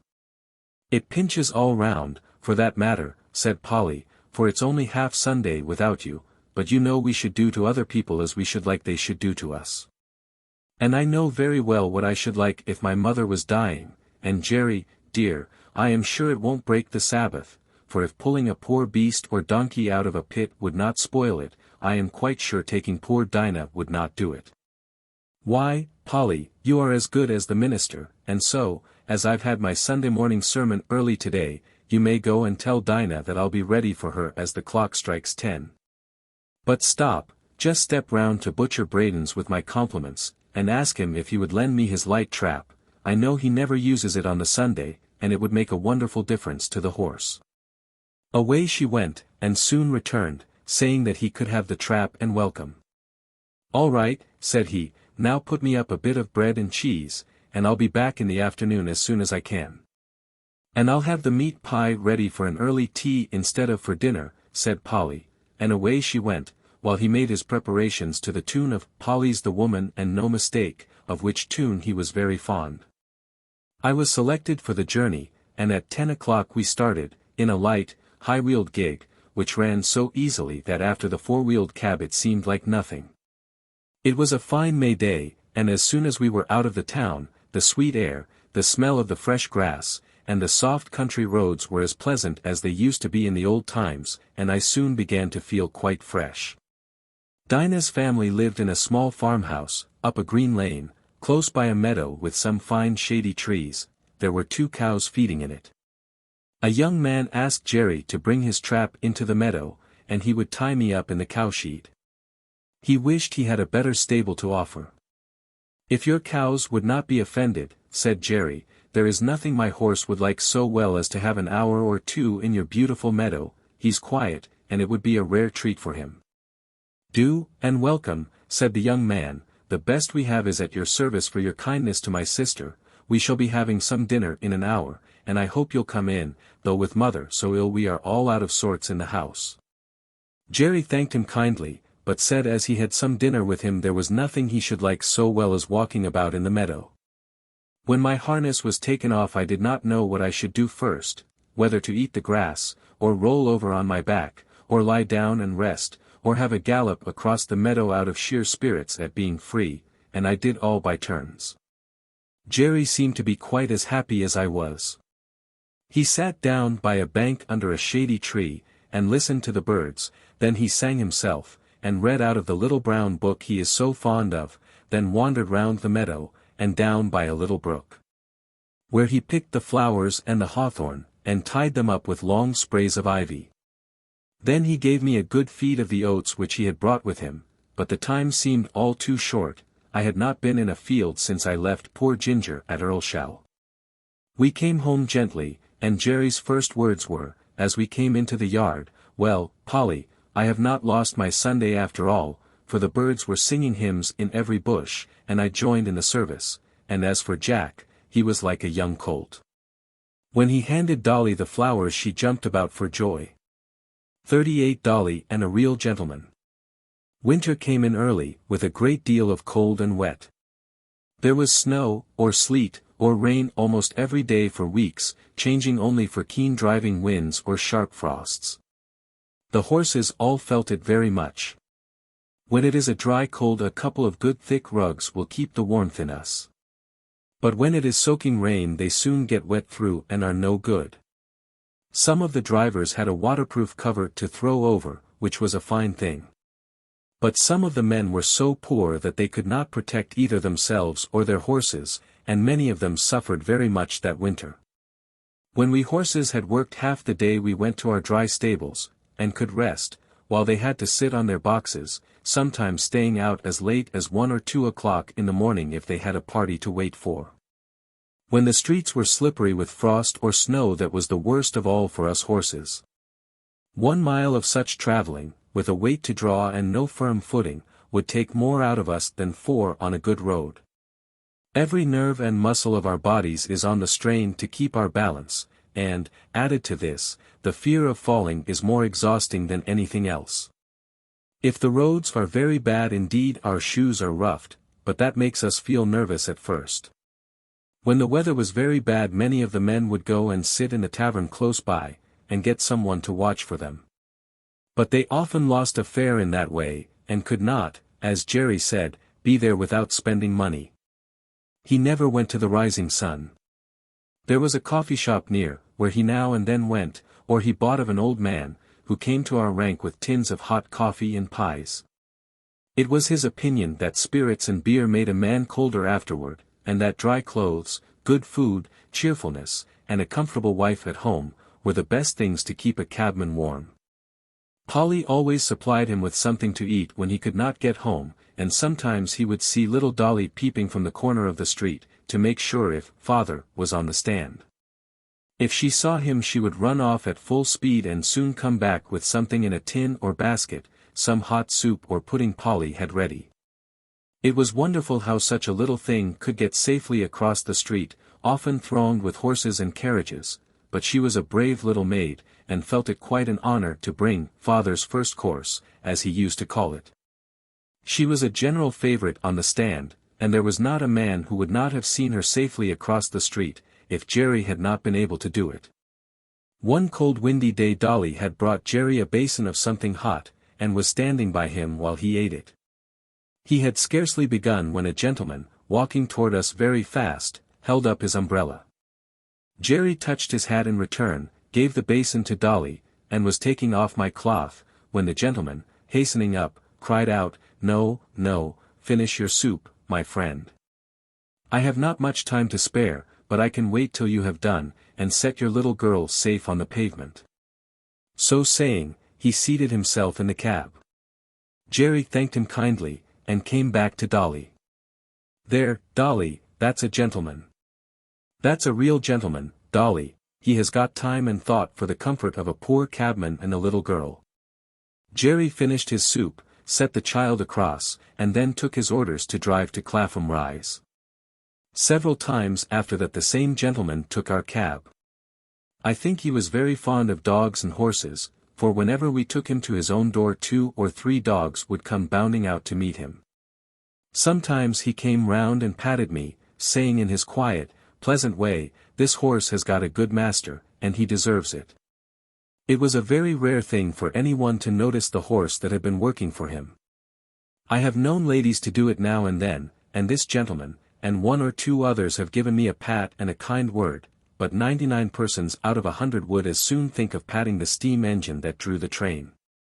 The gentleman was not young, and there was a forward stoop in his shoulders as if he was always going at something. His lips were thin and close shut, though they had a very pleasant smile. His eye was keen, and there was something in his jaw and the motion of his head that made one think he was very determined in anything he set about.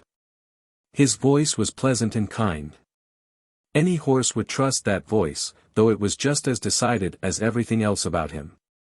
One day he and another gentleman took our cab, they stopped at a shop in our street, and while his friend went in he stood at the door. A little ahead of us on the other side of the street a cart with 2 very fine horses was standing before some wine vaults. The carter was not with them, and I cannot tell how long they had been standing, but they seemed to think they had waited long enough, and began to move off. Before they had gone many paces the carter came running out and caught them. He seemed furious at their having moved, and with whip and rein punished them brutally, even beating them about the head. Our gentleman saw it all, and stepping quickly across the street, said in a decided voice, "If you don't stop that directly, I'll have you arrested for leaving your horses, and for brutal conduct." The man, who had clearly been drinking, poured forth some abusive language, but he left off knocking the horses about, and taking the reins, got into his cart. Meantime our friend had quietly taken a notebook from his pocket, and looking at the name and address painted on the cart, he wrote something down.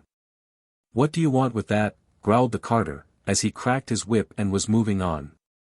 A nod and a grim smile was the only answer he got. On returning to the cab our friend was joined by his companion, who said laughingly, "I should have thought, right, you had enough business of your own to look after, without troubling yourself about other people's horses and servants." Our friend stood still for a moment, and throwing his head a little back, "Do you know why this world is as bad as it is?" "No," said the other. "Then I'll tell you.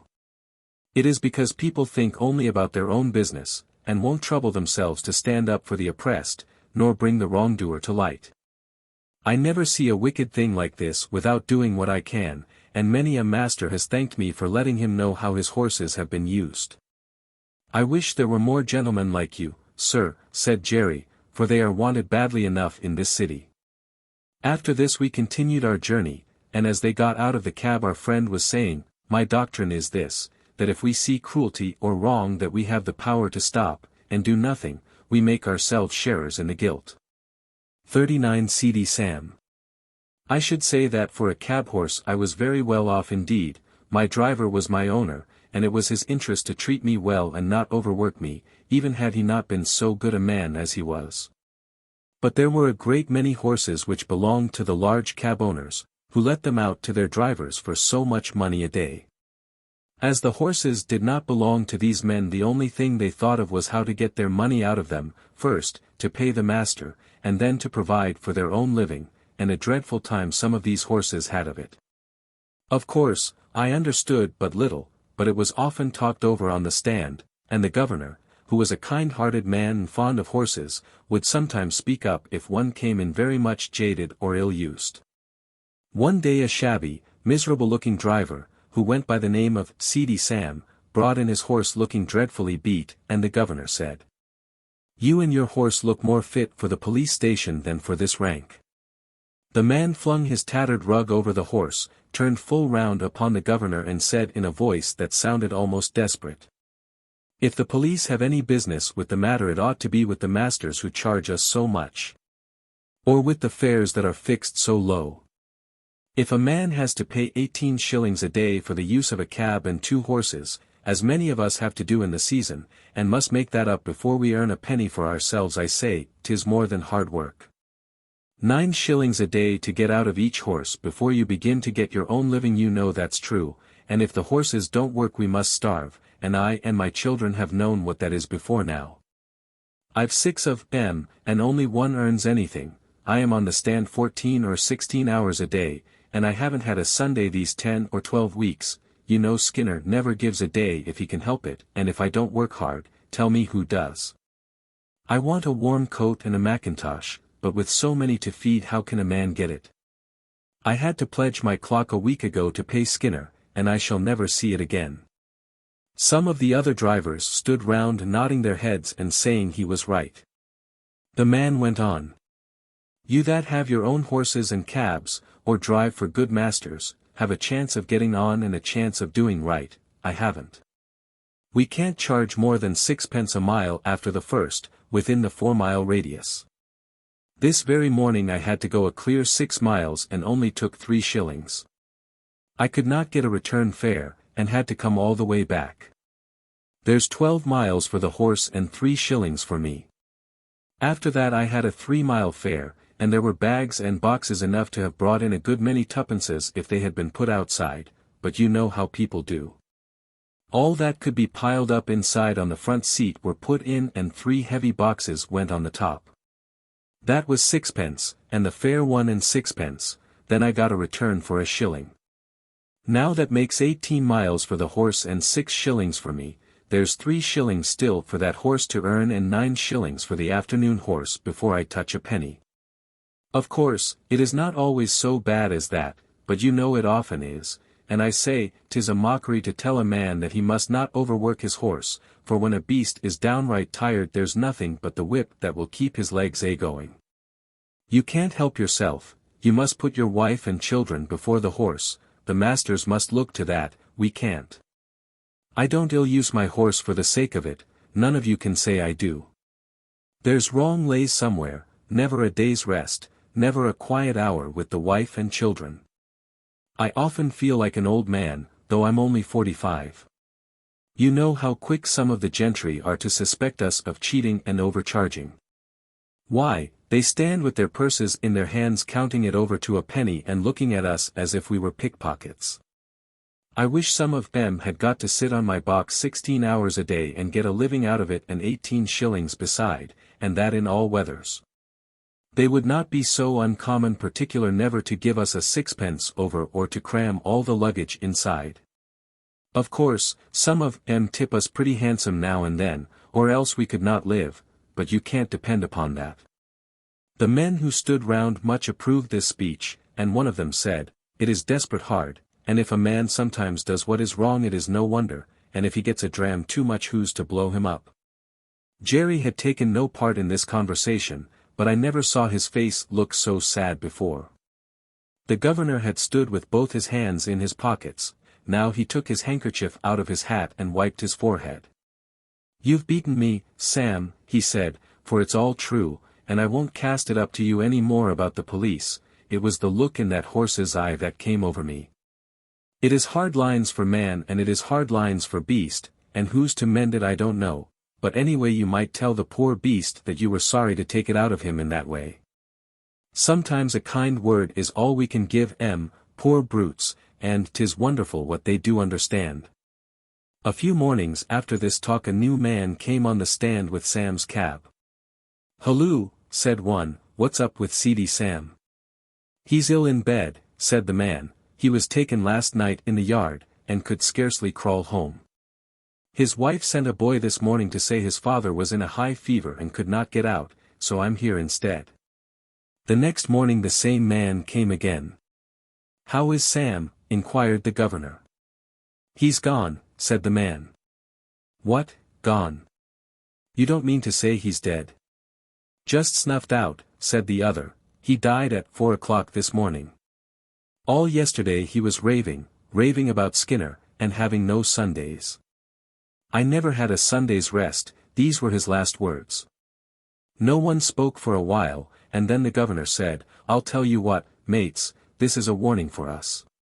40 Poor Ginger. One day, while our cab and many others were waiting outside one of the parks where music was playing, a shabby old cab drove up beside ours. The horse was an old worn-out chestnut, with an ill-kept coat, and bones that showed plainly through it, the knees knuckled over, and the forelegs were very unsteady. I had been eating some hay, and the wind rolled a little lock of it that way, and the poor creature put out her long thin neck and picked it up, and then turned and looked about for more.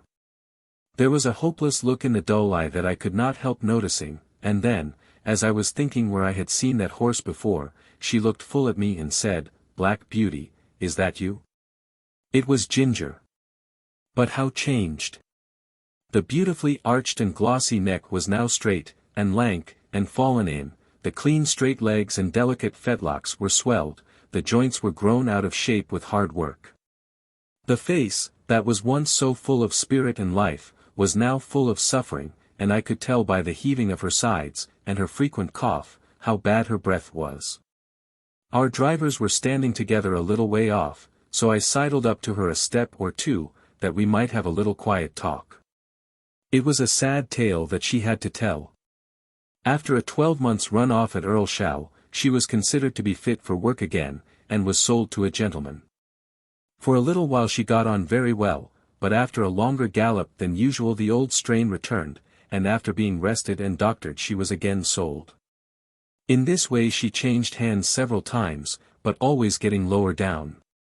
And so at last, said she, I was bought by a man who keeps a number of cabs and horses, and lets them out.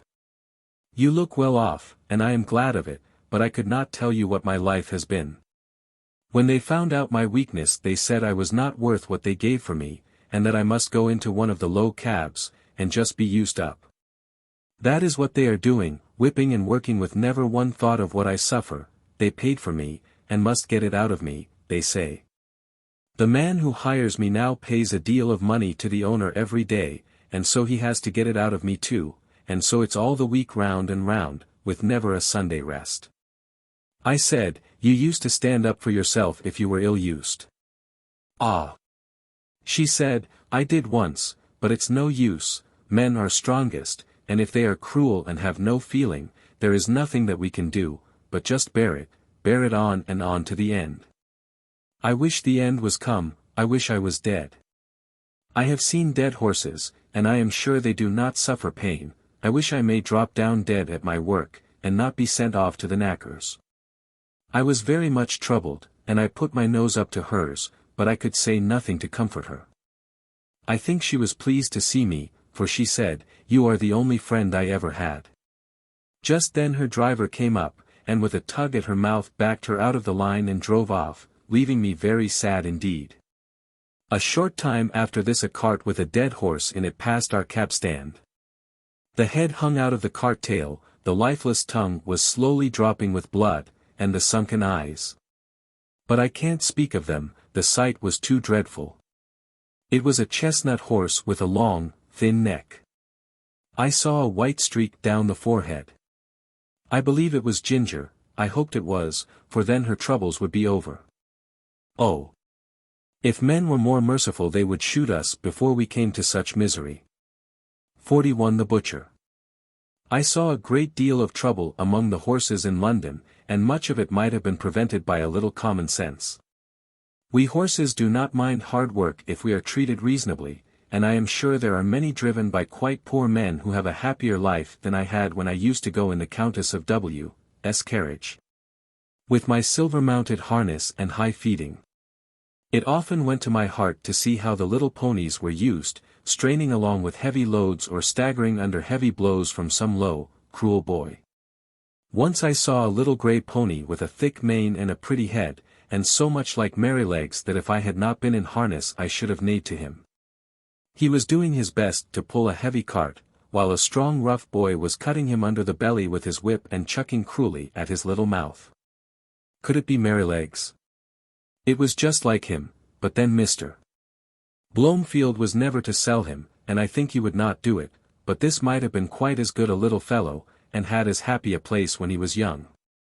I often noticed the great speed at which butchers' horses were made to go, though I did not know why it was so till one day when we had to wait some time in St. John's Wood. There was a butcher's shop next door, and as we were standing a butcher's cart came dashing up at a great pace. The horse was hot and much exhausted. He hung his head down, while his heaving sides and trembling legs showed how hard he had been driven. The lad jumped out of the cart and was getting the basket when the master came out of the shop much displeased. After looking at the horse he turned angrily to the lad. "How many times shall I tell you not to drive in this way? You ruined the last horse and broke his wind, and you are going to ruin this in the same way. If you were not my own son I would dismiss you on the spot. It is a disgrace to have a horse brought to the shop in a condition like that. You are liable to be taken up by the police for such driving, and if you are you need not look to me for bail, for I have spoken to you till I'm tired, you must look out for yourself." During this speech the boy had stood by, sullen and dogged, but when his father ceased he broke out angrily. It wasn't his fault, and he wouldn't take the blame, he was only going by orders all the time. "You always say, now be quick. Now look sharp, and when I go to the houses one wants a leg of mutton for an early dinner and I must be back with it in a quarter of an hour, another cook has forgotten to order the beef. I must go and fetch it and be back in no time, or the mistress will scold, and the housekeeper says they have company coming unexpectedly and must have some chops sent up directly, and the lady at No. 4, in the Crescent, never orders her dinner till the meat comes in for lunch, and it's nothing but hurry, hurry, all the time. If the gentry would think of what they want, and order their meat the day before, there need not be this blow-up." "I wish to goodness they would," said the butcher, "'twould save me a wonderful deal of harass, and I could suit my customers much better if I knew beforehand, but there. What's the use of talking, whoever thinks of a butcher's convenience or a butcher's horse? Now, then, take him in and look to him well, mind, he does not go out again today, and if anything else is wanted you must carry it yourself in the basket." With that he went in, and the horse was led away. But all boys are not cruel. I have seen some as fond of their pony or donkey as if it had been a favorite dog, and the little creatures have worked away as cheerfully and willingly for their young drivers as I work for Jerry. It may be hard work sometimes, but a friend's hand and voice make it easy. There was a young coster boy who came up our street with greens and potatoes. He had an old pony, not very handsome, but the cheerfulest and pluckiest little thing I ever saw, and to see how fond those two were of each other was a treat. The pony followed his master like a dog, and when he got into his cart would trot off without a whip or a word, and rattle down the street as merrily as if he had come out of the Queen's stables. Jerry liked the boy, and called him Prince Charlie, for he said he would make a king of drivers some day. There was an old man, too, who used to come up our street with a little coal cart. He wore a coal heaver's hat, and looked rough and black. He and his old horse used to plod together along the street, like two good partners who understood each other. The horse would stop of his own accord at the doors where they took coal of him. He used to keep one ear bent toward his master. The old man's cry could be heard up the street long before he came near. I never knew what he said, but the children called him Old Bayarhu, for it sounded like that. Polly took her coal of him, and was very friendly, and Jerry said it was a comfort to think how happy an old horse might be in a poor place. 42 The election. As we came into the yard one afternoon Polly came out. "Jerry, I've had Mr. B. here asking about your vote, and he wants to hire your cab for the election. He will call for an answer." "Well, Polly, you may say that my cab will be otherwise engaged. I should not like to have it pasted over with their great bills, and as to making Jack and Captain race about to the public houses to bring up half-drunken voters, why, I think 'twould be an insult to the horses. No, I shan't do it. I suppose you'll vote for the gentleman? He said he was of your politics." So he is in some things, but I shall not vote for him. Polly, you know what his trade is? Yes. Well, a man who gets rich by that trade may be all very well in some ways, but he is blind as to what workingmen want. I could not in my conscience send him up to make the laws. I dare say they'll be angry, but every man must do what he thinks to be the best for his country. On the morning before the election, Jerry was putting me into the shafts, when Dolly came into the yard sobbing and crying, with her little blue frock and white pinafore spattered all over with mud. "Why, Dolly, what is the matter?" "Those naughty boys," she sobbed, "have thrown the dirt all over me, and called me a little raga. They called her a little blue ragamuffin, father," said Harry, who ran in looking very angry, "but I have given it to them. They won't insult my sister again. I have given them a thrashing they will remember, a set of cowardly, rascally, orange blackguards." Jerry kissed the child and said, "Run in to mother, my pet, and tell her I think you had better stay at home today and help her." Then turning gravely to Harry, "My boy, I hope you will always defend your sister, and give anybody who insults her a good thrashing, that is as it should be, but mind, I won't have any election blackguarding on my premises. There are as many blue blackguards as there are orange, and as many white as there are purple, or any other color, and I won't have any of my family mixed up with it. Even women and children are ready to quarrel for the sake of a color, and not 1 in 10 of them knows what it is about. Why, father, I thought blue was for liberty." "My boy, liberty does not come from colors, they only show party, and all the liberty you can get out of them is, liberty to get drunk at other people's expense, liberty to ride to the poll in a dirty old cab. Liberty to abuse anyone that does not wear your color, and to shout yourself hoarse at what you only half understand, that's your liberty." "Oh, father, you are laughing." "No, Harry, I am serious, and I am ashamed to see how men go on who ought to know better. An election is a very serious thing. At least it ought to be, and every man ought to vote according to his conscience, and let his neighbor do the same."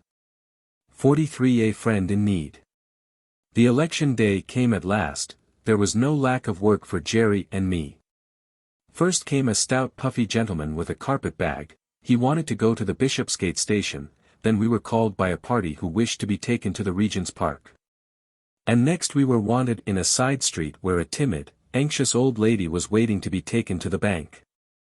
There we had to stop to take her back again, and just as we had set her down a red-faced gentleman, with a handful of papers, came running up out of breath, and before Jerry could get down he had opened the door, popped himself in, and called out, "Bow Street Police Station, quick." So off we went with him, and when after another turn or two we came back, there was no other cab on the stand. Jerry put on my nose bag, for as he said, we must eat when we can on such days as these. So munch away, Jack, and make the best of your time, old boy. I found I had a good feed of crushed oats wetted up with a little bran. This would be a treat any day, but very refreshing then. Jerry was so thoughtful and kind. What horse would not do his best for such a master? Then he took out one of Polly's meat pies, and standing near me, he began to eat it. The streets were very full, and the cabs, with the candidates' colors on them, were dashing about through the crowd as if life and limb were of no consequence. We saw 2 people knocked down that day, and one was a woman. The horses were having a bad time of it, poor things. But the voters inside thought nothing of that. Many of them were half drunk, hurrahing out of the cab windows if their own party came by. It was the first election I had seen, and I don't want to be in another, though I have heard things are better now. Jerry and I had not eaten many mouthfuls before a poor young woman, carrying a heavy child, came along the street. She was looking this way and that way, and seemed quite bewildered. Presently she made her way up to Jerry and asked if he could tell her the way to St. Thomas Hospital, and how far it was to get there. She had come from the country that morning, she said, in a market cart. She did not know about the election, and was quite a stranger in London. She had got an order for the hospital for her little boy. The child was crying with a feeble, pining cry. "Poor little fellow," she said, "he suffers a deal of pain. He is 4 years old and can't walk any more than a baby, but the doctor said if I could get him into the hospital he might get well." Pray, sir, how far is it, and which way is it? Why, missus, said Jerry, you can't get there walking through crowds like this. Why, it is 3 miles away, and that child is heavy. Yes, bless him, he is. But I am strong, thank God, and if I knew the way I think I should get on somehow, please tell me the way. You can't do it, said Jerry, you might be knocked down and the child be run over. Now look here, just get into this cab, and I'll drive you safe to the hospital. Don't you see the rain is coming on? No, sir, no, I can't do that, thank you, I have only just money enough to get back with. Please tell me the way. Look you here, missus, said Jerry, I've got a wife and dear children at home, and I know a father's feelings, now get you into that cab, and I'll take you there for nothing. I'd be ashamed of myself to let a woman and a sick child run a risk like that. Heaven bless you, said the woman, and burst into tears. There, cheer up, my dear, I'll soon take you there, come, let me put you inside. As Jerry went to open the door, 2 men, with colors in their hats and buttonholes, ran up calling out, cab. Engaged, cried Jerry, but one of the men, pushing past the woman, sprang into the cab, followed by the other. Jerry looked as stern as a policeman. This cab is already engaged, gentlemen, by that lady. Lady, said one of them, oh. She can wait, our business is very important, besides we were in first, it is our right, and we shall stay in. A droll smile came over Jerry's face as he shut the door upon them. All right, gentlemen, pray stay in as long as it suits you, I can wait while you rest yourselves. And turning his back upon them he walked up to the young woman, who was standing near me. They'll soon be gone, he said, laughing, don't trouble yourself, my dear. And they soon were gone, for when they understood Jerry's dodge they got out, calling him all sorts of bad names and blustering about his number and getting a summons. After this little stoppage we were soon on our way to the hospital, going as much as possible through by-streets. Jerry rung the great bell and helped the young woman out. Thank you 1,000 times, she said, I could never have got here alone. You're kindly welcome, and I hope the dear child will soon be better. He watched her go in at the door, and gently he said to himself, inasmuch as ye have done it to one of the least of these. Then he patted my neck, which was always his way when anything pleased him.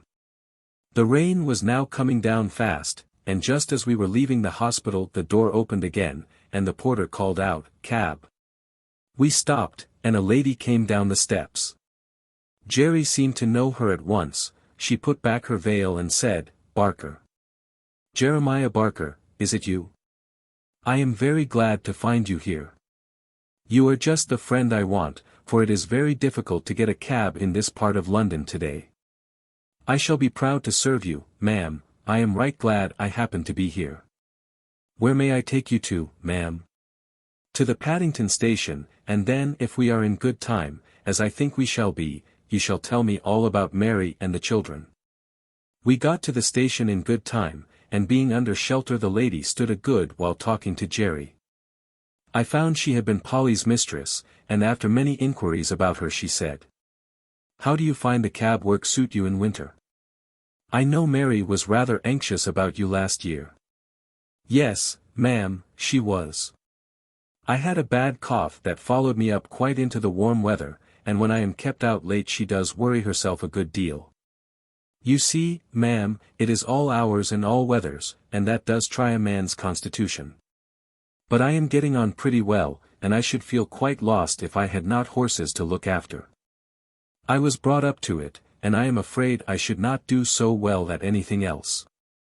Well, Barker, she said, it would be a great pity that you should seriously risk your health in this work, not only for your own but for Mary's and the children's sake.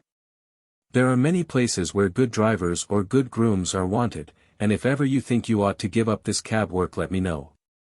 Then sending some kind messages to Mary she put something into his hand, saying, there is 5 shillings each for the 2 children, Mary will know how to spend it.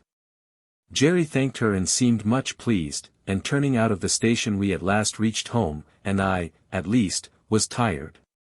44 Old Captain and his successor. Captain and I were great friends. He was a noble old fellow, and he was very good company. I never thought that he would have to leave his home and go down the hill, but his turn came, and this was how it happened. I was not there, but I heard all about it. He and Jerry had taken a party to the great railway station over London Bridge, and were coming back, somewhere between the bridge and the monument, when Jerry saw a brewer's empty dray coming along, drawn by two powerful horses. The drayman was lashing his horses with his heavy whip, the dray was light, and they started off at a furious rate. The man had no control over them, and the street was full of traffic. One young girl was knocked down and run over, and the next moment they dashed up against our cab, both the wheels were torn off and the cab was thrown over. Captain was dragged down, the shaft splintered, and one of them ran into his side. Jerry, too, was thrown, but was only bruised. Nobody could tell how he escaped. He always said 'twas a miracle. When poor Captain was got up he was found to be very much cut and knocked about. Jerry led him home gently, and a sad sight it was to see the blood soaking into his white coat and dropping from his side and shoulder. The drayman was proved to be very drunk, and was fined, and the brewer had to pay damages to our master. But there was no one to pay damages to poor Captain. The farrier and Jerry did the best they could to ease his pain and make him comfortable. The fly had to be mended, and for several days I did not go out, and Jerry earned nothing. The first time we went to the stand after the accident the governor came up to hear how Captain was. "He'll never get over it," said Jerry, "at least not for my work," so the farrier said this morning. "He says he may do for carting, and that sort of work. It has put me out very much." Carting, indeed. I've seen what horses come to at that work round London. I only wish all the drunkards could be put in a lunatic asylum instead of being allowed to run foul of sober people. If they would break their own bones, and smash their own carts, and lame their own horses, that would be their own affair, and we might let them alone, but it seems to me that the innocent always suffer, and then they talk about compensation. You can't make compensation. There's all the trouble, and vexation, and loss of time, besides losing a good horse that's like an old friend. It's nonsense talking of compensation. If there's one devil that I should like to see in the bottomless pit more than another, it's the drink devil. "I say, Jerry," said the governor, "you are treading pretty hard on my toes. You know, I'm not so good as you are, more shame to me." "I wish I was." "Well," said Jerry, "why don't you cut with it, governor? You are too good a man to be the slave of such a thing." "I'm a great fool, Jerry, but I tried once for 2 days, and I thought I should have died." "How did you do?" "I had hard work at it for several weeks. You see I never did get drunk, but I found that I was not my own master, and that when the craving came on it was hard work to say no. I saw that one of us must knock under, the drink devil or Jerry Barker, and I said that it should not be Jerry Barker, God helping me. But it was a struggle, and I wanted all the help I could get, for till I tried to break the habit I did not know how strong it was. But then Polly took such pains that I should have good food, and when the craving came on I used to get a cup of coffee, or some peppermint, or read a bit in my book, and that was a help to me. Sometimes I had to say over and over to myself, give up the drink or lose your soul. Give up the drink or break Polly's heart. But thanks be to God, and my dear wife, my chains were broken, and now for 10 years I have not tasted a drop, and never wish for it. I've a great mind to try at it," said Grant, "for 'tis a poor thing not to be one's own master." "Do, governor, do, you'll never repent it, and what a help it would be to some of the poor fellows in our rank if they saw you do without it. I know there's 2 or 3 would like to keep out of that tavern if they could." At first Captain seemed to do well, but he was a very old horse, and it was only his wonderful constitution, and Jerry's care, that had kept him up at the cab work so long. Now he broke down very much. The farrier said he might mend up enough to sell for a few pounds, but Jerry said, no. A few pounds got by selling a good old servant into hard work and misery would canker all the rest of his money, and he thought the kindest thing he could do for the fine old fellow would be to put a sure bullet through his head. And then he would never suffer more. For he did not know where to find a kind master for the rest of his days. The day after this was decided Harry took me to the forge for some new shoes. When I returned Captain was gone. I and the family all felt it very much. Jerry had now to look out for another horse, and he soon heard of one through an acquaintance who was undergroom in a nobleman's stables. He was a valuable young horse, but he had run away, smashed into another carriage, flung his lordship out, and so cut and blemished himself that he was no longer fit for a gentleman's stables, and the coachman had orders to look round and sell him as well as he could. "I can do with high spirits," said Jerry, "if a horse is not vicious or hard-mouthed." "There is not a bit of vice in him," said the man, "his mouth is very tender, and I think myself that was the cause of the accident. You see, he had just been clipped, and the weather was bad, and he had not had exercise enough, and when he did go out he was as full of spring as a balloon. Our governor, the coachman, I mean, had him harnessed in as tight and strong as he could, with the martingale, and the check rein, a very sharp curb, and the reins put in at the bottom bar. It is my belief that it made the horse mad, being tender in the mouth and so full of spirit."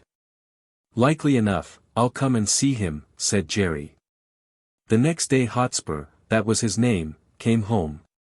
He was a fine brown horse, without a white hair in him, as tall as Captain, with a very handsome head, and only 5 years old. I gave him a friendly greeting by way of good fellowship, but did not ask him any questions. The first night he was very restless. Instead of lying down, he kept jerking his halter rope up and down through the ring, and knocking the block about against the manger till I could not sleep. However, the next day, after 5 or 6 hours in the cab, he came in quiet and sensible. Jerry patted and talked to him a good deal, and very soon they understood each other, and Jerry said that with an easy bit and plenty of work he would be as gentle as a lamb. And that it was an ill wind that blew nobody good, for if his lordship had lost 100-guinea favourite, the cabman had gained a good horse with all his strength in him. Hotspur thought it a great come-down to be a cab-horse, and was disgusted at standing in the rank, but he confessed to me at the end of the week that an easy mouth and a free head made up for a great deal, and after all, the work was not so degrading as having one's head and tail fastened to each other at the saddle. In fact, he settled in well, and Jerry liked him very much. 45 Jerry's New Year. For some people Christmas and the New Year are very merry times, but for cabmen and cabmen's horses it is no holiday, though it may be a harvest. There are so many parties, balls, and places of amusement open that the work is hard and often late. Sometimes driver and horse have to wait for hours in the rain or frost, shivering with the cold, while the merry people within are dancing away to the music. I wonder if the beautiful ladies ever think of the weary cabman waiting on his box, and his patient beast standing, till his legs get stiff with cold.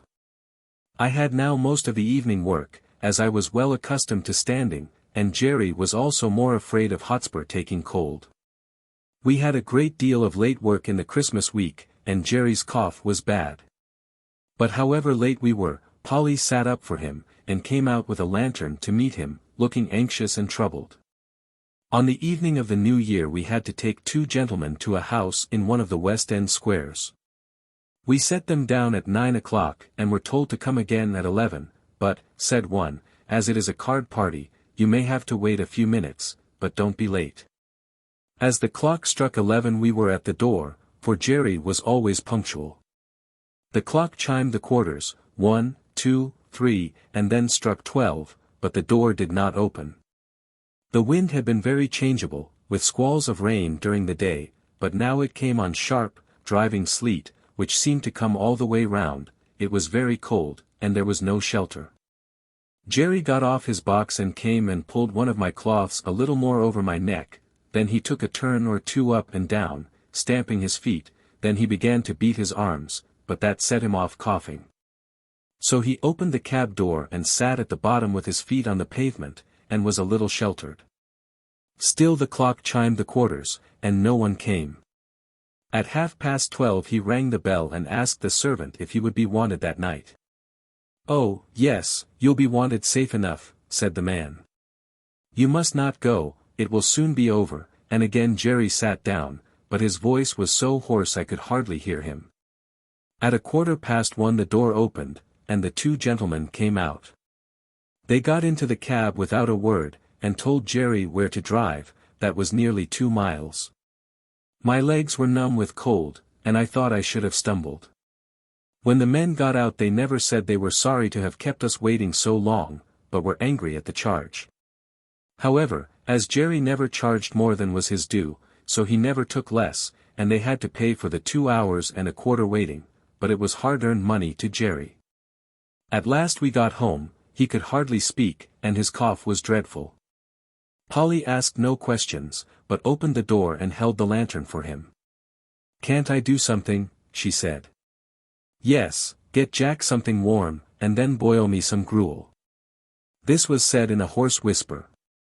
He could hardly get his breath, but he gave me a rub-down as usual, and even went up into the hayloft for an extra bundle of straw for my bed. Polly brought me a warm mash that made me comfortable, and then they locked the door. It was late the next morning before anyone came, and then it was only Harry. He cleaned us and fed us, and swept out the stalls, then he put the straw back again as if it was Sunday. He was very still, and neither whistled nor sang. At noon he came again and gave us our food and water. This time Dolly came with him. She was crying, and I could gather from what they said that Jerry was dangerously ill, and the doctor said it was a bad case. So 2 days passed, and there was great trouble indoors.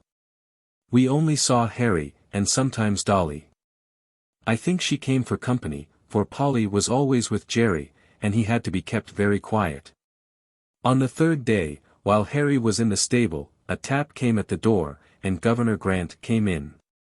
"I wouldn't go to the house, my boy," he said, "but I want to know how your father is."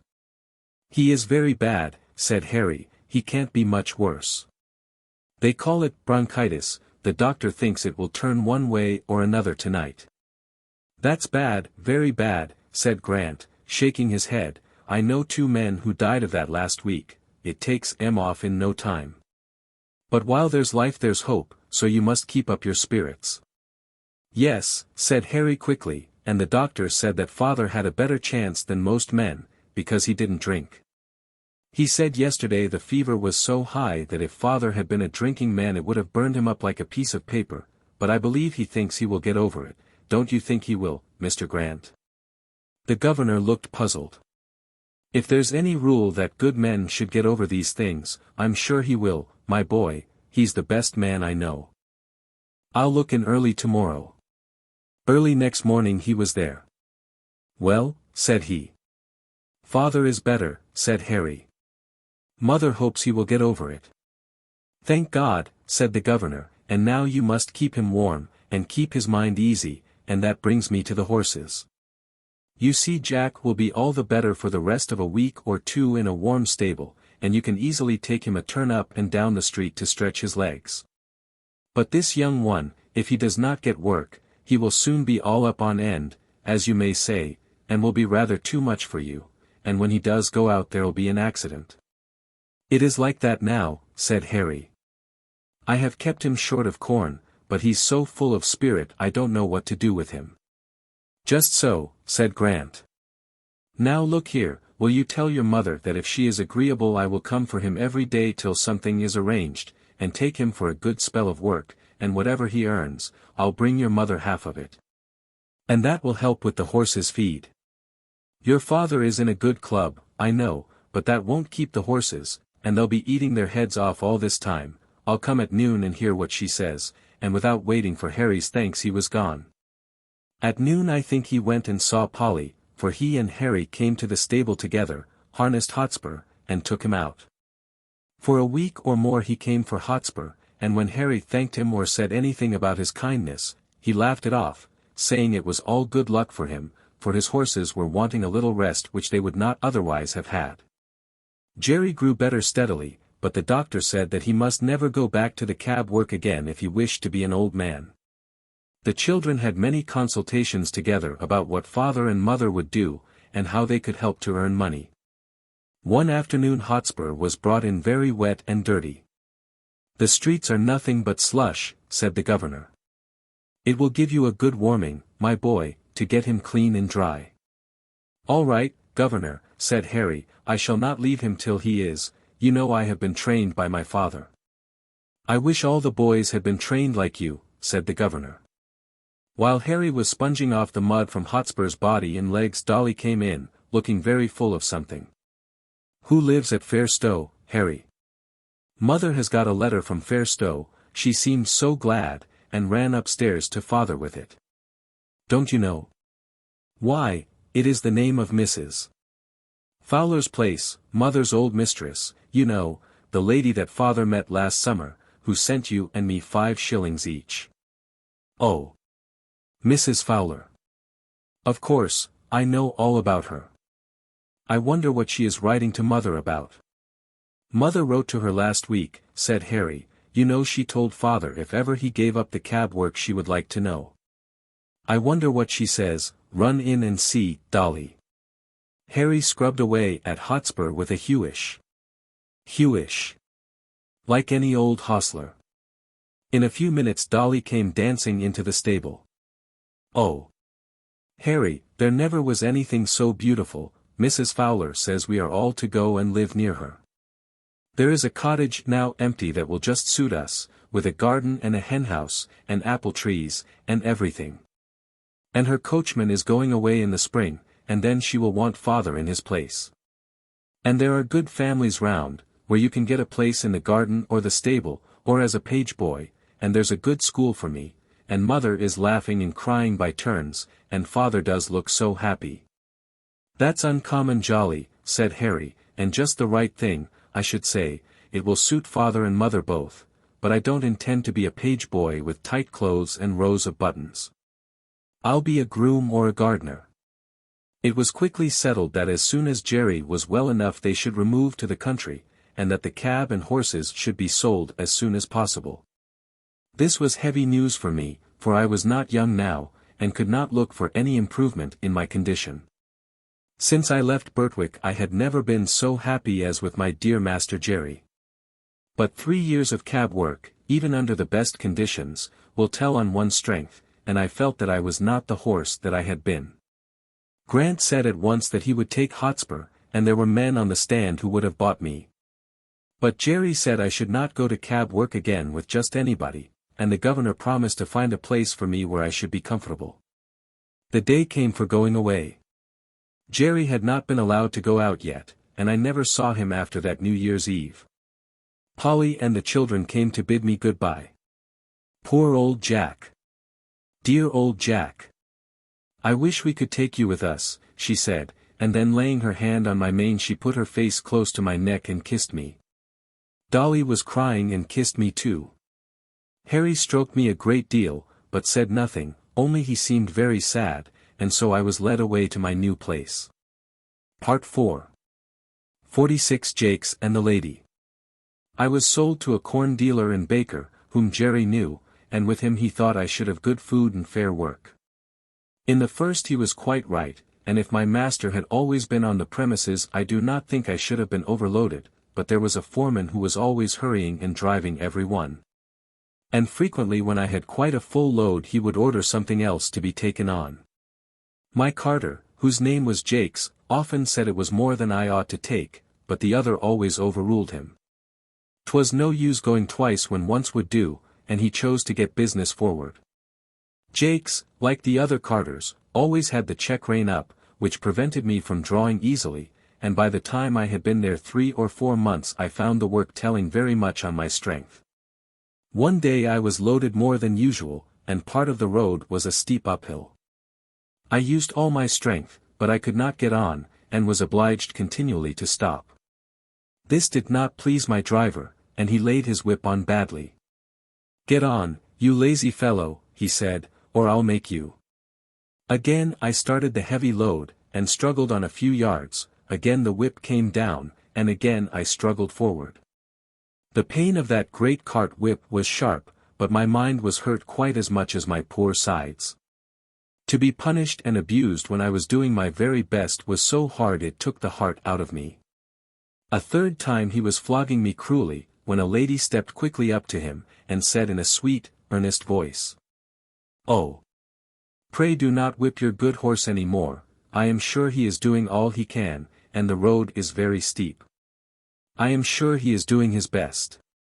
If doing his best won't get this load up, he must do something more than his best. That's all I know, ma'am, said Jakes.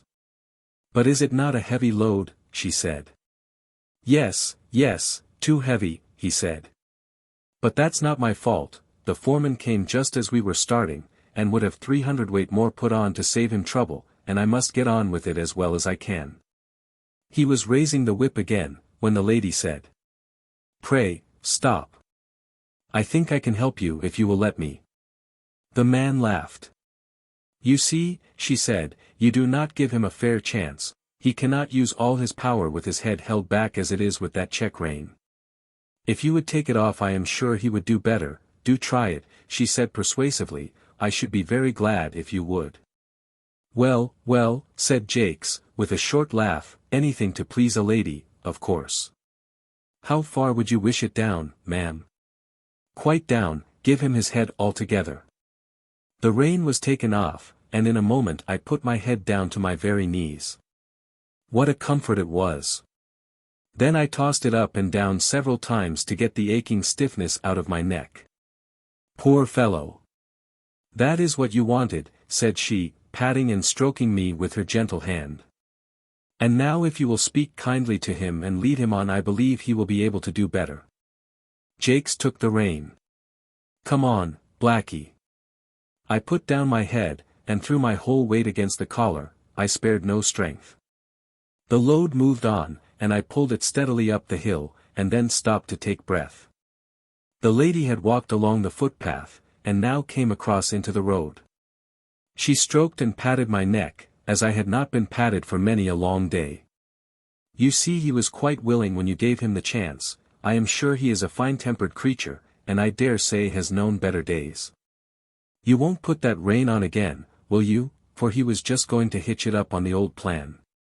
Well, ma'am, I can't deny that having his head has helped him up the hill, and I'll remember it another time, and thank you, ma'am, but if he went without a check rein I should be the laughing-stock of all the carters, it is the fashion, you see. Is it not better, she said, to lead a good fashion than to follow a bad one?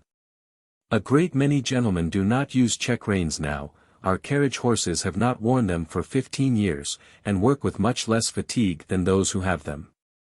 Besides, she added in a very serious voice, we have no right to distress any of God's creatures without a very good reason. We call them dumb animals, and so they are, for they cannot tell us how they feel, but they do not suffer less because they have no words. But I must not detain you now.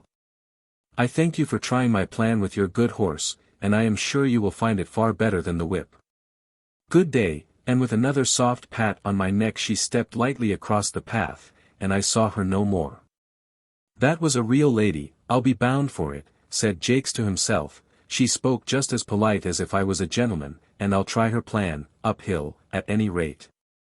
And I must do him the justice to say that he let my rein out several holes, and going uphill after that, he always gave me my head, but the heavy loads went on. Good feed and fair rest will keep up one's strength under full work, but no horse can stand against overloading, and I was getting so thoroughly pulled down from this cause that a younger horse was bought in my place. I may as well mention here what I suffered at this time from another cause. I had heard horses speak of it, but had never myself had experience of the evil. This was a badly lighted stable. There was only one very small window at the end, and the consequence was that the stalls were almost dark. Besides the depressing effect this had on my spirits, it very much weakened my sight, and when I was suddenly brought out of the darkness into the glare of daylight it was very painful to my eyes. Several times I stumbled over the threshold, and could scarcely see where I was going. I believe, had I stayed there very long, I should have become purblind, and that would have been a great misfortune, for I have heard men say that a stone-blind horse was safer to drive than one which had imperfect sight, as it generally makes them very timid. However, I escaped without any permanent injury to my sight, and was sold to a large cab owner. 47 hard times. My new master I shall never forget. He had black eyes and a hooked nose, his mouth was as full of teeth as a bulldog's, and his voice was as harsh as the grinding of cartwheels over gravelled stones. His name was Nicholas Skinner, and I believe he was the man that poor seedy Sam drove for. I have heard men say that seeing is believing, but I should say that feeling is believing. For much as I had seen before, I never knew till now the utter misery of a cab-horse life. Skinner had a low set of cabs and a low set of drivers. He was hard on the men, and the men were hard on the horses. In this place we had no Sunday rest, and it was in the heat of summer. Sometimes on a Sunday morning a party of fast men would hire the cab for the day. 4 of them inside and another with the driver, and I had to take them 10 or 15 miles out into the country, and back again. Never would any of them get down to walk up a hill, let it be ever so steep, or the day ever so hot, unless, indeed, when the driver was afraid I should not manage it, and sometimes I was so fevered and worn that I could hardly touch my food. How I used to long for the nice bran mash with niter in it that Jerry used to give us on Saturday nights in hot weather, that used to cool us down and make us so comfortable. Then we had 2 nights and a whole day for unbroken rest, and on Monday morning we were as fresh as young horses again, but here there was no rest, and my driver was just as hard as his master. He had a cruel whip with something so sharp at the end that it sometimes drew blood, and he would even whip me under the belly, and flip the lash out at my head. Indignities like these took the heart out of me terribly, but still I did my best and never hung back, for, as poor Ginger said, it was no use, men are the strongest. My life was now so utterly wretched that I wished I might, like Ginger, drop down dead at my work and be out of my misery, and one day my wish very nearly came to pass. I went on the stand at 8 in the morning, and had done a good share of work, when we had to take a fare to the railway. A long train was just expected in, so my driver pulled up at the back of some of the outside cabs to take the chance of a return fare. It was a very heavy train, and as all the cabs were soon engaged ours was called for. There was a party of 4. A noisy, blustering man with a lady, a little boy and a young girl, and a great deal of luggage. The lady and the boy got into the cab, and while the man ordered about the luggage the young girl came and looked at me. "Papa," she said, "I am sure this poor horse cannot take us and all our luggage so far, he is so very weak and worn up. Do look at him." "Oh. He's all right, miss," said my driver, "he's strong enough." The porter, who was pulling about some heavy boxes, suggested to the gentleman, as there was so much luggage, whether he would not take a second cab. "Can your horse do it, or can't he?" said the blustering man. "Oh. He can do it all right, sir." "Send up the boxes, porter." He could take more than that, and he helped to haul up a box so heavy that I could feel the springs go down. "Papa, papa, do take a second cab," said the young girl in a beseeching tone. "I am sure we are wrong, I am sure it is very cruel." "Nonsense, Grace, get in at once, and don't make all this fuss. A pretty thing it would be if a man of business had to examine every cab-horse before he hired it. The man knows his own business of course. There, get in and hold your tongue."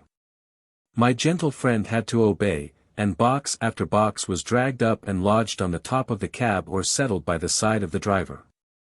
At last all was ready, and with his usual jerk at the rein and slash of the whip he drove out of the station. The load was very heavy and I had had neither food nor rest since morning, but I did my best, as I always had done, in spite of cruelty and injustice. I got along fairly till we came to Ludgate Hill. But there the heavy load and my own exhaustion were too much. I was struggling to keep on, goaded by constant chucks of the rein and use of the whip, when in a single moment, I cannot tell how, my feet slipped from under me, and I fell heavily to the ground on my side. The suddenness and the force with which I fell seemed to beat all the breath out of my body. I lay perfectly still, indeed, I had no power to move, and I thought now I was going to die. I heard a sort of confusion round me, loud, angry voices, and the getting down of the luggage, but it was all like a dream. I thought I heard that sweet, pitiful voice saying, "Oh, that poor horse. It is all our fault." Some one came and loosened the throat strap of my bridle, and undid the traces which kept the collar so tight upon me. Someone said, "He's dead, he'll never get up again." Then I could hear a policeman giving orders, but I did not even open my eyes, I could only draw a gasping breath now and then. Some cold water was thrown over my head, and some cordial was poured into my mouth, and something was covered over me. I cannot tell how long I lay there, but I found my life coming back, and a kind-voiced man was patting me and encouraging me to rise. After some more cordial had been given me, and after 1 or 2 attempts, I staggered to my feet, and was gently led to some stables which were close by. Here I was put into a well-littered stall, and some warm gruel was brought to me, which I drank thankfully. In the evening I was sufficiently recovered to be led back to Skinner's stables, where I think they did the best for me they could. In the morning Skinner came with a farrier to look at me. He examined me very closely and said, "This is a case of overwork more than disease, and if you could give him a run off for 6 months he would be able to work again. But now there is not an ounce of strength left in him." "Then he must just go to the dogs," said Skinner. "I have no meadows to nurse sick horses in, he might get well or he might not, that sort of thing don't suit my business. My plan is to work 'em as long as they'll go, and then sell 'em for what they'll fetch, at the knackers or elsewhere." "If he was broken-winded," said the farrier, "you had better have him killed out of hand, but he is not. There is a sale of horses coming off in about 10 days, if you rest him and feed him up he may pick up, and you may get more than his skin is worth, at any rate." Upon this advice Skinner, rather unwillingly, I think, gave orders that I should be well fed and cared for, and the stable man, happily for me, carried out the orders with a much better will than his master had in giving them. 10 days of perfect rest, plenty of good oats, hay, bran mashes, with boiled linseed mixed in them, did more to get up my condition than anything else could have done. Those linseed mashes were delicious, and I began to think, after all, it might be better to live than go to the dogs. When the 12th day after the accident came, I was taken to the sale, a few miles out of London. I felt that any change from my present place must be an improvement, so I held up my head, and hoped for the best. 48 Farmer Thorogood and his grandson Willie. At this sale, of course I found myself in company with the old broken-down horses, some lame, some broken-winded, some old, and some that I am sure it would have been merciful to shoot. The buyers and sellers, too, many of them, looked not much better off than the poor beasts they were bargaining about. There were poor old men, trying to get a horse or a pony for a few pounds, that might drag about some little wood or coal cart. There were poor men trying to sell a worn-out beast for 2 or 3 pounds, rather than have the greater loss of killing him. Some of them looked as if poverty and hard times had hardened them all over. But there were others that I would have willingly used the last of my strength in serving, poor and shabby, but kind and human, with voices that I could trust. There was one tottering old man who took a great fancy to me, and I to him, but I was not strong enough, it was an anxious time. Coming from the better part of the fair, I noticed a man who looked like a gentleman farmer, with a young boy by his side. He had a broad back and round shoulders, a kind, ruddy face, and he wore a broad-brimmed hat. When he came up to me and my companions he stood still and gave a pitiful look round upon us. I saw his eye rest on me. I had still a good mane and tail, which did something for my appearance. I pricked my ears and looked at him. "There's a horse, Willie, that has known better days." "Poor old fellow," said the boy, "do you think, grandpapa, he was ever a carriage horse?" "Oh, yes. My boy," said the farmer, coming closer, "he might have been anything when he was young. Look at his nostrils and his ears, the shape of his neck and shoulder, there's a deal of breeding about that horse." He put out his hand and gave me a kind pat on the neck. I put out my nose in answer to his kindness. The boy stroked my face. "Poor old fellow. See, grandpapa, how well he understands kindness. Could not you buy him and make him young again as you did with Ladybird?" "My dear boy, I can't make all old horses young.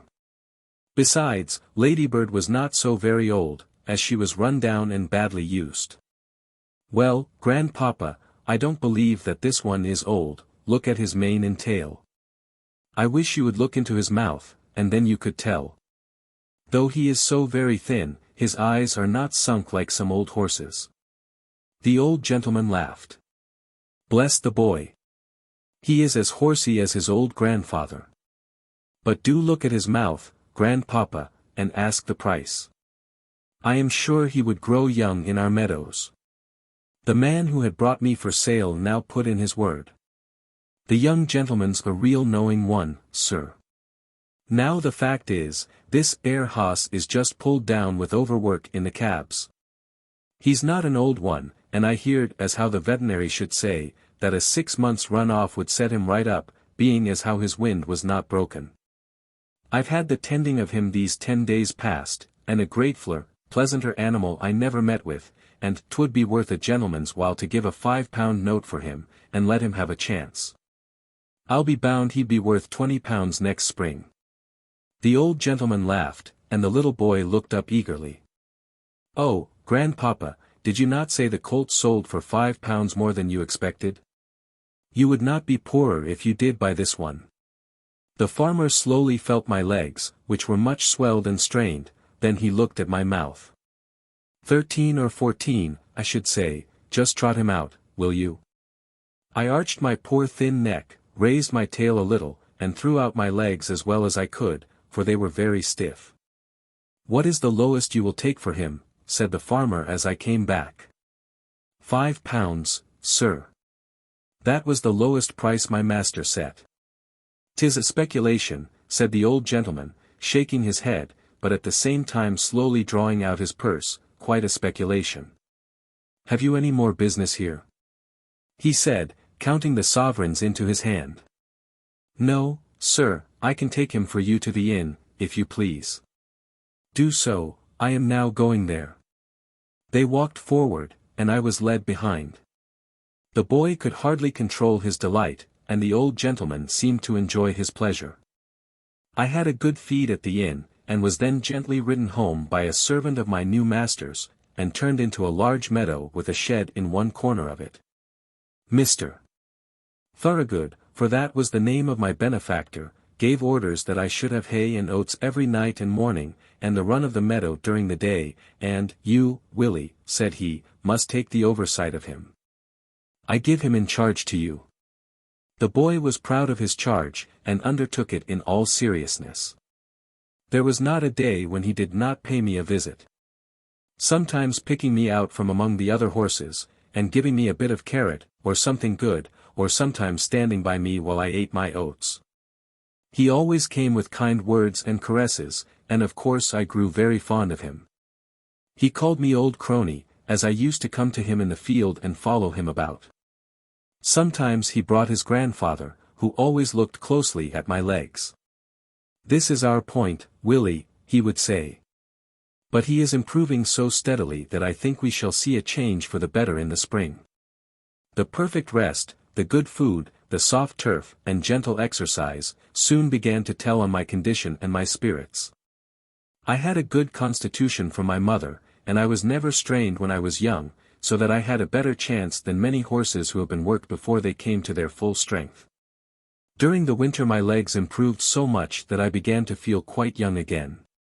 The spring came round, and one day in March Mr. Thorogood determined that he would try me in the phaeton. I was well pleased, and he and Willie drove me a few miles. My legs were not stiff now, and I did the work with perfect ease. "He's growing young, Willie, we must give him a little gentle work now, and by midsummer he will be as good as Ladybird. He has a beautiful mouth and good paces, they can't be better." "Oh, grandpapa, how glad I am you bought him."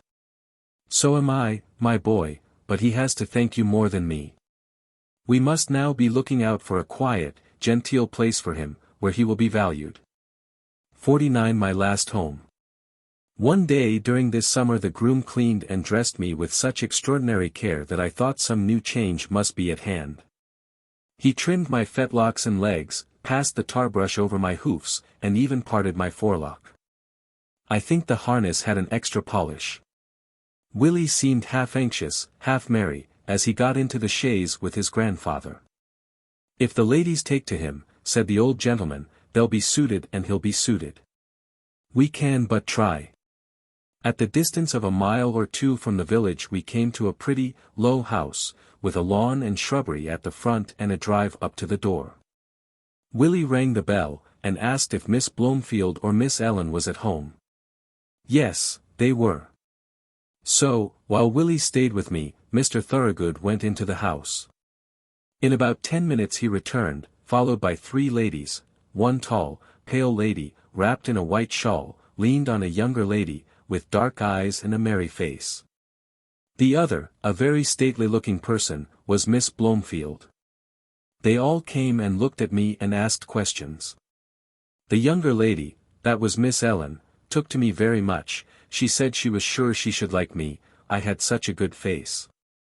The tall, pale lady said that she should always be nervous in riding behind a horse that had once been down, as I might come down again, and if I did she should never get over the fright. You see, ladies, said Mr. Thorogood, many first-rate horses have had their knees broken through the carelessness of their drivers without any fault of their own, and from what I see of this horse I should say that is his case. But of course I do not wish to influence you. If you incline you can have him on trial, and then your coachman will see what he thinks of him. You have always been such a good adviser to us about our horses, said the stately lady, that your recommendation would go a long way with me, and if my sister Lavinia sees no objection we will accept your offer of a trial, with thanks. It was then arranged that I should be sent for the next day. In the morning a smart-looking young man came for me. At first he looked pleased. But when he saw my knees he said in a disappointed voice, I didn't think, sir, you would have recommended my ladies a blemished horse like that. Handsome is that handsome does, said my master.